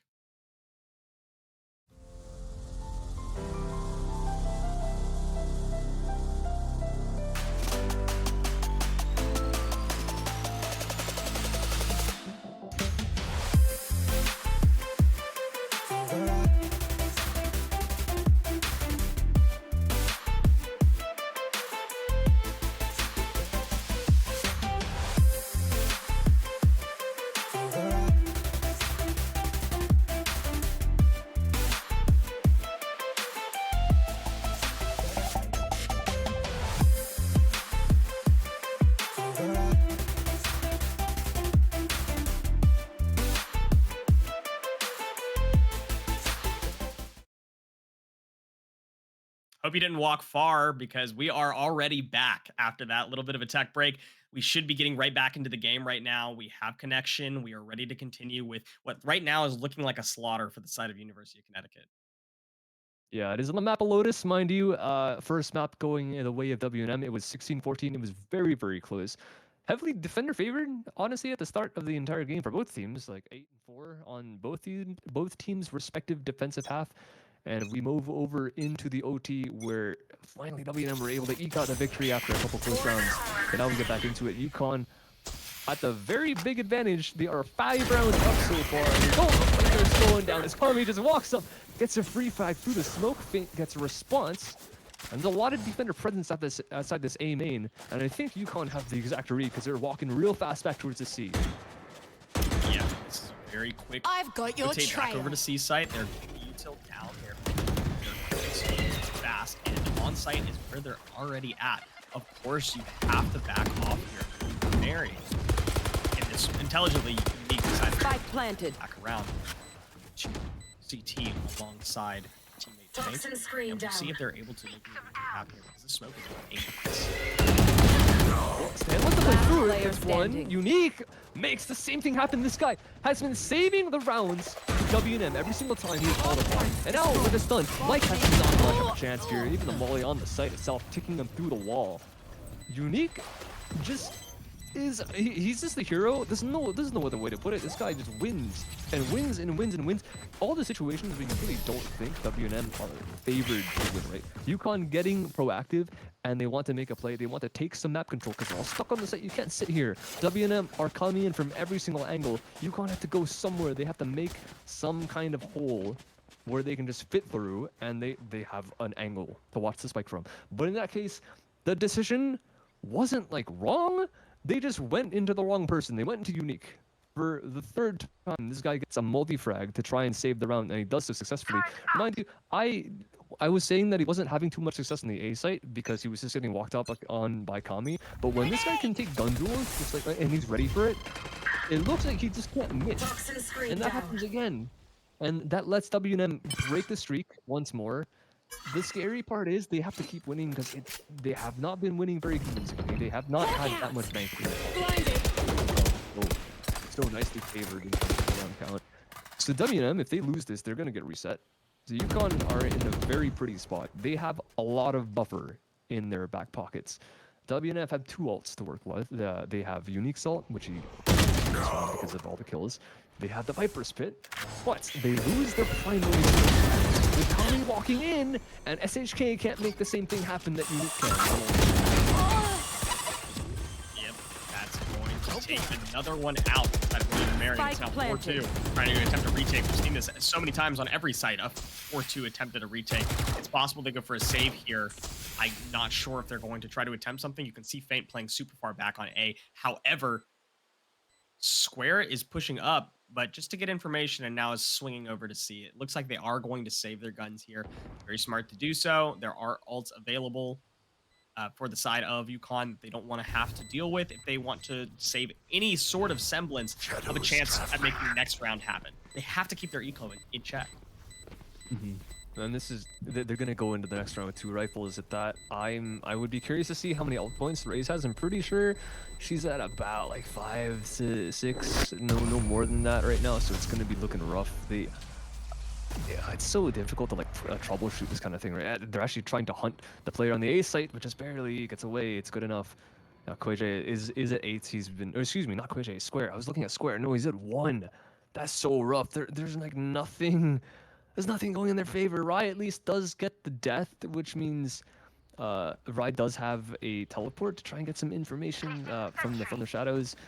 But Unique with the lockdown he had in the previous round, he wanted to try and make a hero play just like he did in the previous rounds, right?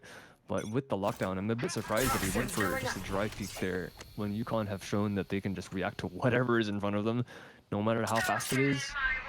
This time they do insta-spend the Viper's pit towards C. Unlucky for them, this is not the site that UConn are even considering right now. There's a lurk through B with the solo KJ, and everyone else working up A site very, very slowly. And the KJ is going to find a little bit of a nasty surprise if they went to pieces, but there is a smoke going down its stairs.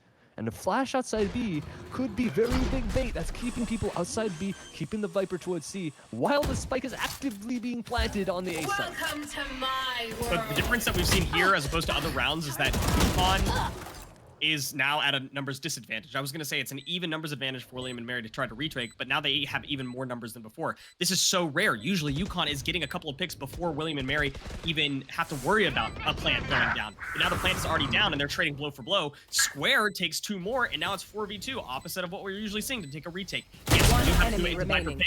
I guess you don't anymore if Kami decides to peek out like that. I'm not sure if that was the best decision for her, but Reggie finds one and it's just double mollied off. That's gotta be a really tragic way to lose, but there's nothing that you could have done at that point. Great stuff from William and Mary, giving up the site fully and deciding to retake with what would have been an even numbers game, but turned into a numbers advantage thanks to a nice little pick early on.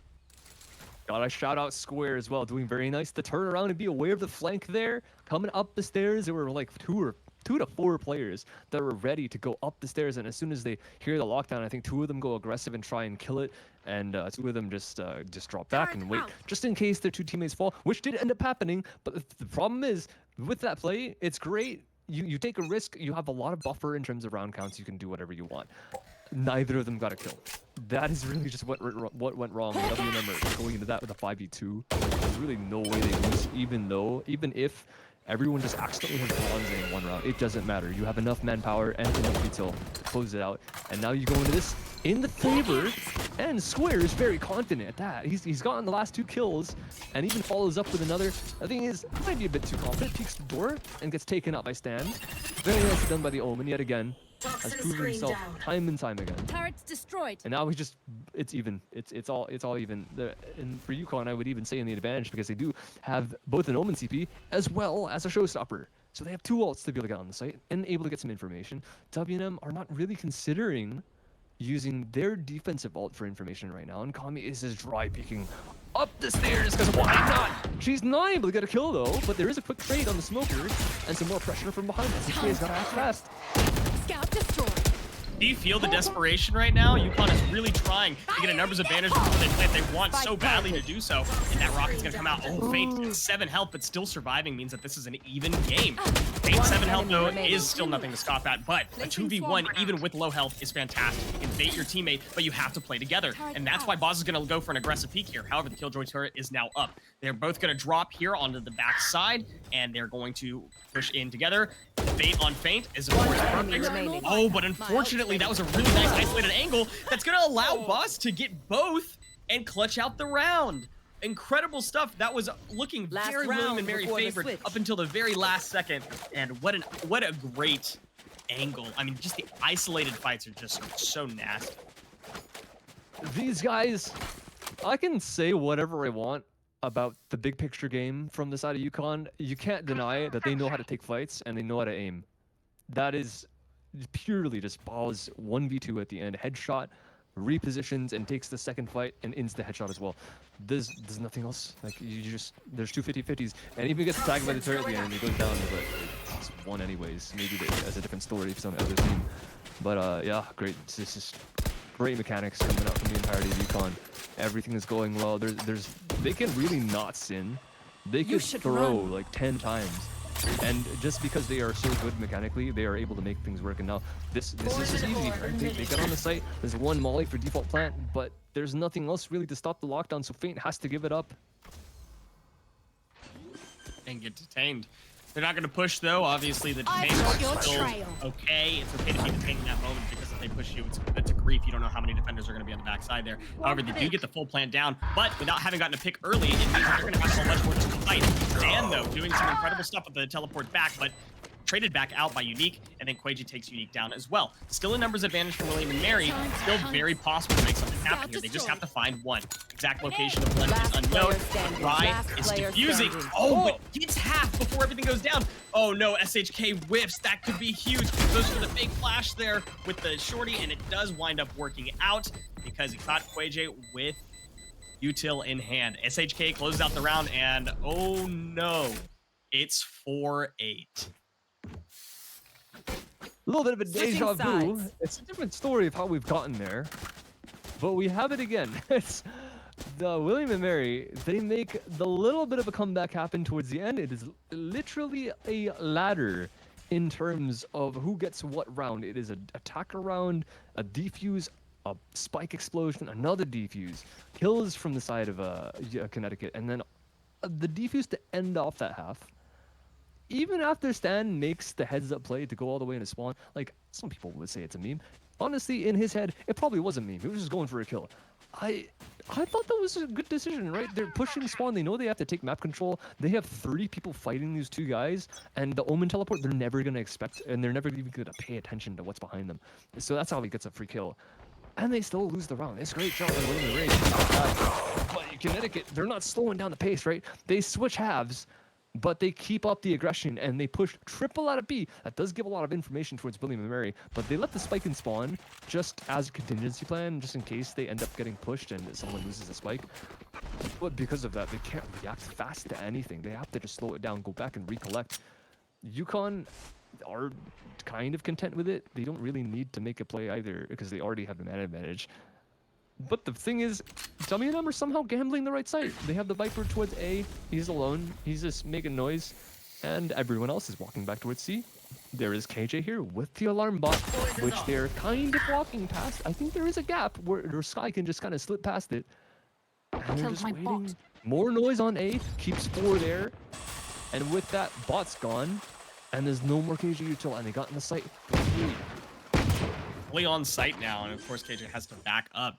But from UConn is coming on CT. They're kind of hanging out around B right now, trying to decide what they want to do, waiting for their teammates to collapse so that they can push on because they do have numbers in their favor. It is 5-3, and if there's anything that we've seen before, it's that UConn really, really, really, really likes fighting with numbers advantage. Going in this one with 5. Square is Square in the back of the side alone, and he's gonna take one at least before he gets down. Get out. Can he find another kill? Not quite. SHK though has got one. He even shines along with that. So both the players farther away are actually getting the frags. So selfless, SHK takes the bullet with the heal in hand, and Unique is able to close out the round. He knows, they all know that Unique's the one to save all these, and he's able to get those kills with the Sheriff, no less. I was kind of worried when I saw SHK playing outside with the Classic, and the Raze Square was up close and personal with the Ghost. I was like, okay, maybe you sort of switch those players, but you know what? They made it work. Square with the running gun gets the headshot before the fadeaway. Enemy does some damage on the next players, and then they can just clean up outside with the Classic and the Sheriff.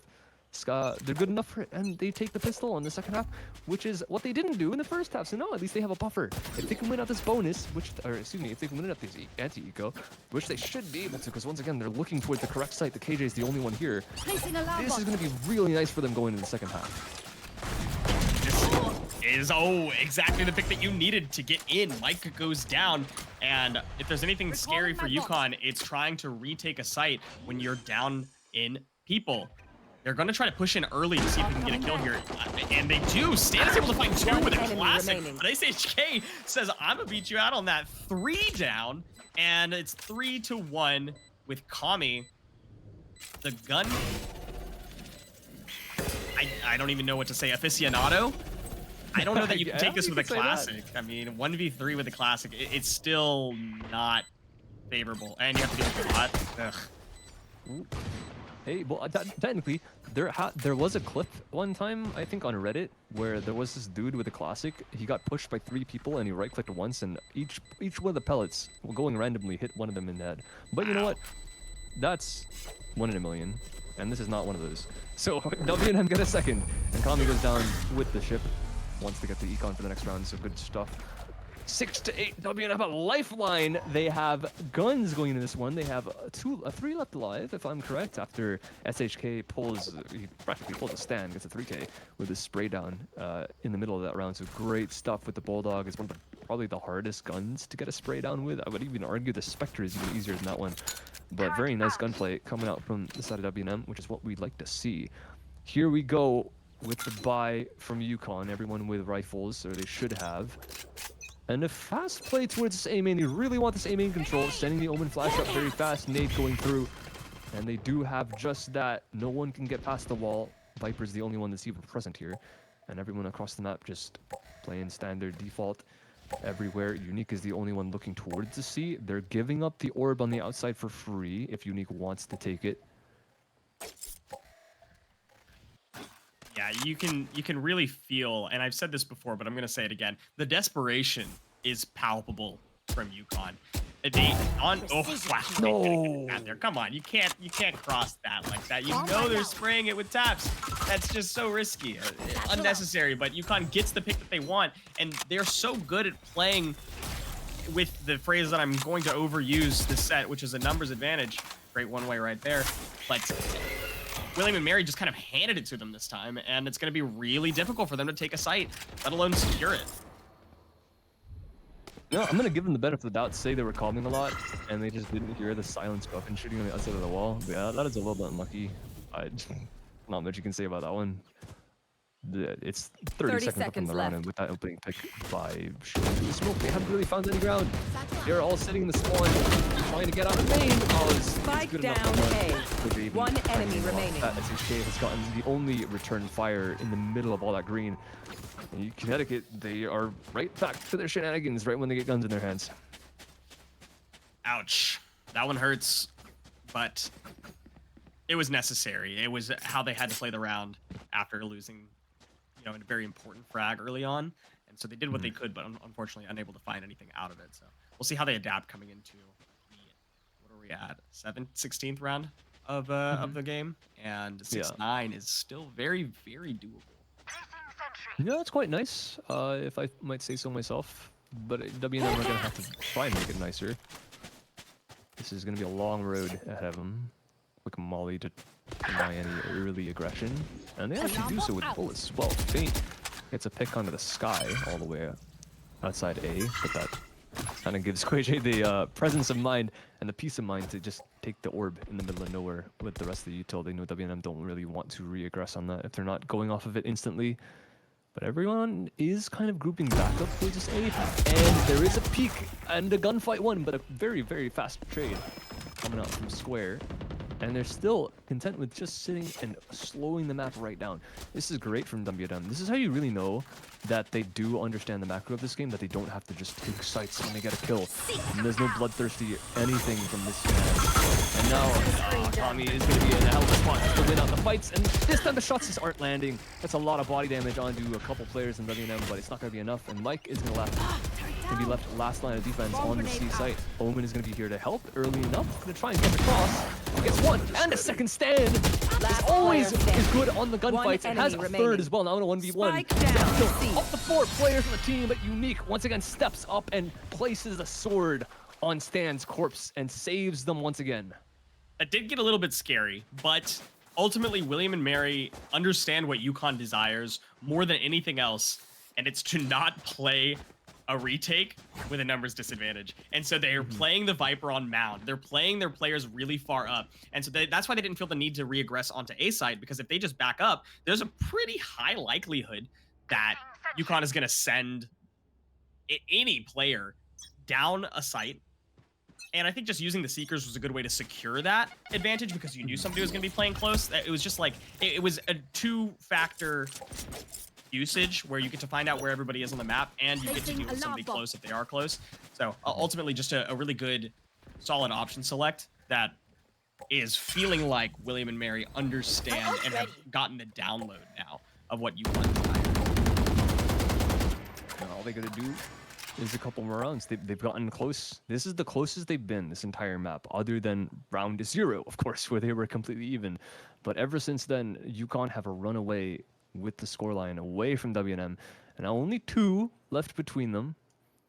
This is now looking doable. It's not completely intangible like it was maybe in the first half where they were 6-1 up in terms of UConn's scoreline. It's a little bit more realistic because they try and go for the same main exec, but there's a lot of control being exerted from the defense. The rocket's not going to land on much. It is going to dissuade a little bit of push, but they are going to try and get back out of this smoke with the flash. Let's drive one back. Bowser's still playing very, very forward with the breaking till from the Viper. Only answer back with KJ and Stan towards the A site. They have taken A main back, but with the plant and little spam, Stan still stands to pressure. And these 2 guys need to come back to spawn because Y is making the play, and they take the extremity control. With the smoke down, that's the only thing that's scary, because these guys could sneak back into it and use it to their advantage. But Unique, once more, lands the crucial shots onto Kami to keep them in contention for the round. And Mike needs to do absolutely everything, and now he's the one in a 50-50 gun battle, and he needs to look at both.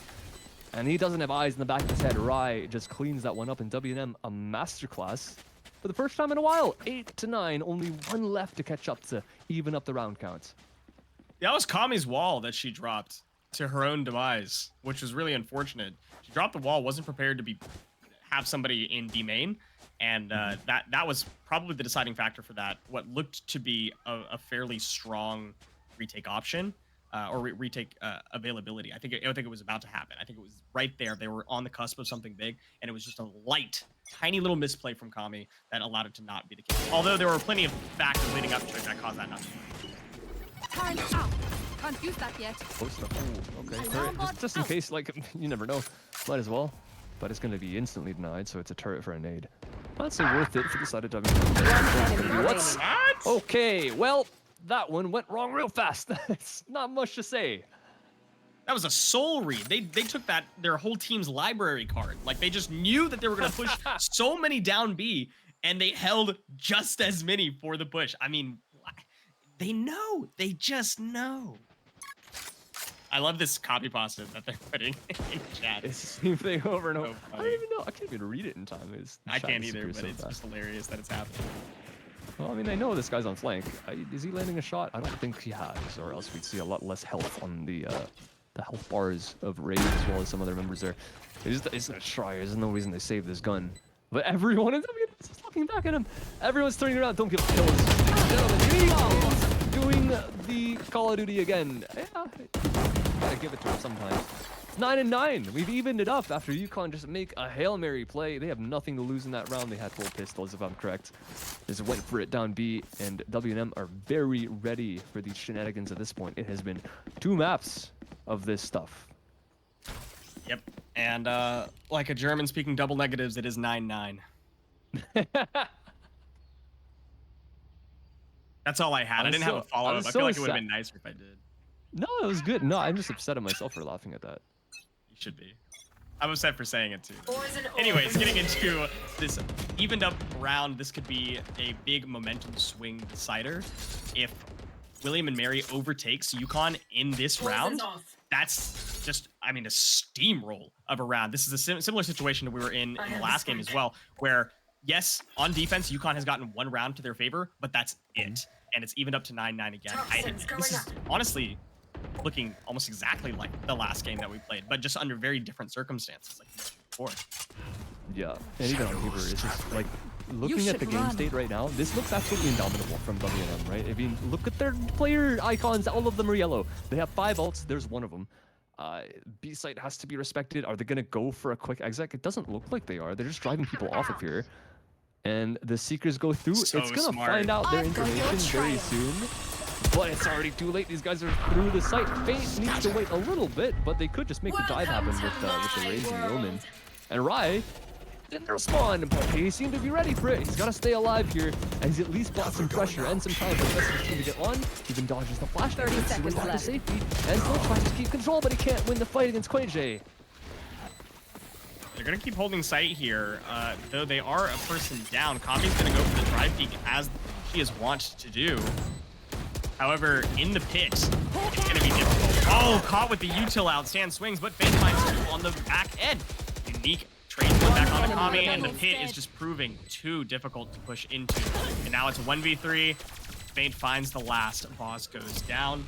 I love that lockdown bait onto B because you could see that UConn's KJ Mike was the sole C player holding right outside of the lockdown range, and then as soon as the lockdown went down, rushed towards B, leaving C entirely free and clear for William and Mary to walk onto, and that's what secured them in the round. Fantastic stuff. Momentum is massively in William and Mary's favor, especially with those honestly pathetic looking buys from the side of UConn. Desperate. Yep, there is a Marshall on their top frag. 25 for Quadra. He's doing very, very well so far and needs to land some absolutely stunning shots in this one if they want to have a chance. But they're going to go quick outside the same main. Already very, very close. And the Sky. The Sky's going to instantly fall. It doesn't look like Quadra is long for this world either. He's stuck in this corner. Does land one stunner. But that is all they're going to get for the round. And now with the smoke going down, they're just going to make their way through tree. It's going to be simple stuff from here. And UConn, even after those heavy investments in the previous round, don't look like they have too much to say about this one. Shadows traveling. They were trying to dog through to make sure that there wasn't somebody holding with a judge, but alas, the player was not close by. But Sheriff player is. Stan grabs one onto Rye, throws out the paranoia, but Box is going to be just safe enough. SHK throws a flash, and Unique is able to grab Stan. Kami is close by. I don't know how she got through so quickly, but all of the defenders of the bomb, I should say, the post-plant attackers are holding in tree, and a judge is approaching rapidly. From that range, it's going to be difficult, so I think you just hold tight and wait for them to swing onto you, which they're going to have to do, and there's one. Kami grabs two. Kami grabs three, and a massive turnaround for UConn to take that round and even it back up to 10-10. Pathetic buys is what I said before, but it worked, and now they're spamming the bomb because what else are you to do but BM? And that is the thing that worries me a little bit about WNM, because you could say the buys, but then again, it is, they only have a bunch of sheriffs, but UConn, I've mentioned it 10 times in the past 2 seconds. These guys can aim, they can shoot you in the head, and it doesn't matter what weapon you have. 90% of the guns in this game will shoot you and kill you in one shot. The Marshall being the opener, great job by Quay J to get one, and then also the sheriff coming back through for both these guys, and even dropping the guns inside A main and throughout the entire grass spot. If you lose one member, you give a gun over, and just start snowballing one by one. And now even look at the player icons for UConn this time. I was about to say before, the thing that they have to go off of in the previous round is that WNM spent 4 ults to win that one single round on C. And now UConn are the ones with 4 ults to go in this future. And it doesn't look like they need ults to win rounds, right? They don't even need weapons to win rounds. They can just go in with sheriffs and they can make things work because all it takes is a click. That's it. And you start winning. Now WNM, they're the ones that have to do the same. They have a little bit of a lower buy. I think they still have rifles. I think they have enough of a buffer from a couple as they've been keeping people alive. But Bao's here, first line of defense with the Viper over in stairs. Viper's going to get smoked off. It has to be on the Sky, and he's going to get a quick one before a fadeaway. Great start from Boston. Good one on the opening, hindering a lot of the push that they want to have come out. Paranoia hits nobody. They don't realize that A side is fully clear because there is absolutely no pressure for UConn to get onto site. They have so many ults for retake. They have lockdown. They've got the rocket. They've got hit if they so desire. I mean, there's really no pressure for them to play on site. What they usually like to do is they like to be really far forward so that they can get a few early picks and dwindle the full numbers of who's on the map down before they retake or before they even let their opponents get the plant. But this time they said, we have ultimates. We don't need to do that. Go ahead and plant. We are going to have the advantage coming back in, especially with one player out. With the rocket as well. They expend a lot of ults for this, but it's always worth it because they drive it back into Stan and Kami, and Stan just keeps going and getting all the kills that they need. Absolutely brilliant from UConn there. The combination of all the util. I was going to say that lockdown up in heaven was a bit low quality. It doesn't really drive them that far. But once they pop the showstopper, then everything starts to click into place, right? They have the flank coming out from the Omen, the fake TP going from, it was like back rubble that made 2 people have to go all the way back and look. And with the rocket, you can't play in tree because you're just going to die to the rocket. So they have to get out. And that drives them back into the line of sight of both Stan and Kami coming up from stairs, if I'm correct. So everything in that round, even though it was a little bit like each of the individual pieces by themselves didn't make sense, all of it came together and created an absolute masterpiece of a round. And now UConn come into this with the round advantage and a money advantage. This is a big problem for W&M because without the ults, they have not been too successful in getting in certain rounds. They have to end up winning opening fights, right? You have the Sky giving up some kills inside A main every once in a while, but this time there's backup from the Rays. This time there's also two playing outside C. You do lose Kami instantly, and Stan can't get a trade just yet. Yep, this is going to be a TP out, and that's fantastic stuff. You were talking about how they have an eco advantage, but if you paid attention to William and Mary's purchases, they've been buying full guns, light shields for the last couple of rounds. They are balancing their eco all the way to the end of this game. They want to make sure that they have full buys if they lose this round for the next 2 rounds, which is what they've allowed themselves to do with the light shields. However, if they win, they're going to have a great eco. Granted, UConn's going to be able to have eco as well, but the long story short is they're going to have even eco for the rest of this this match if they lose this round or if they win this round. And right now, it's looking pretty dead even. Sandpine's another one onto Unique. Pause holding down that link area, but pushing through a tree with the rock at the square. Not going to be able to find anything, but what it does do is secure the site fully for William and Mary. With the numbers being even and no ultimates to retake for UConn, this is not their comfort zone for retaking. Gotta make sure they're good at what they're good at, right? All they have to do is I've got your trail. think now it gets 2, it gets both. Great stuff. Now they just have to sit and wait for UConn to run back into their crosshairs, and that great util flash is going through everyone. The back of the site is blind, and Feint comes out of the round with 3 great stuff at the stairs spot. And there's a lot of ones on the scoreboard. I've said this before a couple of times. Usually we see them all on one side, but this time it's spread out across even a W&M up to 11. Like you mentioned, they have enough money for the rest of this half. They're playing the Fnatic strat. Love to see this. We haven't seen this in quite a while. Even over in Champs, I don't think we saw Fnatic doing this very often. But they have enough for full buy. They have enough for full armor. They don't even need to go for the half armor. It's UConn that needs to do this.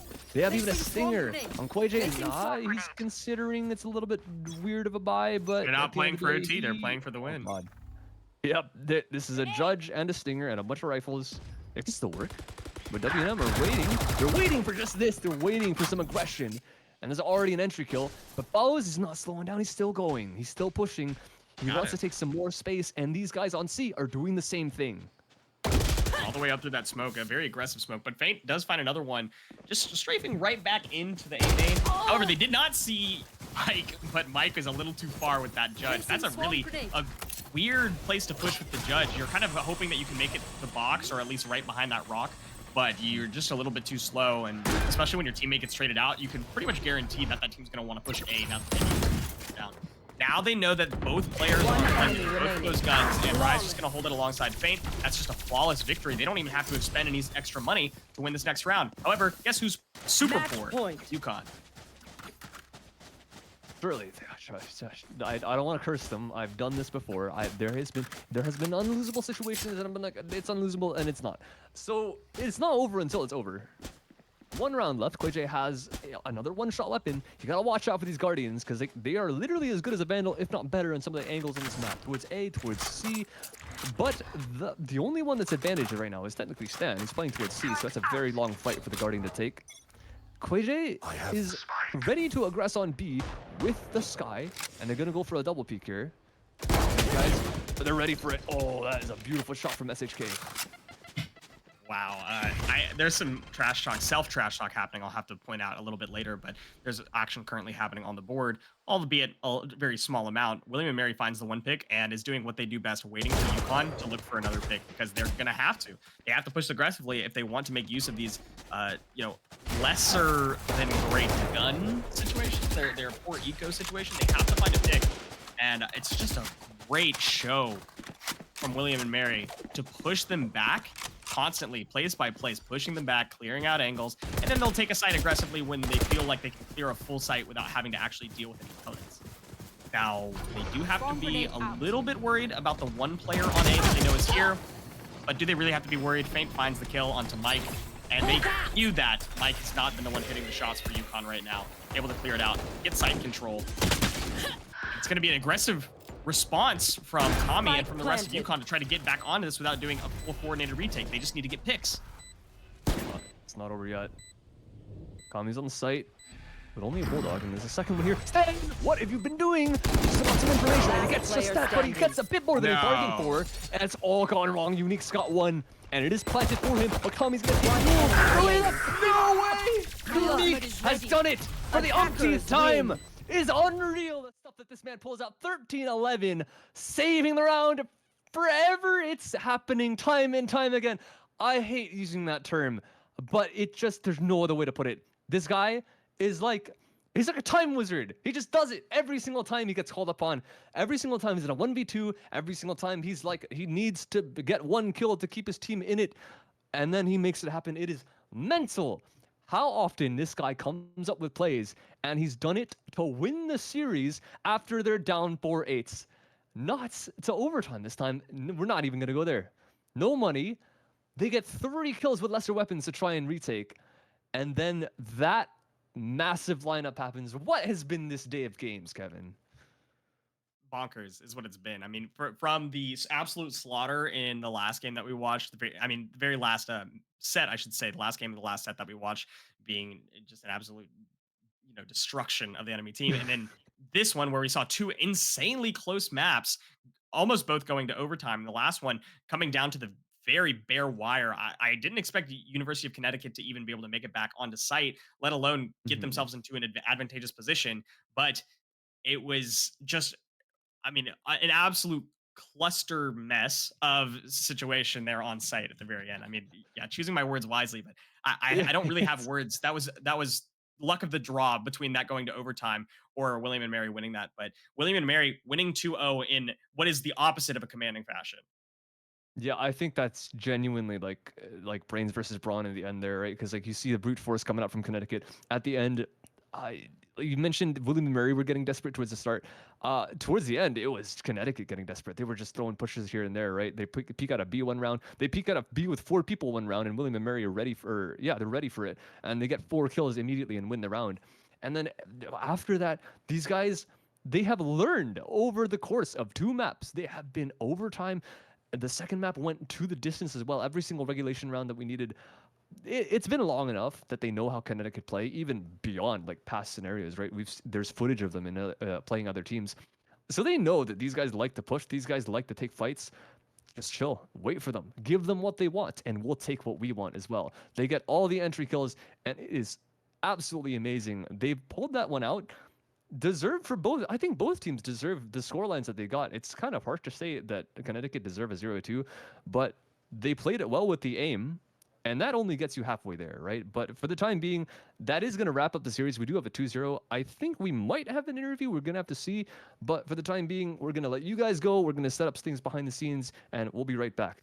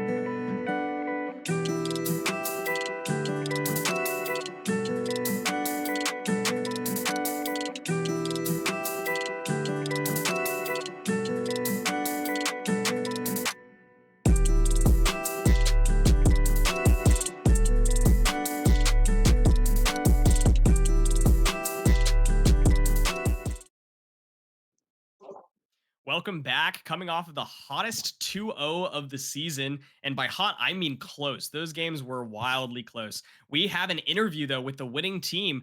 We have Square, I believe, on cam, but we also have the rest of the team in the background. So hopefully we'll be able to ask some questions all around. I know I'm itching to ask some. So let's get Square on cams right now.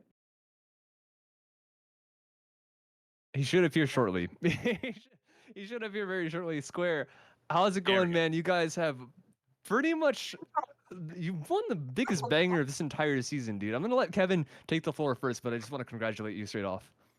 Thank you. Absolutely. Yeah, you guys did incredibly. I have a lot of fun questions to ask, but I'll start with the serious ones for now, which is I want to know how your map pick ban went. Is there? We know that you guys like picking some of these more unorthodox. I say unorthodox, but just maps that other players don't or other teams don't pick that often. Do you guys have a good strategy for that, or do you just want to throw people off? It usually depends on what we've been scrimming during that week and what's been working for us. We don't really have a permaban right now. We have just been working heavy on like Haven, Sunset, Lotus is our biggest cook right now. It definitely should have gone a lot better if our internet didn't go out. We were having internet issues, so hopefully we'll get that fixed. But yeah, Sunset's a good map for us, so we were pretty hyped when they picked it into us. That was good. So we liked all three maps. I mean, we didn't get to play the third, but it probably would have gone the same. So Absolutely. Anton, you have anything to ask? Yeah, no, I absolutely love the confidence. I mean, even going as far as to say the third map is probably going to be the same. I absolutely love that energy. But I mean, speaking of maps, like, what is the coaching staff like you behind? Because I'm pretty sure, because you are all pretty much at LAN, right? You're playing in the same room. What's going on behind the scenes? Like, you guys are very, very comfortable on Sunset. I can tell, it's very clear to see you guys have a very good idea on how to play the map as a macro. And then same thing with Lotus, very good ideas around the board. How hard is the coaching staff and maybe your IGL? I can also ask who the IGL is. Like, how well do you guys mesh together, and what's the process like in developing things for these newer maps and even like trying to lab the older ones? So we don't really have like a coach. We do, but he's like a student that played last season and he was taking a break. So he kind of comes in and like will VOD review with us. As far as IGLs, Sam Faint was IGLing for us tonight. Him and Paris kind of take that part of the team, Paris being UN2Q. So usually what we do, we have Faint calling pre-round, and then UN2Q does a lot of the mid-rounding and the pack mentality. Love that, absolutely. And also, we've been mispronouncing you in 2Q all night, but that's okay. Wait, We've learned for future. It's unique. It's unique. Okay. Oh, great! So then we did it right. Yeah. Yeah. I just like making fun of it because it's a stupid name. Anyway. I love that. And speaking of that, those funny vibes, the chat. We didn't comment on it too much live, but we were definitely watching all chat the entire time. Just what was going on? I know. So Kami hopped into the call for just a moment because there was a little bit of miscommunication about who was getting interviewed. But she was wondering if you guys were taking it seriously or in jest. Nah, they were just yapping, bro. Like when they're yapping, like yeah, it's we're all good. We're all good. No hard feelings, no hate. But you know, like as soon as they start teabagging, like we're gonna start teabagging. They say stuff, we're gonna say stuff. So I will say that they started it. You know, that's just the mentality. Yeah. But yeah, they were being a little weird in chat, I won't lie. That was a little interesting. That was some like Fortnite kid energy, just weird. Yeah. I mean, dude, you gotta be able to back up your words. You know what I mean? So I get you. I love the energy coming out from you guys. Thank you. Yeah. Any other questions? Yeah. Well, I do want to clarify. We do have Square here from William and Mary. The graphic says University of Connecticut, but it's just because they dominated them so hard that they stole their name and their Yeah. Yeah.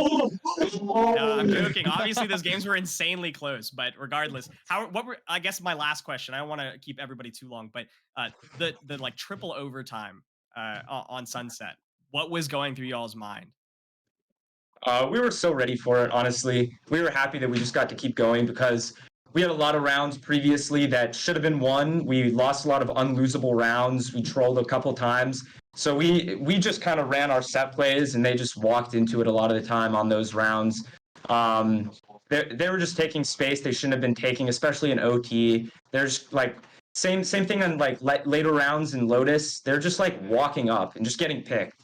They're taking space they really shouldn't be taking. So that's kind of what happened there. Absolutely. Yeah, we definitely felt that. We could feel the desperation from University of Connecticut. They wanted to pick Mhm. every time before they did any sort of execution or retake. Like they wanted to make sure when they were on defense that they got an early pick if possible, or at least dwindled the numbers down. And when they were on attack, they did not commit to anything until they had a pick. So yeah, it's great that you guys were able to recognize that and capitalize on it, not only in the double overtime in Sunset, but also closing out the very clutch last round necessary at Lotus. Yeah, they were Fantastic. definitely feeling the pressure. They were all trying to make that hero play towards the end of the game, but we kind of just defaulted into that and let them make a mistake and capitalized off of their mistakes. So Yeah, Fantastic. I mean, that's absolutely amazing. I think for the time being, though, Square, we're gonna, I mean, last question, last question, do you have any shout outs before we let you go? yeah, I want to say hi to Donald and Gita that are my parents that are watching this. Appreciate it. And my girlfriend Nora that's also watching it. I appreciate it. And I also appreciate everyone in my esports program that came out tonight to support us. That's so sweet. Oh my, that's actually adorable. Love you, man. That's amazing. Square, congratulations on the win today, and to all the rest of the team. I'm pretty sure they can just hear us. Congratulations to you all. Great win, and we're gonna let you go. Have a good night, guys. All right, thank you guys. Have a good one. And thank you everybody for coming out for this game. We are going to throw it to a break here in just a moment. We're going to be back very, very soon with our last game. Anton will be continuing on with you. This is my last cast of the evening for EGF2. But thank you all for joining us for University of Connecticut versus William and Mary, where William and Mary, again, despite what the graphic says, took that 2-0. We're definitely, going to get that fix in the post with the actual schedule. But in any case, I'm going to let you guys go, and Anton will be continuing on with later co-casting for our last game of the evening. Take it easy, guys.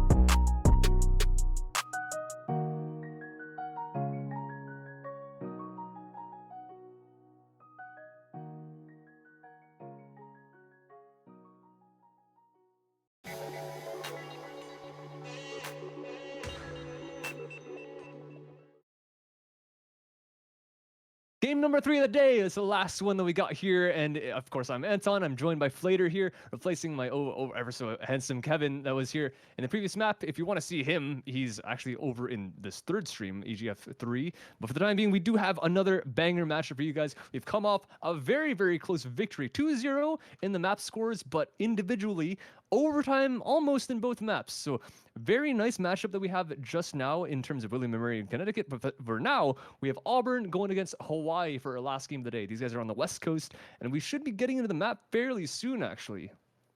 Absolutely exciting game ahead. And Anton, I'm going to be perfectly honest with you. I was going to grab myself a cup of coffee. I was like, you know what? This is going to be game 3. Kevin's going to stay here for a while. Let me just go quickly. And, I get a call. I'm like, no, game 2. It's done. We're back.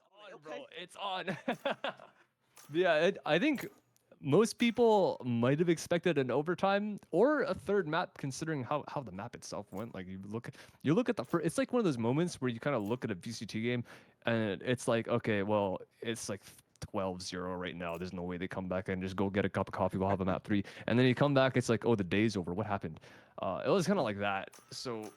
Understandable. It was a bit quick, but kind of thank goodness, because it's kind of late already. We're starting at 11 p.m. on the East Coast, but these guys obviously in Hawaii and Auburn over towards the West. This is prime gaming time for these guys. These are ready and raring to go, and you can even see they're almost all locked in. The only ones hovering being the Fade and the KJ. The Fade being interesting. This is not something I see a lot of Lotus. I don't know about you, Flater.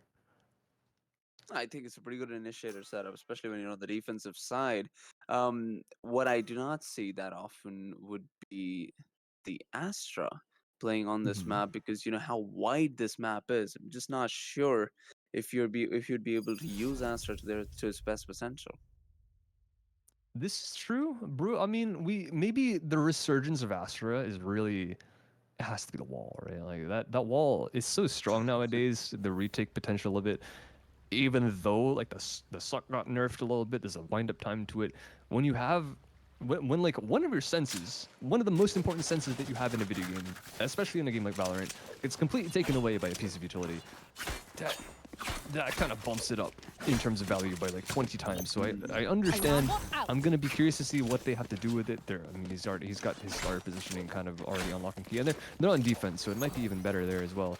But yeah, it's gonna be curious. Of course, being in Hawaii, the ping is gonna be a little bit of a differential between these two teams, but there's nothing you can really do about it. You can't put a server in the ocean, unfortunately. That'd be great, but until we find the technology to do that, Broom is gonna have to react quite fast to be able to hit these smokes in time. So we'll see how much this team can do on the defense.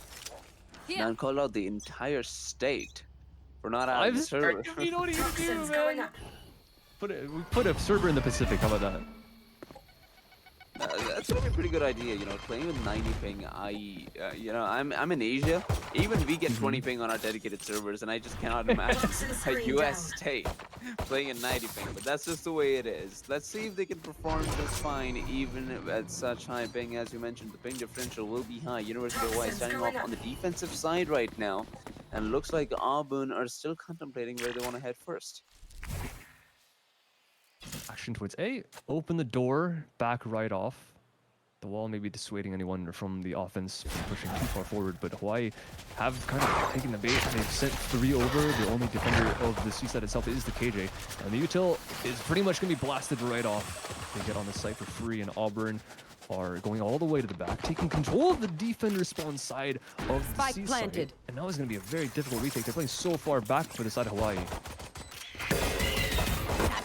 Oh my god, flashed away. Broom, however, is there for the save. Lurk's gonna find one for himself. Lurk's gonna get 2. Finally being taken down by Proxy. All of this action going taken out over at short. Well, Kazi and Earth back to the rescue. It's a 2 versus 3. Caves. Last The spray player down from standing. Ghost was not gonna help out just yet. Seven's gonna take down Earth, and Brew is gonna bring Race to the ground there. 1-0 on the board. And it is Auburn starting us off with a bang. Nicely done for the offense, just getting the bait onto the A site and rotating all the way back, playing the map to its perfection. Now even going for the full investment too. Lurk has the Guardian, Poison even with the Guardian, even without a kill, which means he's gonna be very low on money. And Calypso and everyone else going for the Bulldogs, and no one on Hawaii even wants to try and touch that kind of thing. They're full eco, no one's bought any armor, well, probably just utility in the back pockets. It's all good for them. So we waiting, getting some information outside. Very standard, eh? Sevens is gonna keep that nade. You're gonna get healed right after. That's the kind of healer that I want in my team. Unfortunately, it's just not something you deserve in solo queues. Well, Schubert's A and a heavy one as well. K's flashed. No One one enemy to remaining. work with. Surprisingly, Levi still gets one for himself before being taken down, leaving Wave to Earth, being the last player alive here. But just a classic in his hand. Yeah, Spike he can close this. Oh, I mean, nice try. You could dink. Classic things. 2-0 for Auburn, keep it clean. 1 death and maybe some armor rebuy on Lurk, but that's pretty much it. And because they did end up bringing these Guardians from the previous round, this isn't the worst bonus in the world. They're going to reinvest in the Bulldogs because of how successful they were in keeping their members alive in round number 1 and 2. And Hawaii, now they're, yeah, this is just standard stuff, right? Fully invest in the third. Hope that you can end up taking this with the weapon advantage, but honestly, in this map, I wouldn't even completely give the advantage to their side because the Guardians do very well towards C and A. But it looks like it's the opposite. They want to go towards the middle of the map. They get spotted out once by the Prowler, and they still walk up slow. There is a little bit of info that Hawaii have, but they're going for a little bit more as they have this jiggle peek outside the C site. But other than that, they are going safe as KG. B to prevent anyone from walking in, so they're very content with sitting back and stacking A or stacking C. Just with a few shots, it pulls a couple players over, and now there's attention being showed towards B main, where Auburn are kind of looking towards. They're just honestly prodding everywhere, and they don't exactly know where they want to go yet, but it looks like they want to end towards at least the B site as these guys work towards the door. You know, it's always been this way. They've always gone for those split plays. You know, definitely not sticking to a single side. But B push has been committed. Oh, that one player is gonna do a lot of damage. I'm surprised he's sticking it. Levi is gonna get the kill over the poison there. 4 versus 4. 7 in a great position. Last Breaking player straight down. He's gonna standing. get 1. K's on the other hand gets 2 as he rains fire, pushing in towards short, leaving Lurk to be the last player alive. Falls down, the Guardian in his hand. Can he get 3? No, he cannot. That's a fever dream. He will get 1. However, the first round for University of Hawaii comes through. Able to recover these weapons as well on the retake. And the defuse on the Kaze, getting one closer to that showstopper.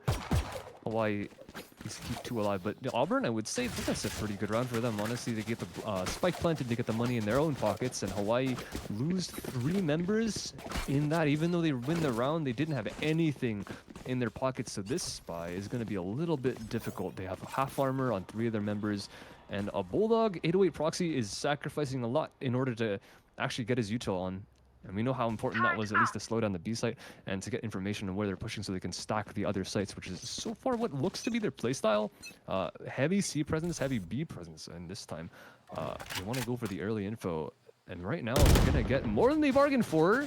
And in fact, they get a kill, which is great for them. But a lot more information towards C, and they go right back and ready for the defense. Well, that was actually one of the players spawned who got taken out from the players pushing B side. Well, good on the defense. All that they want is to dwindle the numbers before they can enter any site for that matter. 4 versus 5.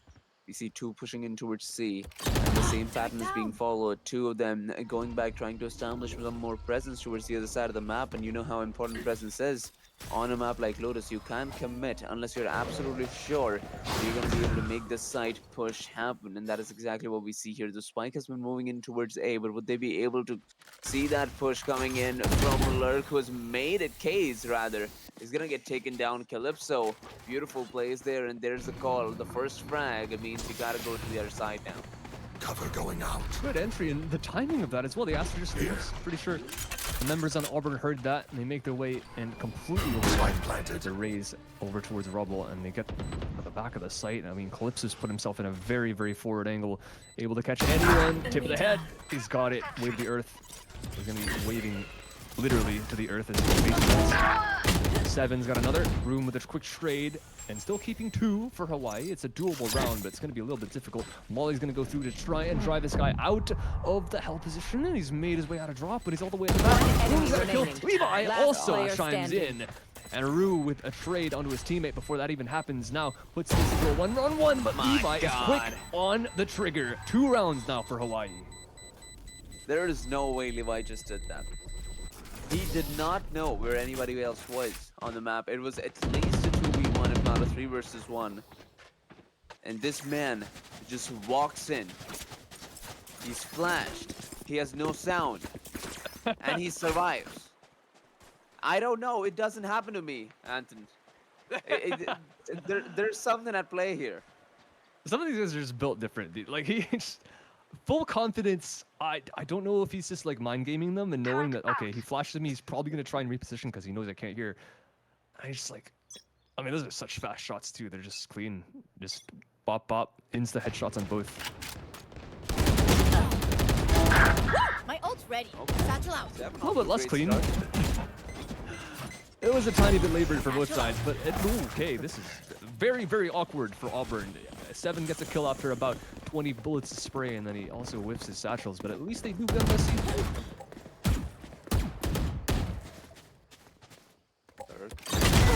He's Lurk. He's gonna get a couple more for himself. That flash is gonna help him. Oh, Broom, the flick of the wrist. You gotta learn from that. Quick headshot there. Over to the Killjoy, leaving us in a 2 versus 4. The bomb is down. But here's the question. Proxy. Shazin, he's got 1. 2 versus 3 now. Would they be able to make this retake happen? Time. Spot. Eclipse is going to back up. They kind of know that they don't need a pressure at all anymore because he spotted both, I would assume. They're so confident that everyone is here. And they know the time is ticking solo. Hawaii can't get back into this. They don't know where anyone is. They shouldn't have any util to make this retake happen. And there's a Viper smoke on the spike. That round is lost as soon as the B play happens. And yeah, it's nice they got the kills and spawn. But there's nothing else that can come from this. And that is a spike explosion. That's 3 kept alive for Auburn. Hawaii are left with just 2. There's an ult that can't even be used in this round. So saving grace, at least they kept 2 rifles, and they have a little, but no, they have no buffer. That's so rough. They obviously the people that stay alive can't get money, right? They got 1,000 in their banks, but no one else has anything to be able to buy up in this round. So they're gonna go into it with 3 rifles. They have 3 ults, which could be something. I would assume Viper just solo ult C. Other than that, this is gonna be real tough for them. And you know, this is the thing about a Lotus. Right, you leave a site for a fraction of a second. You leave it for a glance, it's all over. The control's gone, they've got the bomb down, 20 seconds to the bomb is already done. That's how it feels when you're on the other side of the map with Lotus. And that's what they were, you know, only like 2 players over pushed towards B side, nobody at C. And we got a very vintage look here at the game for just a bit while we try to get this sorted. How do we feel about University of Hawaii now that they've had a little more headway into the game? 3 ults. So their ult economy is actually not bad. I would say it's pretty decent compared to some of the teams that we've seen before. But Auburn are actually looking pretty decent as well. They're going to spend the showstopper to try and get on the C site, and they do find a kill on the Soto KJ that's still there. I was mentioning that they might have gone for the ult of Viper, but no, they actually spot some people at the early of the round, and they just leave it, which means they just get on the site for free. They spend an ult for it, and they should get another kill. It's a bit awkward, but good enough. Spike gets planted, and it's a 3-on-5 for the retake. And Hawaii have not had on their initial hold so far. Where are you? No, they have not. And in this position, the only pistols to work with. I don't see a world where they're able to retake this side. Wait for it. He's gonna get 1, but that's all he's gonna get, and that's all she wrote for this round. 4-2. A quick victory.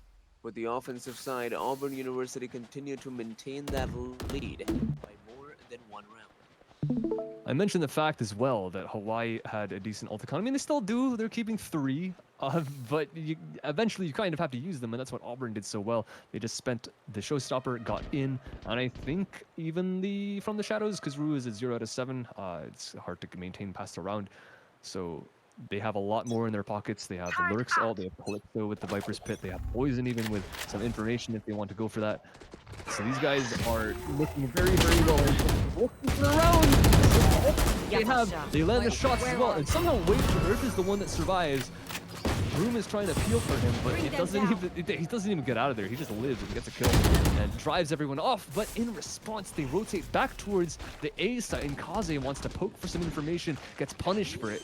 And everyone in Hawaii is just left shell-shocked as Auburn goes to the plants. There's an ult going in through this time for Hawaii. And they know the 7's all the way back here. Gets bit by the Prowler. How much can he do? Because his teammate falls. One enemy remaining. And there's only one left for Auburn. How is Wave towards alive? I have no idea.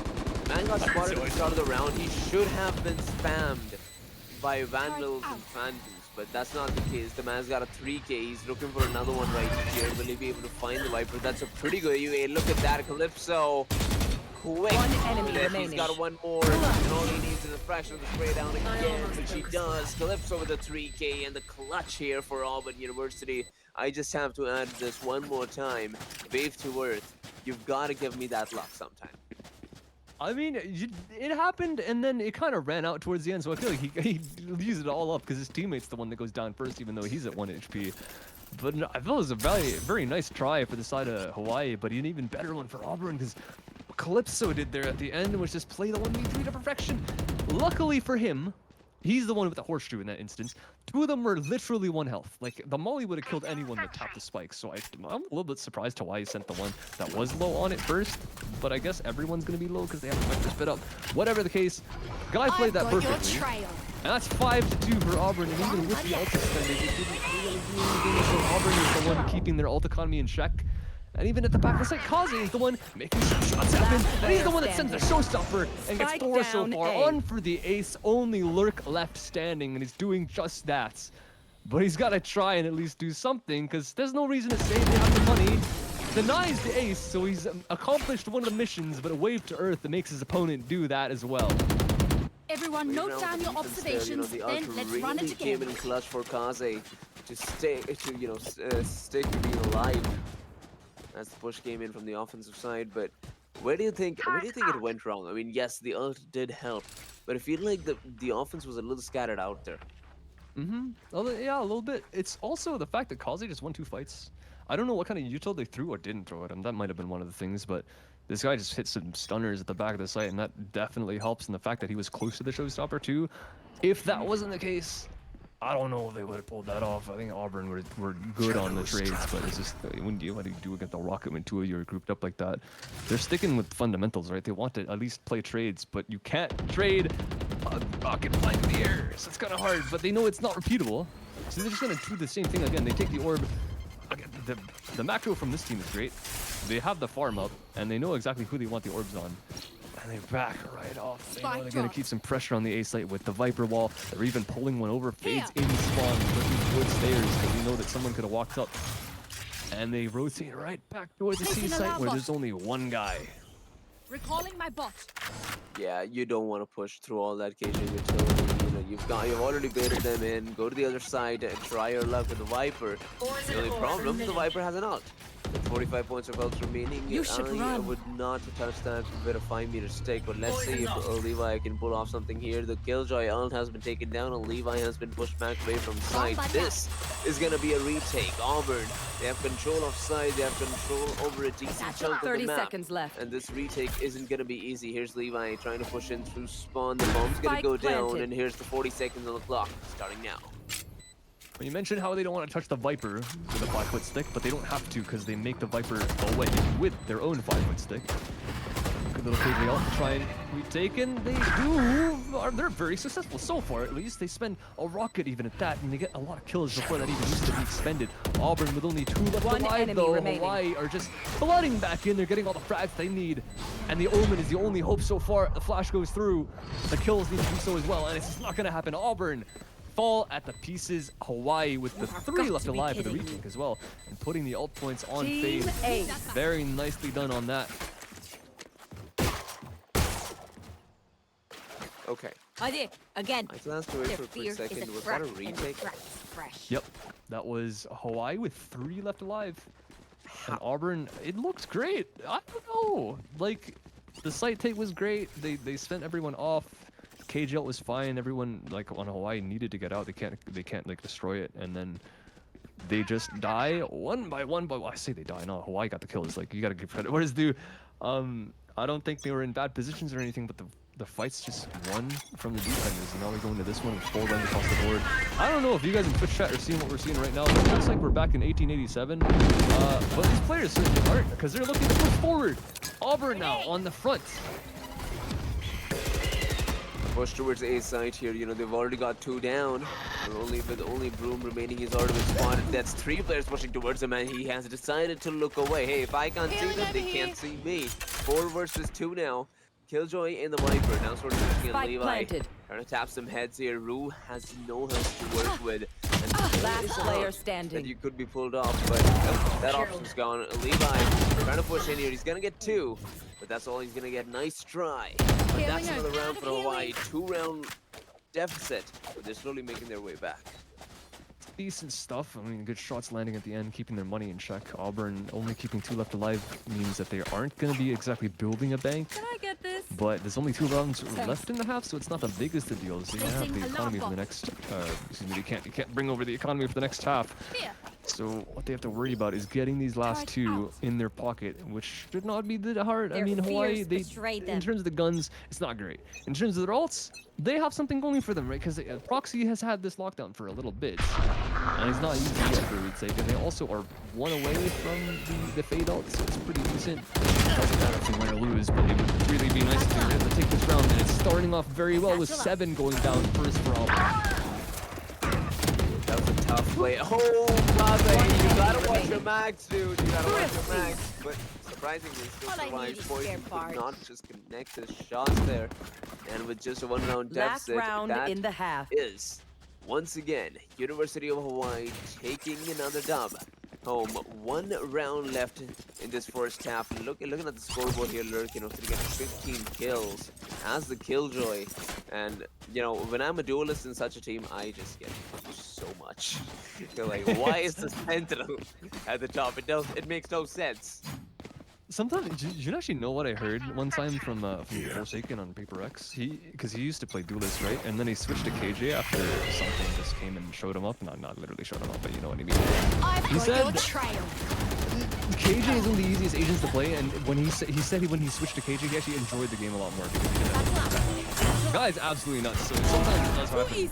When you're on one of the default Sentinels, right, you can just focus on your gunplay like Broom is doing and land those kinds of shots. There's that much to think about. And when you're on a raise like that, when you're out in the open, it's so difficult to have all these things coming at you, and you need to really be on point. So good entry, can't get away, and that puts him in a 3-on-3 for the retake. And this is where the ults come through for Hawaii. You've got to be the one to break through when you're the duelist, when you've got to be the entry fragger. And having the ability to just, you know, sit back, relax. 1 enemy remaining. You playing the late game makes sense. Last That's how player mostly it's been standing. done. Oh, wave to earth. Trying to find a fake here with little bullets to his name. He's still gonna get that final kill, and the first half is gonna end with a 6-6 scoreline. University of Hawaii, I believe, have taken the last 3 rounds in a row. Few with retakes, few with just pure domination. This was the former. Switching and a great way to get that first half done with. The One wave dream is ends, gonna take it up to another 6, begins. and we see the side switch.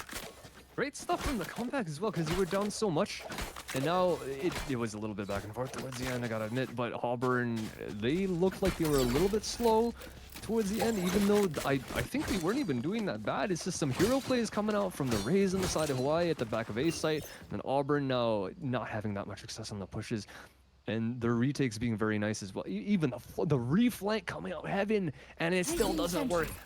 It's just the individuals from Hawaii now stepping up and getting the kills and stuff like that. Everything is looking so nice. I don't even know what to think coming in the second half, because it's so difficult now for Auburn. They're the ones that are on the back foot. Hawaii, they're taking initiative towards the end, and that's exactly what they're doing. Now they're straight to the B site in the first 10 seconds of the round. Oh, no kill, but control is all you need. Kaze has done his job of getting his team into sight. And with that, they've got all the fuel in the world. What's interesting here is going towards B on a pistol round. And, you know, I've seen a lot of teams go either for A or C, and it makes sense, right? Because that's how difficult it is holding down B, and you can see that right here. Calypso has found one. They're looking for the defuse. There's the defuse coming in, and I believe it will go through. One enemy No way remaining. they're taking this back. The 2 versus 1, and there it is. This is exactly why you don't go for B side. You're gonna get shot at from multiple angles, and you don't have enough utility to stop them all. This is why people don't prefer B on pistol rounds. Yeah, that's it's a difficult situation for Hawaii because I think they know they need to make a play, but they're all just kind of dying at the choke points. They can't manage to find the frags, and Auburn just come back in, and it's a very easy retake towards the end when they come back in through B main.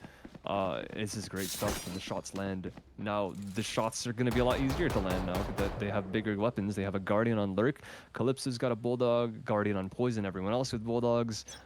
And it's not a full eco. Hawaii don't do what they did in the first half where they just went for full pistols. They actually have sheriffs and stuff now that try and make something happen. So I respect that on their attack. They know that they can't just wait for opponents to walk into them. They have to actually land some shots to try and get in the sight. Don't want to just fall over and give this round up for free.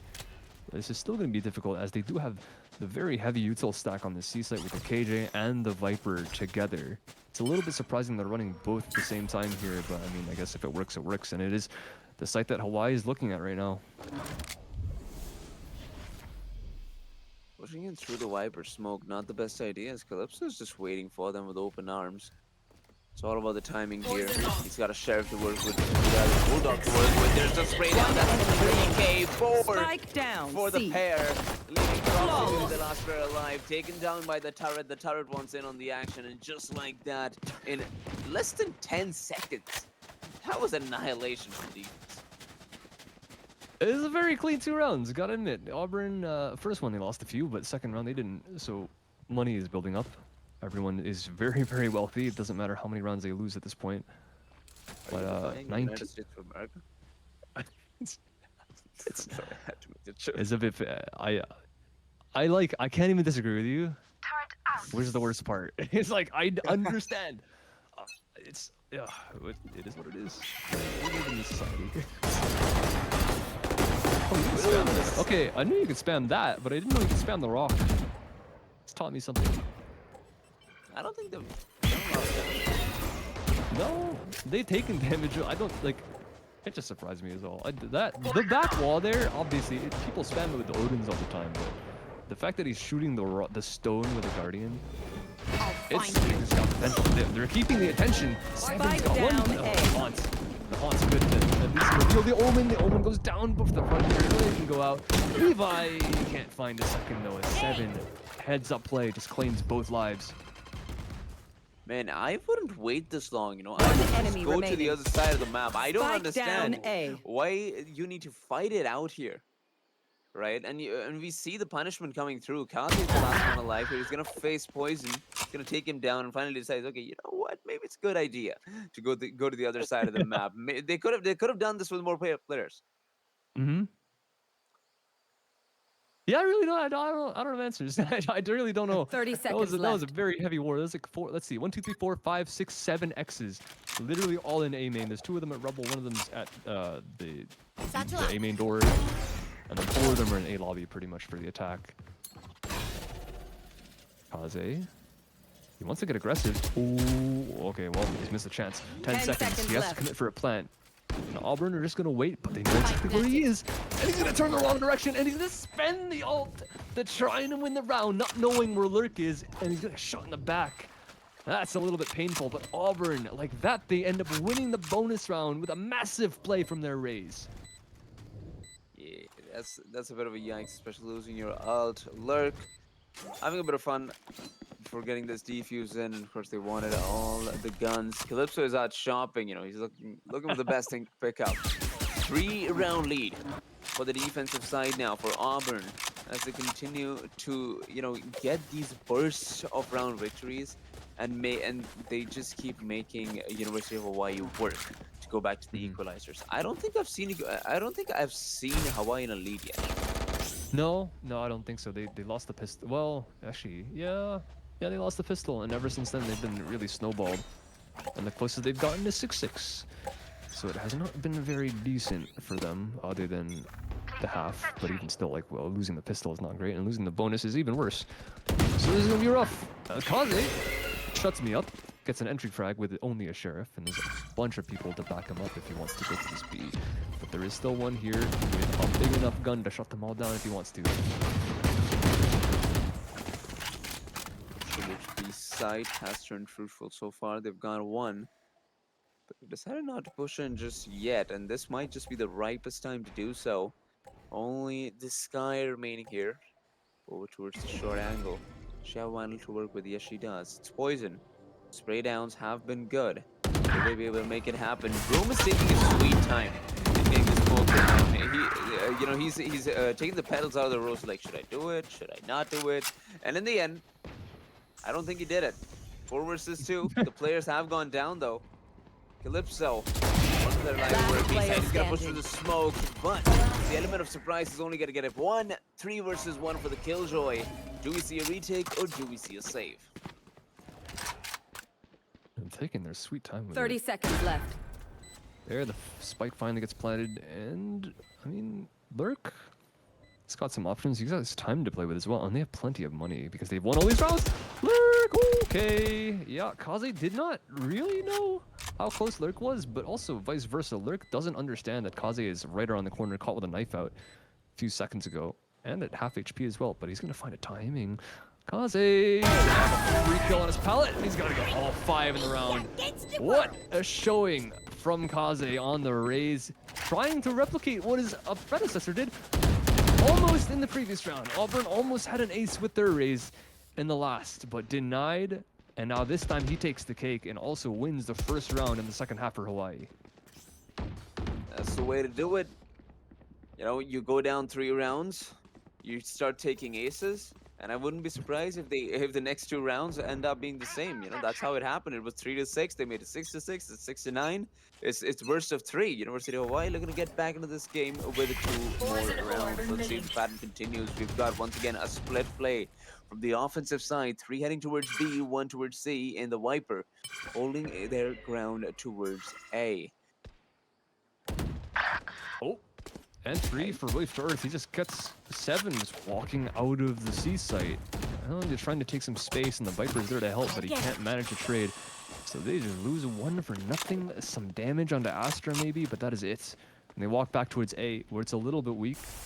There's 2 here, and with that shot, does it pull KJ over? He's pretty content with just watching the D site for a couple more seconds, but with the door opening, we are going to start rotating in Hawaii. I'm making the decision to use the KJL, and Poison is now in a world of trouble backside. Oh yeah, getting you in a single kill will be great here, but Levi's gonna take him out of his misery. That is 2 people still in the out, finally out.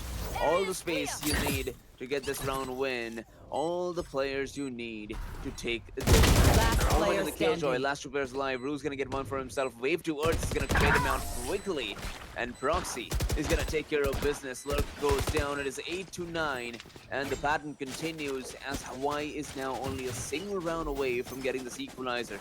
And, you know, I really love the play. They got the kill over to C side.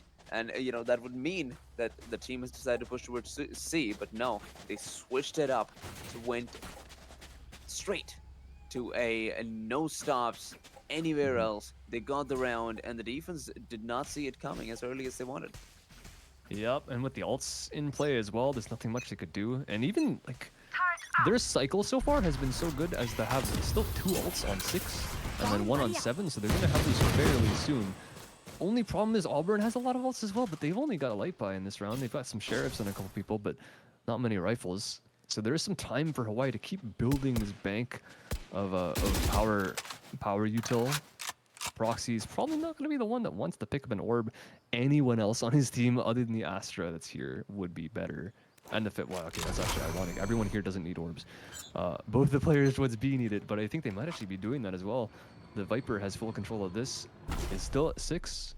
So that means the Raze has an option to pick up a showstopper for either the end of this round or the beginning of the next. But it's going to be a C-state both ultis so far that they do have. And they make their way on. There's a trade back and forth, and Calypso gets 1 with a molly, but that's it. And everyone else has to back off. Oh! Oh I didn't my even notice god, Lurk was in front of Lurk. the wall. Yeah, these kills that can be the most annoying sometimes. When you enter the side, you think it's clear, Lurk pushes out of the wall, doesn't care about anything else in the world, goes for the kill. Annoying, 30 seconds to say left. the least, but hey, very, very efficient. Let's see where the offense goes, decides to head next. The ult has been pulled out, and that means they've decided to go to the other side of the map. Other side, not so much, but B, definitely so. The Omen might see it coming One though. enemy Trigger to get remaining. one and decides to go for the Spike one down, that B. comes last. Wave towards 10 is gonna go seconds left. down. Find Actually, he's gonna take down Lurk. Mark And one. with 7 seconds remaining, I don't think you can pick up the spike and get this round win. The pattern has broken. Hawaii was denied the equalizer. And once again, it's Auburn continuing to take the lead. Rue, the absolute savior of that round. Honestly, it went south before that, but if he doesn't get the kill leading into the B site, that could have been very, very wrong. Because these guys are actually on the B site. Like, they made it on there. I say these guys, mainly the Fade, because his teammate didn't manage to get on before he got shot in the back. But yeah, this is well played. Well, good positioning from the entirety of Auburn to make that round work, even with the lesser weapons. Yeah, they had a Guardian and great from the KJ to get the kill on the C site itself. And then they drive him away. But with the alt presence from Hawaii as well, that is an absolute disaster that Auburn actually manages to pick up that round with a light buy, with 2 alts expended from their opponents. And they themselves didn't spend that much in their own pockets. They've kind of got a free road all the way to the victory at this point. They've only needed 3 rounds, and Hawaii, they're not that far behind, but their economy is in a position where like Auburn can kind of have a bye for the rest of the half, like no matter what happens. And they have win conditions for the rest of the half as well. Even if they don't have a bye, they have ults they can work with. They have From the Shadows, they have Viper's Pit, which works even more with low economy weapons if they need it, which they probably will not. But they also have Seekers, so that works well with weapons or without weapons, whatever the case. It's just like Hawaii need to win this round, and if they don't, they're kind of in a world of hurt, because all they have going for them in the next few is going to be a showstopper. But Auburn are taking initiative and just walking out of B site, Spike getting the down, spike B. down right off the start of the round. And that is difficult. They've gone for the buy this time. And as you mentioned, the economy's already down in the drains. Losing here means they've got no economy for the rest of No charges. possibly this game. Let's see if they can make something happen. They do have spike control still, so that's the plus. Viper has pulled out the ult over at A side, so that's out of the question. Where do you decide to go next? And you know, if they manage to if they do lose this round, the best bet they have in making the comeback is this Viper ult, and I believe another ult that belongs to Killjoy. Both of them very close to their ult points. So they've got to make something happen. I believe it's not the Killjoy, it's one of the duelists. But they need something here. Getting this round win is absolutely crucial. Will 7 let it happen? A trade comes through. It's a 2 versus 3. 30 seconds remaining. Going towards A side was possibly not the best decision, 30 as they seconds do left. realize it right now. Going towards B, however, now that's One a different enemy story. They remaining. could do so. Calypso, however, decides to peek out. Decides to do a little something called a sneakeroo. But even then, Calypso is still alive. Proxy is still Placing alive with swarm grenade. few points of health. Swarm That Molly grenade will do out. some damage. 13 seconds left. Lurk is gonna flick it to the head. 8 to 11, and with that Killjoy differential, it is the defense only 2 rounds away from taking this game 1 home. Oh, honestly, gave him a little bit of a chance with the molly there, as KJ on Hawaii does actually get off the plant. But yeah, that's a tough one. Towards A, even with the wall hacks inside a tree, somehow 7 gets a kill. That really should not be happening, but great on him for even getting one before going down there. That is absolutely amazing from the side of Auburn. Now, once again, it is a buy. It's not the most healthy buy in the world, and especially with the guns, I would have preferred them on other players. I would think that the judge would be very good on the Raze, but instead, the Raze is a rifle and Wave to Earth is the one holding the shotgun. Good thing for them is they're kind of walking into a weak site with KJ. There is stuff here, and now Kaze is kind of stuck in CT. Oh, okay, the molly isn't exactly where it would be, but they push up into heaven, and they have a lot of space right now. And even in B main, does it work? And Broom has done exactly what has ended them their own round a couple rounds ago, and he's played behind the box in B. And they've got a man advantage and a little bit of a health advantage, and they have guns to play with as well. And Calypso, there's no way he checks this corner. Free kill. Oh, does he get traded out though? Yes, he does. One Poison. enemy He remaining. should be able to get one more. Wave to Earth was vulnerable. Unfortunately, he was going for the reload. And with that, it's a 2 versus 1. Rue has got all the health he needs. But all he needs right now is a patience One and valor. enemy remaining. Valor. He has patience. That's amazing. Rue, 7 points of health. Will he be able to make something happen? There's always the fact that you can still go for the defuse, which he is doing. He's got half. He's going for the full. He's going for the 360-degree spin, and he'll get the clutch just like that, bro. Unable to stop the Omen defuse, Match and it's point. Auburn now only 1 away from victory. That is so unlucky for Broom. He had the concuss, he had everything to work with. But the pings in the end were not enough to get the frag, and Omen, getting that first Rue, rather, getting that first half defuser, all he needed to do was stick it out. That is definitely a little bit unfortunate. I think Broom might have been a tad bit nervous towards the end there. You can even see he ended up using the pull a little bit early. As soon as the tap comes through, didn't manage to count it. A 7 doesn't need to count, doesn't need to do math when he has aim like that. This guy just shuts down the Rays in the middle of the satchel, trying to exit from Hawaii's A site. That, I mean, dude, that's kind of really testament to how Auburn has been playing this entire time. This is just absolute domination in terms of aim, and also in terms of like map control and stuff like that. Levi tries to answer back. There's one more guy here. They kind of know where Rue is. There is the ping, but being the Omen, he can get out to safety, and he's done that. But he gets shot through smoke. What is that? Okay. Hawaii keep it even, 3-on-3, with a Viper's Pit, so this round is still doable. There's only one guy here. The Skies over and drop. The other two are nowhere close. They drop the pit. They're going to try and plant somewhere unorthodox likely, but Poison's going to play forward, and he gets the kill straight through it. More chances for the Skies defense, and he's going to keep spamming. Last player standing. Especially in these vulnerable states, you gotta keep spamming, right? There's no way you don't get any kills here. 1 versus 3. Roxy, he can't see, but Poison sees his head and takes him down, and it's Auburn taking the first game home. 13-8 is the scoreline. The equalizer did not come through. The second half just not going in favor of Hawaii. But hey, the first half was close. Unfortunately, could not carry it over onto the second. Where do you think it went? Where do you think it went more wrong, or I'm going to say unpleasant for Hawaii as soon as they headed into the offensive side? Well, honestly, I would say it didn't even start at the offense side, right? It started towards the defense. Even though it did end up 6-6, it was a lot of recovery rounds from Hawaii that ended up pulling it back to that even scoreline. And then as soon as they got on the attack, they kind of showed their weaknesses. You can say that, but honestly, Auburn showed their strengths. They showed exactly how they want to take control of the game. When they win the pistol, it's like, okay, they won the pistol, they won the anti-eco. And then the bonus round where Hawaii ended up spending so much, and then Auburn, no, it wasn't even the bonus that I'm thinking. I'm thinking of another round that's later on. But the fact that they can win these rounds with lesser buys. Oh yeah, you know what the bonus was? It was Rays walking up A, getting 4 kills of the Bulldog against a bunch of rifles. That's what happened. And then after that, another round where they were down on Econ, where they have just Sheriffs and Stingers. They pushed these guys out. Well, they had a Guardian, of course. They pushed these guys out of C after they spent 2 ults. And then back towards B site, they have their positioning on lock, and they play in B main.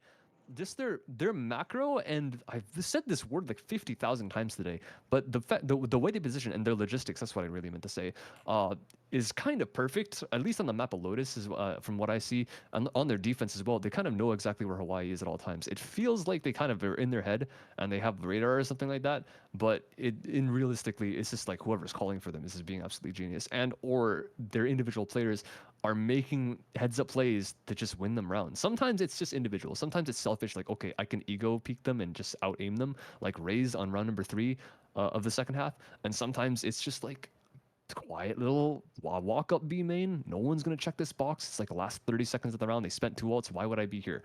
Stuff like that. So this is great decisions from Auburn across the board. And it wasn't even like that far apart of a scoreline, right? Hawaii did get 8, so they showed that they could play. Auburn was just that much better. catching them off guard was definitely one of the most important factors heading into the defensive side. And be it ego or calculated, it doesn't matter. It worked out, right? And sometimes that confidence is all you need to take the game home. However, I do want to see how this works out on a map like Bind, which is going to come up next. Can you make those peaks again now with such close angles? Because it's not going to be as easy. Lotus is a wide map. There are not a lot of places to hide here over at Bind. So will Auburn be able to continue that streak? We will find out soon enough after a quick short 5-minute break.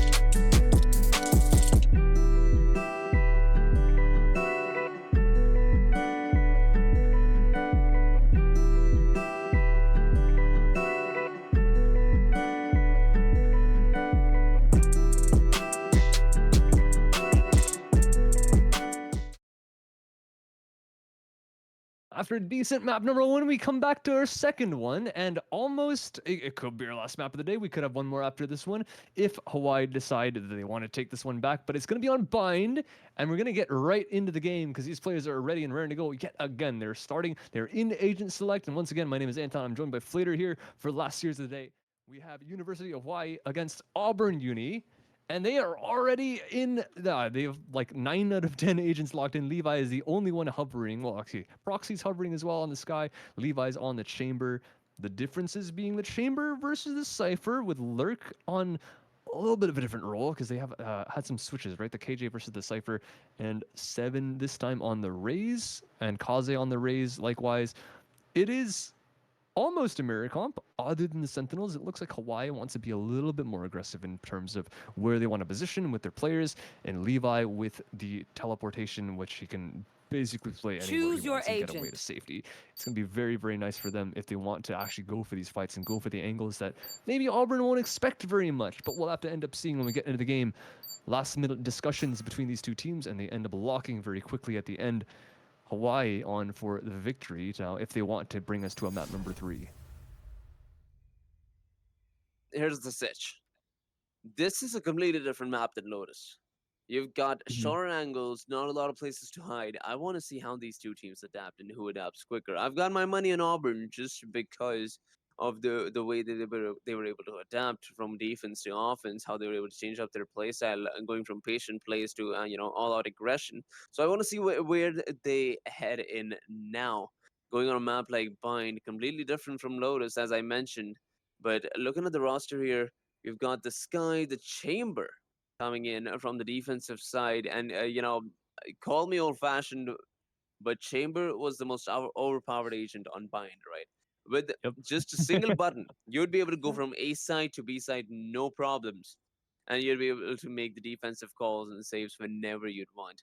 Unfortunately, you can't do that anymore. Valorant isn't the same game, but they've still got the agent. They've still got Chamber picked up. That Deagle, the extra few guns could be very helpful in these early few rounds. Oh. It looks like we do have a crash. One of the players on Auburn seems to have not made it into the lobby, unfortunately, but we are going to get back into the game as soon as we possibly can. But yeah, like you mentioned, the Chamber, dude, this guy, I got to admit, like, that was one of the reasons why I made Chamber on that map, is because you can just be everywhere at once. And he might not be able to do the same thing, but he still has some utility, especially with the recent, well, I say recent buffs. The rebuff that they gave him with his trip range is quite nice, and the fact that he can still, like, I think the stuff that they did with what his teleport can do and the mechanic difference between like 1 TP and 2 TPs, now you can do stuff that you couldn't do before because of how the TPs work through walls and different elevations.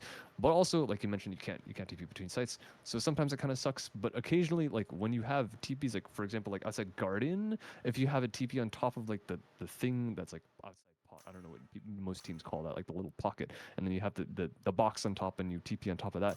You can peek like long B, and then be safe on top of that when they get to the site, which can be really awkward for some teams.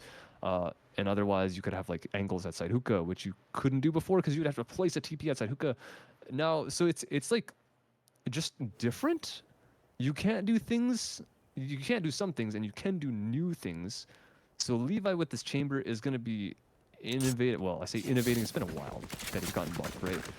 But there's still going to be some very new stuff that we're going to see. There's going to be some stuff that Auburn aren't going to expect, because that's the entire point why you're putting Chamber out. You're going to be playing really stupid angles that you shouldn't be able to get away with, but you can because the agent exists. So taking advantage of that, I'm expecting Hawaii to be a lot more unorthodox in this map than Lotus. They were playing very standard on that previous map. So now I'm looking for some more stuff. Right, I'm looking for some interesting peaks here, and they're going to be stacking up in B hookah to start off, and this is going to be quite interesting because they're with the Chamber right now. So first engage is going to be that Chamber, and what Auburn is going to read from this, we're going to have to see, because I don't know if they're going to expect 3 here. Man, this is completely unorthodox. We've never seen not a Killjoy or a Cypher on this map, and it's gonna come to bite them back. Auburn is gonna get 2 for themselves. Proxy, there's no way he survives for long here. Going up against all 5 players, Poison's gonna take him out of his misery, and you don't need a Killjoy or a Cypher, right, if you want to hold on to this side. But University of Hawaii not gonna be doing that. Kaze And the Brimstone, last 2 players alive, walking in from spawn with just Coast in there, and the Dream take the side back. Will they be able to do it? I'll say, oh my god. Spotted him for a quick second, and he's gonna get the kill. No health remaining on either of these players. And with that, I believe it is Auburn taking this round home. One enemy remaining. Another 7 keep it clean. Oh, there are some kills. It would be nice for Hawaii to get kills. Honestly, like, this is the player that you really want to get these exits. That's very nice as well. Broom, I would think that you want to die to a player here. They're just going to give him free fire. You didn't get the shots. Could have gotten a bit more. That's not bad. You give ult points to the lot of Brim money of all characters. And yeah, you're right. And money. This is great for Hawaii. Well, I say, okay, they lost the round, but like, out of anything that you could be taking from that round, Auburn kind of gifted them what they would wanted. Yeah, and what do you think? Do you think we should have seen a Sentinel here on this map, especially coming in on the defensive side? You know, should we have seen a Cypher or a Killjoy for that matter? Killjoy, a lot of people really don't like Killjoy in this map. I kind of understand. I don't think she's as bad as most people make her out to be, but like, yeah, it's not ideal. But if you're gonna run the chamber, you gotta land your shots, right? That's the one thing that he's really good at. Is going for some stupid kills and making it out alive. But so far, it hasn't really proven that that has been the case. He's been entry killed both rounds in a row. And with that, they just overrun the entirety of the site because there's not much risk after the chamber goes down, because you're going to be having him reel forward and having everyone rotate in. Even in this round where he wasn't even alone, they don't have guns, but even still, can't manage to find any frags so far. Not looking very good. So I'm not going to instantly blame the agents, but at the same time, how long is it going to take them to warm up? Because maybe it's a couple rounds. If it's more than like 6, then you can make an argument maybe they would have been better with another more passive Sentinel. That is true. The chamber hasn't picked up the guns yet. A lot of it does rely on his ability to make shots count, Last player has standing. not been the case so far. However, this was just the second round here. Kaze might be able to get a couple of kills before going down. No, he does not. Only a 1 for the side of University of Hawaii. Heading into the 3rd round, they've got guns to work with. Let's see if they can make a change over at B side, or if the offense even plans to go towards B. Well, guns on the side of Hawaii. On Auburn, it's a little bit mixed. They are going with a very powerful bonus here with the rifles picked up from their last round. I say picked up, brought over. It's probably the better term. Calypso with Bulldog, Rue the same, Lurk with the Guardian, and 7 the one with the Vandal. They're all pretty much even in terms of kills, so it doesn't really matter who has what right now. And everyone on Auburn is going to be equally confident, especially 7, as he goes over here towards Long B alone, and no one able to trade. Wave is going to take that free kill. That is the one full rifle they brought over. They are spotting their way out on the site from Hookah. There's a big splash, but Proxy is the one that goes down on that one. He is shutting this attack down single-handedly. I don't know how he's done this, but a triple spray down on the site is only stopped by Lurk. 1 versus 3. Lurk. It all comes down to him here with 60 seconds remaining. Needs to pick up that spike. It's surrounded by sharks at the moment. Here's Levi. Might be the first one to face him. There's the peek, there's the spray down, and there is the headshot coming in from Lurk. Off to a great start. Now in a 1 versus 2. The player's quite far away, but does he expect? I have retrieved the spike. No, he does not. Kaze is gonna get a free kill, and here is the first round for University of Hawaii. Bonus round 1, something they couldn't do in the first map of Lotus, at least on the second half, so better recovery in this one. Auburn with enough money because they survived with 4 alive in the second round, and they're gonna have full rifles. They could even opt for full armor. I don't know why Lurk and Calypso aren't. Obviously you can do Fnatic strat, right? But usually it's a full team following that strat. And he might be calling for the rest of his team to follow his footsteps. But yeah, 7 still with that. I mean, whatever. It's fine. They're winning rounds. Yeah, it's full rifles. There's only a couple phantoms on the enemy team, so it might not be that big of a problem. But Wave to Earth did end up landing the nice little headshot down Long B last round, and he could be looking for the same thing. He's got Proxy here ready for support flash to send it out, and a big blind and 2 free kills yet again for Wave to Earth. Great flash there, Wave to Earth.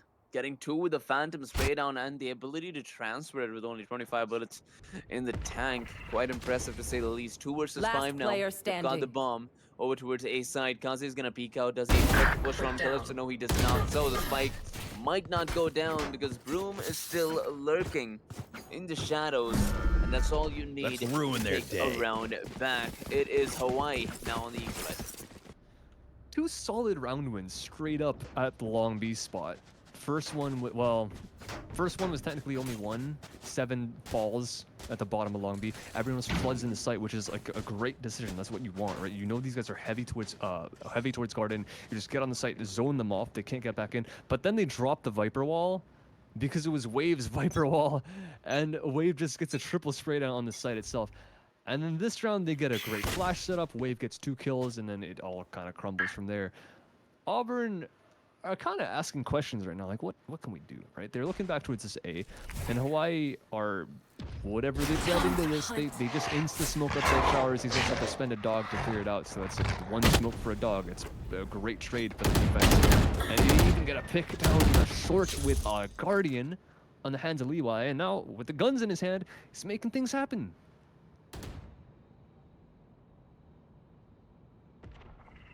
That's absolutely correct here. You know, they've got the first kill over towards Showers, but now pushing in. They need flashes, they need some domination. Smokes have been pushed out here. The players are still very much present. They're gonna get the spike down, but as soon as the smokes fade out, okay, 7 having a little bit of trouble managing his grenade. That's okay. Levi's around though. He's gonna find 1. Levi to get a couple more poison. Does not want to peek out, and so does the Cypher. Lurk waiting, and he's gonna get the brand. Let's get 2. Broom's gonna find the trade, but will it be enough? Because that's all it is. Proxy's gonna push in, and you know, it was all about the smokes going away. They didn't have flashes, they didn't have any idea where the team was hiding, and they got the plan down while the defense had 3 players just a couple of centimeters away from the bomb. Right here. Honestly, you might find me on Seven's Twitter again, because I don't know what the heck that was. They got the spike down. They did the hardest part, right? When you're in an eco round like that, the most difficult part is getting through the choke points onto the site and getting the spike planted. Even after the smoke goes down on Showers, as soon as it does, by the way, they burst out. They explode on the site. They put all 3 brim smokes down, and they just get on. They ult back site to drive anyone out from whoever might be initially denying the plant. Then they plant towards short, but then 7 just nades himself, and then after that, because they don't have enough players in the site, they just kind of fall apart around the entire site. And it's just like, I mean, they're kind of just getting owned right now. 7, okay, he's making up for it. He's doing a lot in this round. He's made the way into Showers, and he's got a shotgun until he picks up a rifle, but he does drive the ult out. So this is some immense value he's brought to this round, but he just stays in the smoke. Akaze's ready for that engage, and Rue even in the TP though catches Levi trying to go through. So now it's still even with the plant down. It's been very fast, but it's still a 2-on-2. The bomb's down. So the ball on the defensive side's half. They've got to push through, get the spike controlled. Will they be able to do just that? Not expecting the push from Poison. Both of them expecting the players at Lamps, and this could be enemy the remaining. kill. The double kill maybe for Poison. No, Rue gets 1 for himself as well. Great positioning there by Poison, waiting patiently, deciding not to peek even when he knew for certain that they were pushing in through Showers. Great patience, great plays overall, and we're back on the equalizer yet again. Yeah, Auburn just played that 2v2 perfectly. There was nothing else really to say. Their positioning was great. They're peeking off each other was great, just baiting for each other.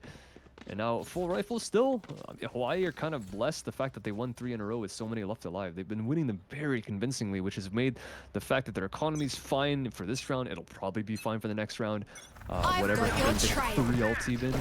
And Auburn, they're not slowing down, right? They know that there's a potential off on the other side. Levi pulls out from 21st.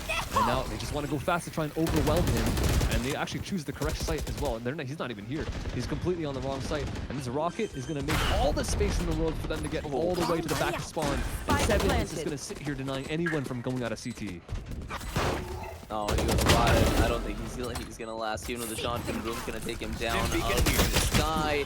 Broom, he didn't expect another man to be put this close. Kaze is gonna get another one for himself with that boombot, leaving us in a 3 versus 4 position. Kaze deciding to get into Showers, get this Cypher out of the way. Lurk Not gonna go down easily. He's gonna take down everybody who goes towards One him. enemy remaining. 2 versus 4, make it a 3. One 2 versus enemy 1, and remaining. as I say, it's a 1v1 now. Levi's gonna get through for himself. The Molly's out, and that is all you can do. Levi needs to go for the save here. What a play from the Cypher, might I add. Lurk being an absolute mad lad, a Rambo on that Shower's position.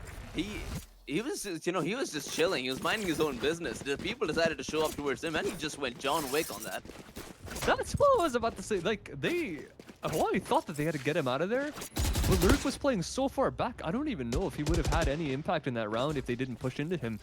They went forward, even after getting spotted by the Cypher cam, putting the smoke down, and then the dudes get the kills short, and all of a sudden, it's just Lurk.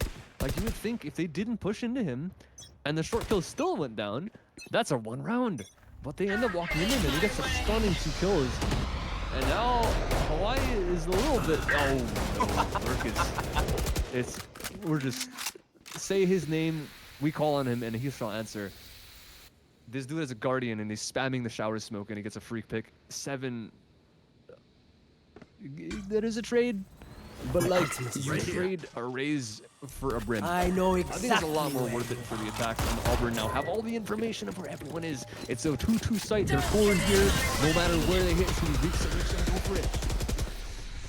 Man, Satchel out. Room would not be feeling good about that. A couple of satchels there. Gonna play. Spike planted. Got the spike. Kaze, beautiful plays. Gonna get one through the smoke. Lurk getting the second. He's picked up the one alone. He's got 20 points well to work with. However, does not check the corner. Levi's gonna take him down 2 versus 3. One enemy Players are remaining. dwindling. Look at that. Great flick there by Rue. And it's just kills through the smoke. A spray down through the smoke from both sides. That's gonna get the attackers this round win. Beautiful plays, to say the very least. But, you know, I've got that question. Once again, how do they make it happen? How do they end up winning this? You know, they got the player positions, sure, but Broom got the kill over to the spike as well. You know, you'd think that they have some leeway here to take this round back, but no, unfortunately, the spray downs through the ult was all it took to get the numbers down to 0. Sometimes it does start with a coin flip, and then it snowballs in through whatever Auburn is doing. They're playing well, I gotta admit.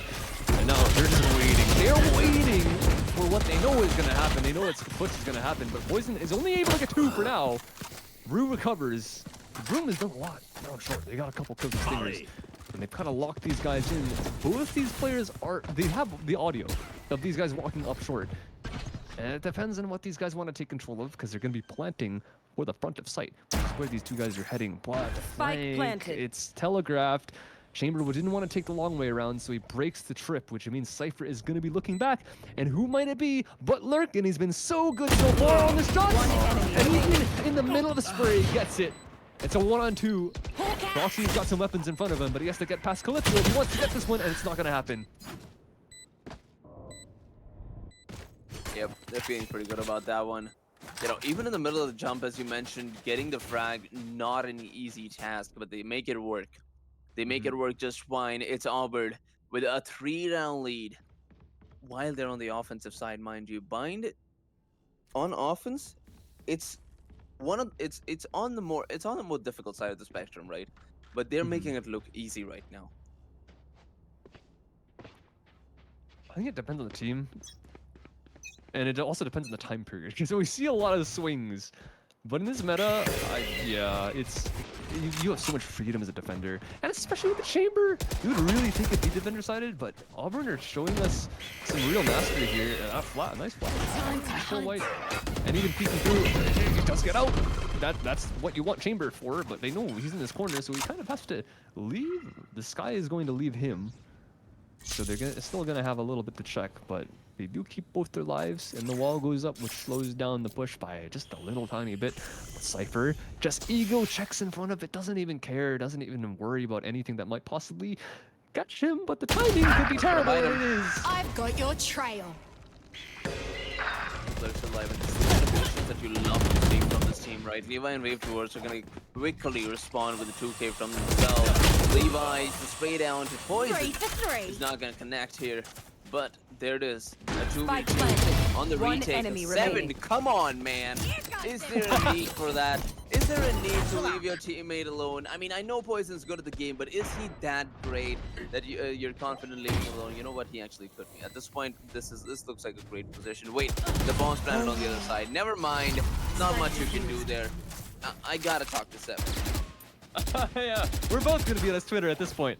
He's oh no, he's 3 and 10. Last time he did this kind of thing, he was actually, I think he was fragging out and it was fine, and their team was winning by a lot. This time they're winning, but by a little bit less.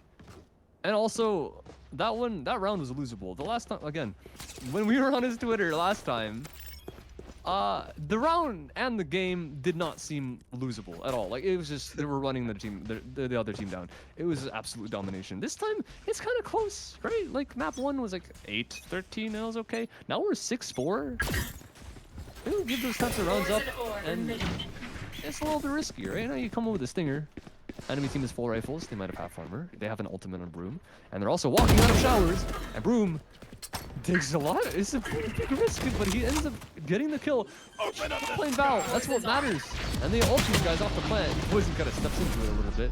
And the spike goes solo through the TP, trying to get to the B site. Here. And this is the weirdest pinch in the world, right? Because you see 3 people from Auburn. They're in spawn. I've never seen this B split before. It's one way to split B side, you know, especially they've decided to cheat and they have decided to choose those 2 positions where they're not present. And look at that, all 5 players inside. Oh, Proxy and Levi, both of them cannot see this coming. There is no way they expect 5 players here. They'll be like, where was my team? What is going on? How are they all in sight? Levi, however, is still gonna play one for himself. There's the peek from Levi, and that is 2. Kaze is gonna get one for himself as well. Rue, all he's gonna get is Levi. Poison. That's for alive. Almost done for him, but it doesn't matter. He's gonna push through the smoke, thinking everybody's flat, but not. Kaze, another round for the books. University of Hawaii, bring it closer. Don't even start that shit. Well, that was an idea, but I don't know if I like it. I think I do like it because they made it work. Like, they got to the back of the B site. They're finding the fights that they want, but they just don't have the weapons to take the fight, right? Lurk goes and peeks long from the back of the site, which technically is something that you'd never expect. You're completely right. Like, who thinks that they're at the back of B site when they plant like that? And he finds the fight, gets the drop on the other dude, but he has a stinger, so he loses. I feel like if that gunfight goes the other direction, that round could be completely different. So it's like, I think it's a great idea from Auburn. They just have to do it when they have better guns, and now they do. And they're looking towards the chamber with the op-out, but he's holding the rifle for now, and he loses his life. The Proxy can't find I know 2. exactly where Needed a lot there. With that kill, that gives up B completely. And these guys are 10 miles away on the side of Hawaii. 10 miles away. Spike planted. It seems like the scoreline is going to extend from 1 as well. At this point, the spike's been planted. The 3 versus 4. A lot of utility to work with. Will they be able to make something happen? The smoke's going to fade out. And here's the call. Kaze starting off strong here. He needs another though. Does he get it? No, he does not. Wave towards is going to get the trade though. 2 versus 2. Smokes in favor. But there's the molly. Time being bought for the offensive side. Both of them are here in this position. Nobody at main. This could be troublesome. But the trade out with the smoke would be enough. Whoa! Broom managed to get a couple of kills for himself, but Poison is gonna peek out. He's gonna take down both of these players. You know, at this point, I'm not even surprised. It's the weirdest stuff that gets the round for either of these teams. You think that Broom got the kill, they got the round. No. Poison pushes out, gets 2. I don't know how it works, but it just does. It just works. This guy, he's popping swings, popping heads. That is the widest peak I've seen today and probably this entire EGFC season. Very nicely done. That 1 versus 2, perfect flash, and even catching the right side play of the Viper before the brim. Mind you, because the guy's hidden, you don't want to focus on him too hard.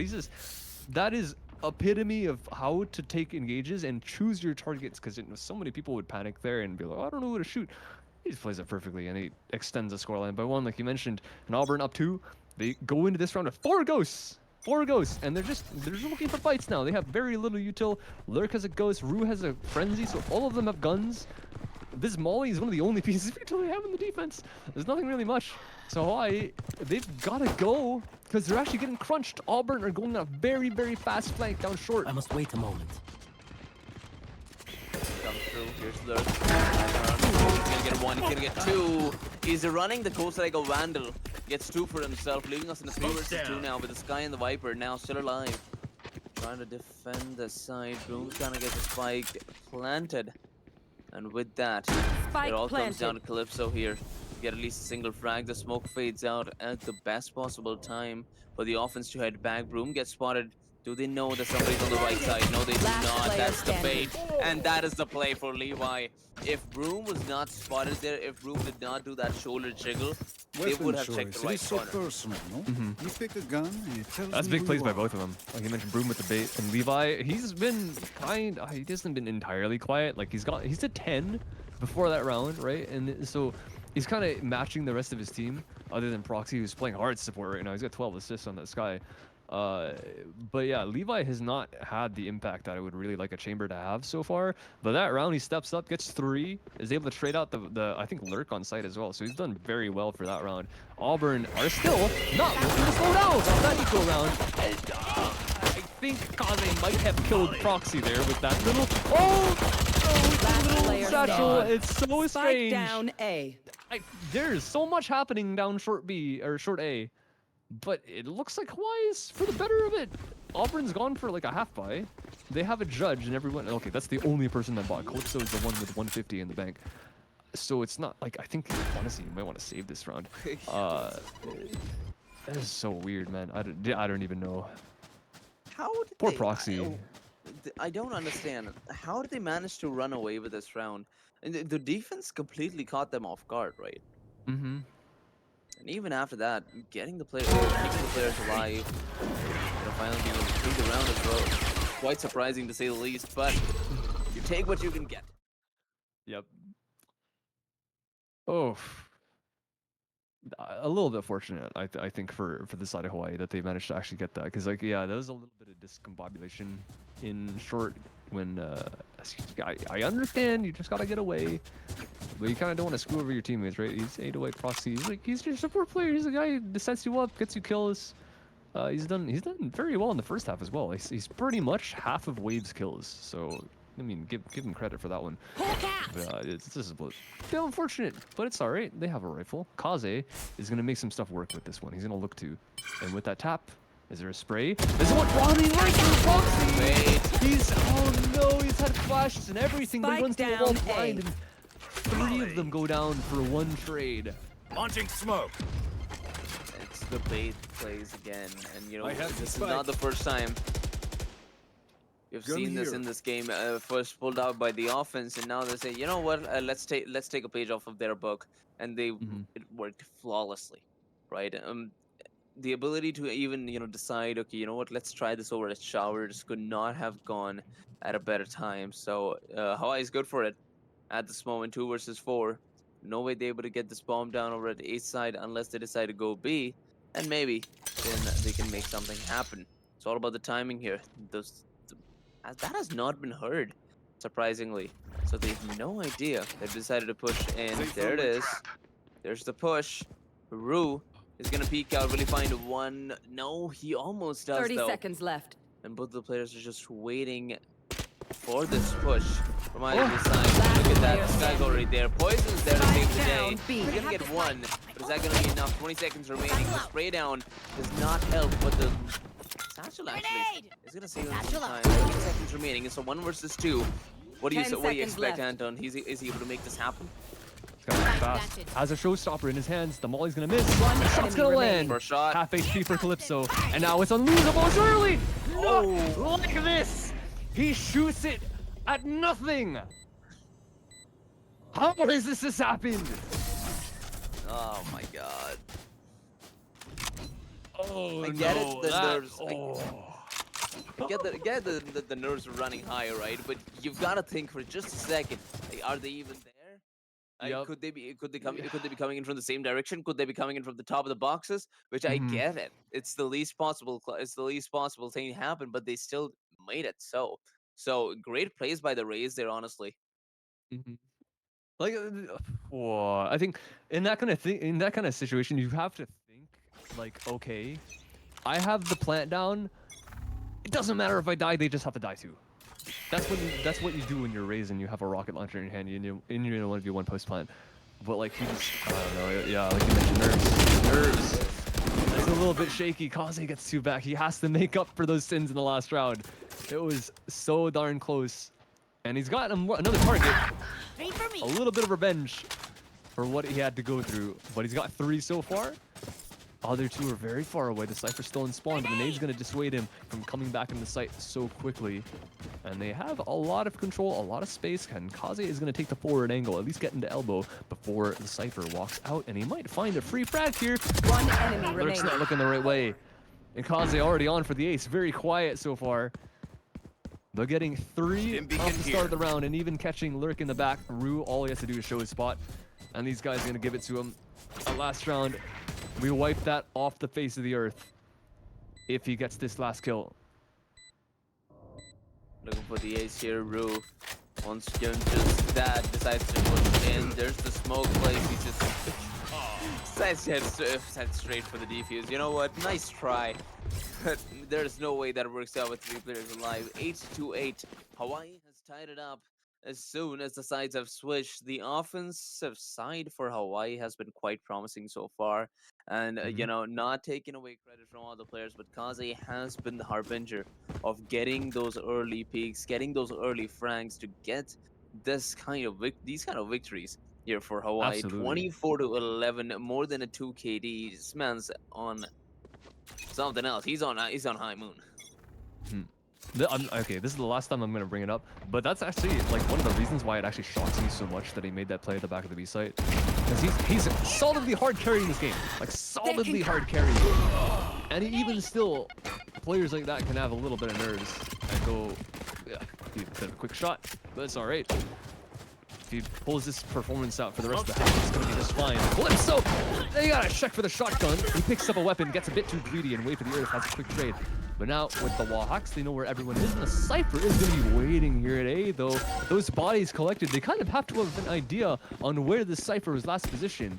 With the double TP, they know about it. Wave to earth, very bold, still planting for short. The cam now being spotted, and the plant is going to go down. The smoke just in time to save his life enemy remaining. somehow for the offense. But now in a 1v3, it has to be Kaze all over again. 1 versus 3, the smokes are out, and I'm not sure if this is useful because Kaze is gonna spot him. 55 health remaining. Kaze heading back to Lambs. Are they gonna go for the half defuse? Yes, they are. He hears him. There's the peek though. 7 takes him down. And there's the defense coming in clutch. That was too close for comfort. Great try there by Kaze, staying alive, getting 2 in this 1 versus 3. But in the end, buying the dust. Half the spike was defused, so time was of the essence. And there it is, Auburn University finally taking a round back. Nice job by 7 to clutch that one up. But honestly, 1 round by Calypso over towards Long B. Yeah, he got a little bit greedy, but by that time he'd gotten enough, and he'd done enough work towards that position to be able to have the rest of his team clean up for him. And Kaze trying his best. He can't be the only one, right? No one else is checking the corner. It's one of the most default corners. Yeah, it's a bit of an off angle, but you kind of just have to consider it. It's like that's just you have to look, and probably they're going to be looking from now on. There's no more questions. There's not even a hole. Like, there's literally no holes. Even the Brimstone is watching his double flank. This Viper might get caught here, and she does. This guy's going to turn around. Perhaps the fight. Poison has got this in his bag. And even with spike control now, this is a bit of a problem. But he's going to get flanked by the flanker, not expecting Proxy to be behind him. And his third kill of the map, but it might be enough because Levi has gotten a pick through A as well, and they're spreading out absolutely everywhere. Hawaii have shown no hands. The only thing they know is Proxy's made his way all the way, but he's jogging out in the open. Big blunder from him, and now it's anyone's round. The call's been made, the rotation has been made, and there it is. Now playing for the A retake. Oh, Rue's got the ult to work with. Surely he goes for it. Right, surely. Decides to go for the Spike planted. He does not. Rue. Did he expect? Did he see that? Because if he did, the Cypher's long gone. I don't think Blair's gonna survive. Oh, smoke. He's player gonna push standing. out, and there's the kill. The offense. I've got this one in the bag. There's no way One Kaze enemy is remaining. gonna bring him down. Even after going down, it doesn't matter. Levi, 8 points of health, will take this game back, 9-9, and the equalizer is right back in the game. Oh, yeah, Kaze makes that mistake one, he's never going to make him again. There's no way he ever loses a 1v1 with a showstopper in his hands again. And blessed be him because he has it so soon. That's a testament to how well he's been playing individually this game, right? He's at 28. We are at 18 rounds. He's averaged like 1.5. I'm not going to do the math on stream. He's averaged a lot of kills around, more than one. And yeah, it's a couple rounds ago he had a showstopper, lost the round. This time he has one and he wins it, even though even though Levi's alive. Gets the other kill down short. A little bit of a coin flip there. Good timing for Levi to step out of the smoke, and a bit of an accident. I think Rue doesn't walk when he's walking out of lamps. But yeah, like that kind of thing's small, right? But when you're at the scoreline like this and it's so close, the small things are what matters. Like the little micro decisions, accidentally forgetting to hold shift for like half a second. That stuff can lose you rounds, that stuff can win you rounds. When Kaze accidentally showstoppers the floor, that can lose you a round. And when he just shoots it, this time he's figured it out, literally just fire at your opponent as soon as you see him. It was a great shot by Lurk. This guy's been doing work for Auburn as well. He's trying his best, but doesn't matter when you have a rocket flying at your face. So now that Hawaii have this under lock, what can Auburn do? It's so... Even though they have ults, so do Hawaii. They have a sniper and they have Broom with the Brim ult as well. After a little bit of hesitation, Rue uses his and doesn't find anything from it. So this is still looking great for the side of Hawaii. Insta ult for Auburn, but there's already a pick on the other side of the map. That's 7 going down. A vandal for Rue. Unfortunate kill through the smoke there. You'll have to see it. That does give them the information they need though. It's a push possibly towards a side. And the Viper smoke is the last thing you want to do. Never mind, I guess it's the first thing. Calypso taken down through the smoke there, and it all comes down to Rue to make the difference. He needs to get at least 2 here and not go down. If you want to make something happen, he's got 100% health to work with, so and health HP not under his discretion. He's got 1. He needs more. The teleport has come through. B side is completely open for the taking. Levi's still there. He's still lurking on A site. He gets 1. And there is a very wide flank from both these players on the left of Auburn. There are no rifles. They have 2 sheriffs against 4 large guns. 5.56 in hand for a couple of these players, and 7.62 for the next. And Levi with a sniper in hand for next round. Proxy just needs 1 kill or a death, honestly. I would send this guy up to hunt no matter what happens. He needs to be the first engage. But this one, Poison's found the back, and this could be a massive problem, and he's got 2 aim labs in short, and now with the Seekers, he's gonna find out where both these last players are. Levi has to be the one to make the play, and he does so. Oh my god. Right off, blind on him as well, but Proxy gets it, and he does secure that ult without having to go down. Beautiful stuff from these guys on Hawaii. Last 2 left alive, and they keep the ults to next, and even the 2 guns. Auburn almost made it look doable. Great try there by Levi. You know, he rather Poison. He got the first frag. Right. I went for the ult. Knew where everybody else was, but Levi got absolutely demolished. There. I'm gonna be perfectly honest, that peek, you know, he had the ult coming, he knew there was gonna be a peek coming in from the spawn area. He went for it, he got the head, and that's all you needed. All you need, you got 1 versus 2, you can trade the last man out. That's exactly what they did. 10-9, Hawaii is in a 1-round lead. The ping differential, even though high, they managed to take these aim duels and managed to come out on top. Will they be able to do so in the final few rounds of this game? We're about to find out. Time is of the essence because they trade a nade for Viper Smoke as well as a Molly. So if they act in the next 45, they should have some leeway. Well, they are going to take the TP. The Spike is going to be the only one taking it, and the Brim might catch the back, but it's just fine for the time being. I don't know if shots were fired. Poison gets 1 across the map after trying to go for the TP, and Luke does the same thing. Trade by Kaze, and Wave is somehow at the back of the site. Doesn't expect 7 to just blind peek spawn, and he goes down. And it's a 2-on-4. This round has become an absolute disaster. Satchel out. They go for it Out again. of charges. The push towards B side, but will it work out this time? Do they have ults to work with? I don't believe so. Spike's gonna go down, so the economy has been maintained. 7, you gotta be careful, you gotta wait for your team. 30 seconds left. You need to keep Last player that standing. multiplayer advantage. Calypso, there he is. Bookie peeks into hookah, and 7 peeks the right moment, right time. We're back on the equalizer. It's 10-10, and both the teams have hit double digits. That's such a tough situation from the last two guys in Hawaii, and even like before that, when they lose their lives trying to go through TPs twice. You can see the red markers there. One of them didn't make it through, the other one, the body fell through. So it's just a little bit unlucky. You gotta admit, Hawaii were making decisions, and they're just getting caught in transition. Auburn with really good shots, and then a little bit... Wave to Earth kind of got sleeping at the back of the site. If that didn't happen, they honestly probably win the round, so it's not just on him.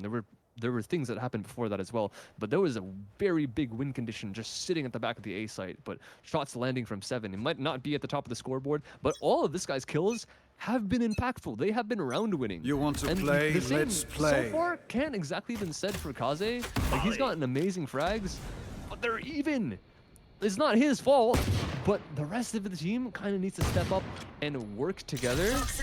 And when they do that, they win out the 2v2. When they don't, this kind of thing happens where Kaze falls first. Quick trade for Levi, but that's the best player on the team of Hawaii that's no longer in the picture. And you need him, especially for these entry positions. If you don't have any else to work with, he's your best shot. Now, the Rays out of the picture. Let's see if they can make do, because we've got 2 players on a bit of an eco, pushing in towards showers. And there's the peak. Yep, spotted the shoulder. But did Rue did the same. Oh, he does not want to peek the upper. Oh, backs out at the perfect time. What a play. Rue playing the patient game, and this smoke play could pretty much seal the deal here. If Rue can catch them off guard, I believe that's all he needs. There's the peak, but Broom sees it coming. It's the differential right here. There it is. And Levi's gonna get another one. 30 seconds left. Just like that. 4 versus 2. Hawaii's ready to take this one to 11. Spike planted. This is still scary though, hold on. There's a lot of low HPs in this ult. Broom is very, very low. Wave to Earth is about 2 bullets away from going down, and all he gets is a shotgun. He really cannot fall here. He has to play very safe, but he's actually very aggressive. He's right in the middle of the entire pit. And Poison is just gonna walk his way through. All he has to find is one. Is he gonna check the right this time? He is. Wave though gets his teammate. Oh, Poison springs him down. The shotgun reigns true in the pits. Great gun picked up there by Wave to us at the very end. You know, he said, okay, you know what? I can't trust the rifles anymore. I gotta go for that white spread. And the white spread, honestly, is all he needed. Poison, as although very courageous, is only gonna get 2 for himself in that 1 versus 4. 11-10. Hawaii is 2 rounds away from taking this to game 3. Oh boy, full rifles. Auburn. This is kind of the last round they have to play off. They can't lose this. If they lose this, they lose the map. And Hawaii, all they have to do is not give the one up. There is a showstopper. And 7 has made the wrong gamble. There was a coin flip left or right, and he's picked the wrong one. But can he find at least 1 target? Not quite, but he does find Proxy alone towards the other side of the map, calling over his teammates for help. But they have a lot of control over Market and outside B. This is quite good for Auburn considering what the weapons they are holding. Where is everyone hiding? Plays there by Lurk with just a stinger pushing into enemy territory. But now the ult has come through. It comes down to Rule once again to stop this push, right? But it seems like Hawaii has decided against pushing in towards A. They want to hold this one out. They know that the defense has pushed through. They want to get a couple of frags before they want to decide on which side to go towards next. And honestly, wise decision. But it seems like the patient plays are coming in from Auburn. They don't want to give up any guns just yet. No, they themselves don't want to give up guns, but they have picked one up from Wave's body. Means they're one closer to having a full loadout. This thing is down. And the shotgun though, it's still here. 30 seconds left. 7 gets 1. Only one. Honestly, Proxy is counting his lucky stars. There was a very big chance for a double kill. And even more control over the side of Market, but Levi is pushing all the way to the back. Making the play happen, but Lurk does the same thing. Down A. Both of them just making and taking initiative. And Lurk is the one that comes out on top. Oh, he's happy. Oh, he's so happy. Oh, he's jumping, he's shooting, he's at the top of the world. Lurk, all he wanted to do, started off with a stinger, got the first kill, picked up 2 on the flank. All you need to take this round home. It is heroic plays coming in from both teams that has gotten us to this 11-11 scoreline. After the first game, honestly, I did not expect Hawaii to play this well on a map like mine. Just gives us a taste of how different the game can become from one map to the other. One away from hitting game point. Which team is gonna hit it first? Flash spots. I think they were trying to hide, but maybe someone was a bit too far out. Now they're just trying to walk up real nice and soft. Kaze playing anti-flash just in case Auburn want to get aggressive, but they're very, very content with just sitting on the site. Don't need to get too heated. And the second flash check is going to find nothing to find in, but he spends it because he kind of knows that he's pulled it out a bit too early. And he gets caught trying to retreat. Kaze so fast on the shot. But the shotgun, no one. Oh yeah, the dog is so nice from Proxy and even secures the frag as well. Lurk needs to do everything to keep him in this round. One. Cage triggered. I'm counting. Oh no, they saw Lurk. They're like, okay, boys, we take a bit of a detour towards the other side of the map here. We're gonna get this bomb down and live a happy life. Out of charges. Not so difficult. Where we have to stay away from Lurk. But look at that. Lurk's not the only dangerous player there. Calypso's gonna find one while Proxy's gonna get the trade. It's a 2 versus 2. Has Lurk made his way back? Yes, he has. The bomb has not been planted just yet. 30 seconds remaining. 30 seconds left. Well, One also enemy raised remaining. Lurk. There's the peek. There's the first kill. And Lurk does not want to peek again. He should wait for his teammate. What will he do? Calypso slowly making his way towards the raise, and there it is. There it is. There's the spray down, and it is Auburn taking it to the 12th round, being the very first team to hit game point and the series point.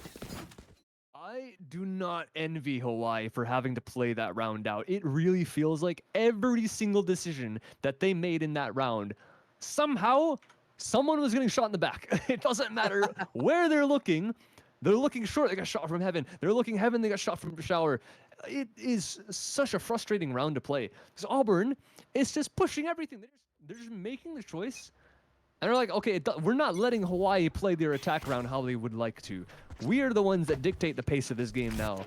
And after the opening kills, and they have to drive them away from the B site, everything fell apart. They had no idea where to look inside Hawaii, and now they have to win this round against an op with 2 bulldogs in their own hand. They do have 2 ults. That's a saving grace. Kaze, with the weaker gun, has to not let something go, and even Levi only has a Guardian. They haven't been able to find a single opening. For hellfire! But they have found the raise. This guy is dead. There's no way he gets out, and they have found at least something in this round. They're all to a great start. Look at that. Lurk, he's got to be the MVP here. Stopped the ult. Stopped the push towards the side, and the bomb has not been planted. The bomb is miles away from being planted, and once again, they're going to go for the rotation. This time, they're going to face Calypso. Are they making it their way towards B-side just yet? No, they're not. But look at that. They know. Dude, they're aware. Lurk's going to get another one, and that's all you need. This might just be the game. 4 versus 3. No utility to work with. Only a single flash before they decide to push in. Lurk's got no help. 30 seconds left. Who trained But Rue you? is waiting for them with open arms. A stim down. Proxy has gone down. It's a 4 versus 2. Wave to Earth. Can he make something happen? Picking up the arm at such close angles. He could have got the double, but he's got just one. Smoke's down. And that will be enough to maybe see 10 seconds left. He's gonna get a flash. Beacon here. He's gonna bring the spot. He's gonna bring the sim down, but I believe all that is all flashed away. No time remaining. He might get knifed. That's one way Defenders to end the win. game. 13 to 11. Look at the comeback. Look, it's not even a comeback. Look at the plays from both of these teams. And in the end, Auburn just one-upping them on every single aspect of making decisions up to a point where you just don't expect it, right? How do you expect them to make such amazing decisions? In the previous round, he decided to go through the teleport without even considering that there was somebody at the back. Could somebody just be waiting at the back? No, they don't care. They know they're running straight towards side. He goes for the peek. He knows all 3 of the players are present, and Lurk does his business at the very end. And in this round, once again, they know they were not rotating. They know it was a fake. They're nowhere, dude. They're nowhere. They're aware. So that's all I gotta say. It really does feel like Lurk was kind of tapped into some kind of higher power right there, because like they needed someone to step up, right? Like towards the center of the game, the scoreboard looked really strange. Like Hawaii on their side, the Kaze was like 20 and Proxy was at 3. Proxy stepped up towards the end and Kaze kind of slowed down. And then on Auburn's side, everyone was like 11. Like they had 11 rounds, or excuse me, everyone was at like about 11 kills, like 14 kills, somewhere in between there. It didn't really feel like anyone was doing anything out of the ordinary. And then there's like a Goliath on the other team. Someone on Auburn needed to be that guy to just get every frag. And you look at his perspective and you're like, okay, if there's a guy on the screen, he's going to get the kill. And it kind of tended to be Lurk. Like he made all the plays happen. Like when they try and take A that one time, they walk out of showers, they get the kill on the guy backside, but then he walks out the brim smoke and just takes both. That kind of thing, like, not often do you have a player at this kind of level that you can trust to just make those decisions and make them correctly every single time, and also have the aim to back it up. I mean, this guy was making plays around the map entirely. So 26 ending at the top of the scoreboard right underneath Kaze at 30. So consolidation to Hawaii. They played excellently, but Auburn, map number 2 was definitely, it showed what both teams could do rather than on Lotus, where I think Hawaii were just less prepped than Auburn, and maybe they just weren't as warmed up as well. This map, definitely, the shots were landing. It's just the rounds could not end up being converted. First half was close. Second half, you can't call it not close because it was 11-13. But yeah, Auburn is winning out this really tight situations, like those rotates and the round that I mentioned where everyone looked like they were getting shot in the back.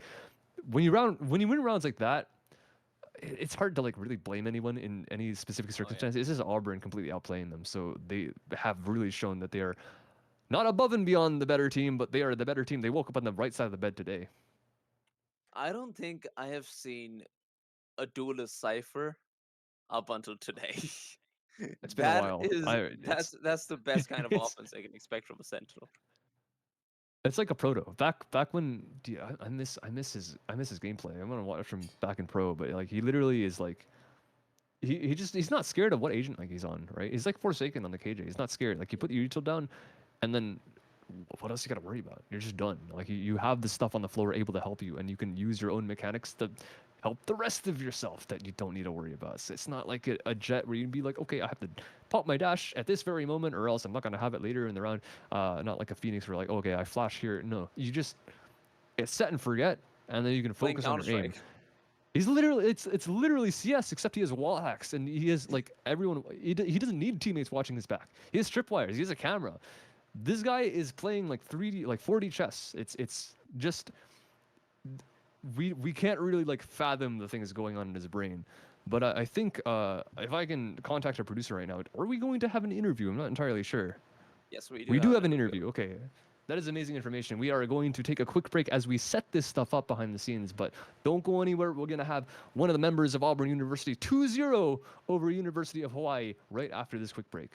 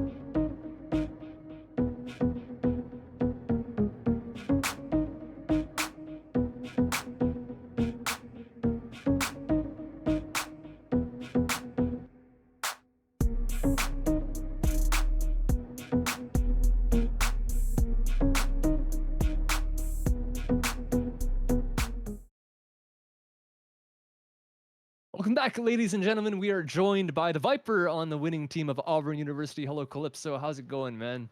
Pretty good. How are you guys doing?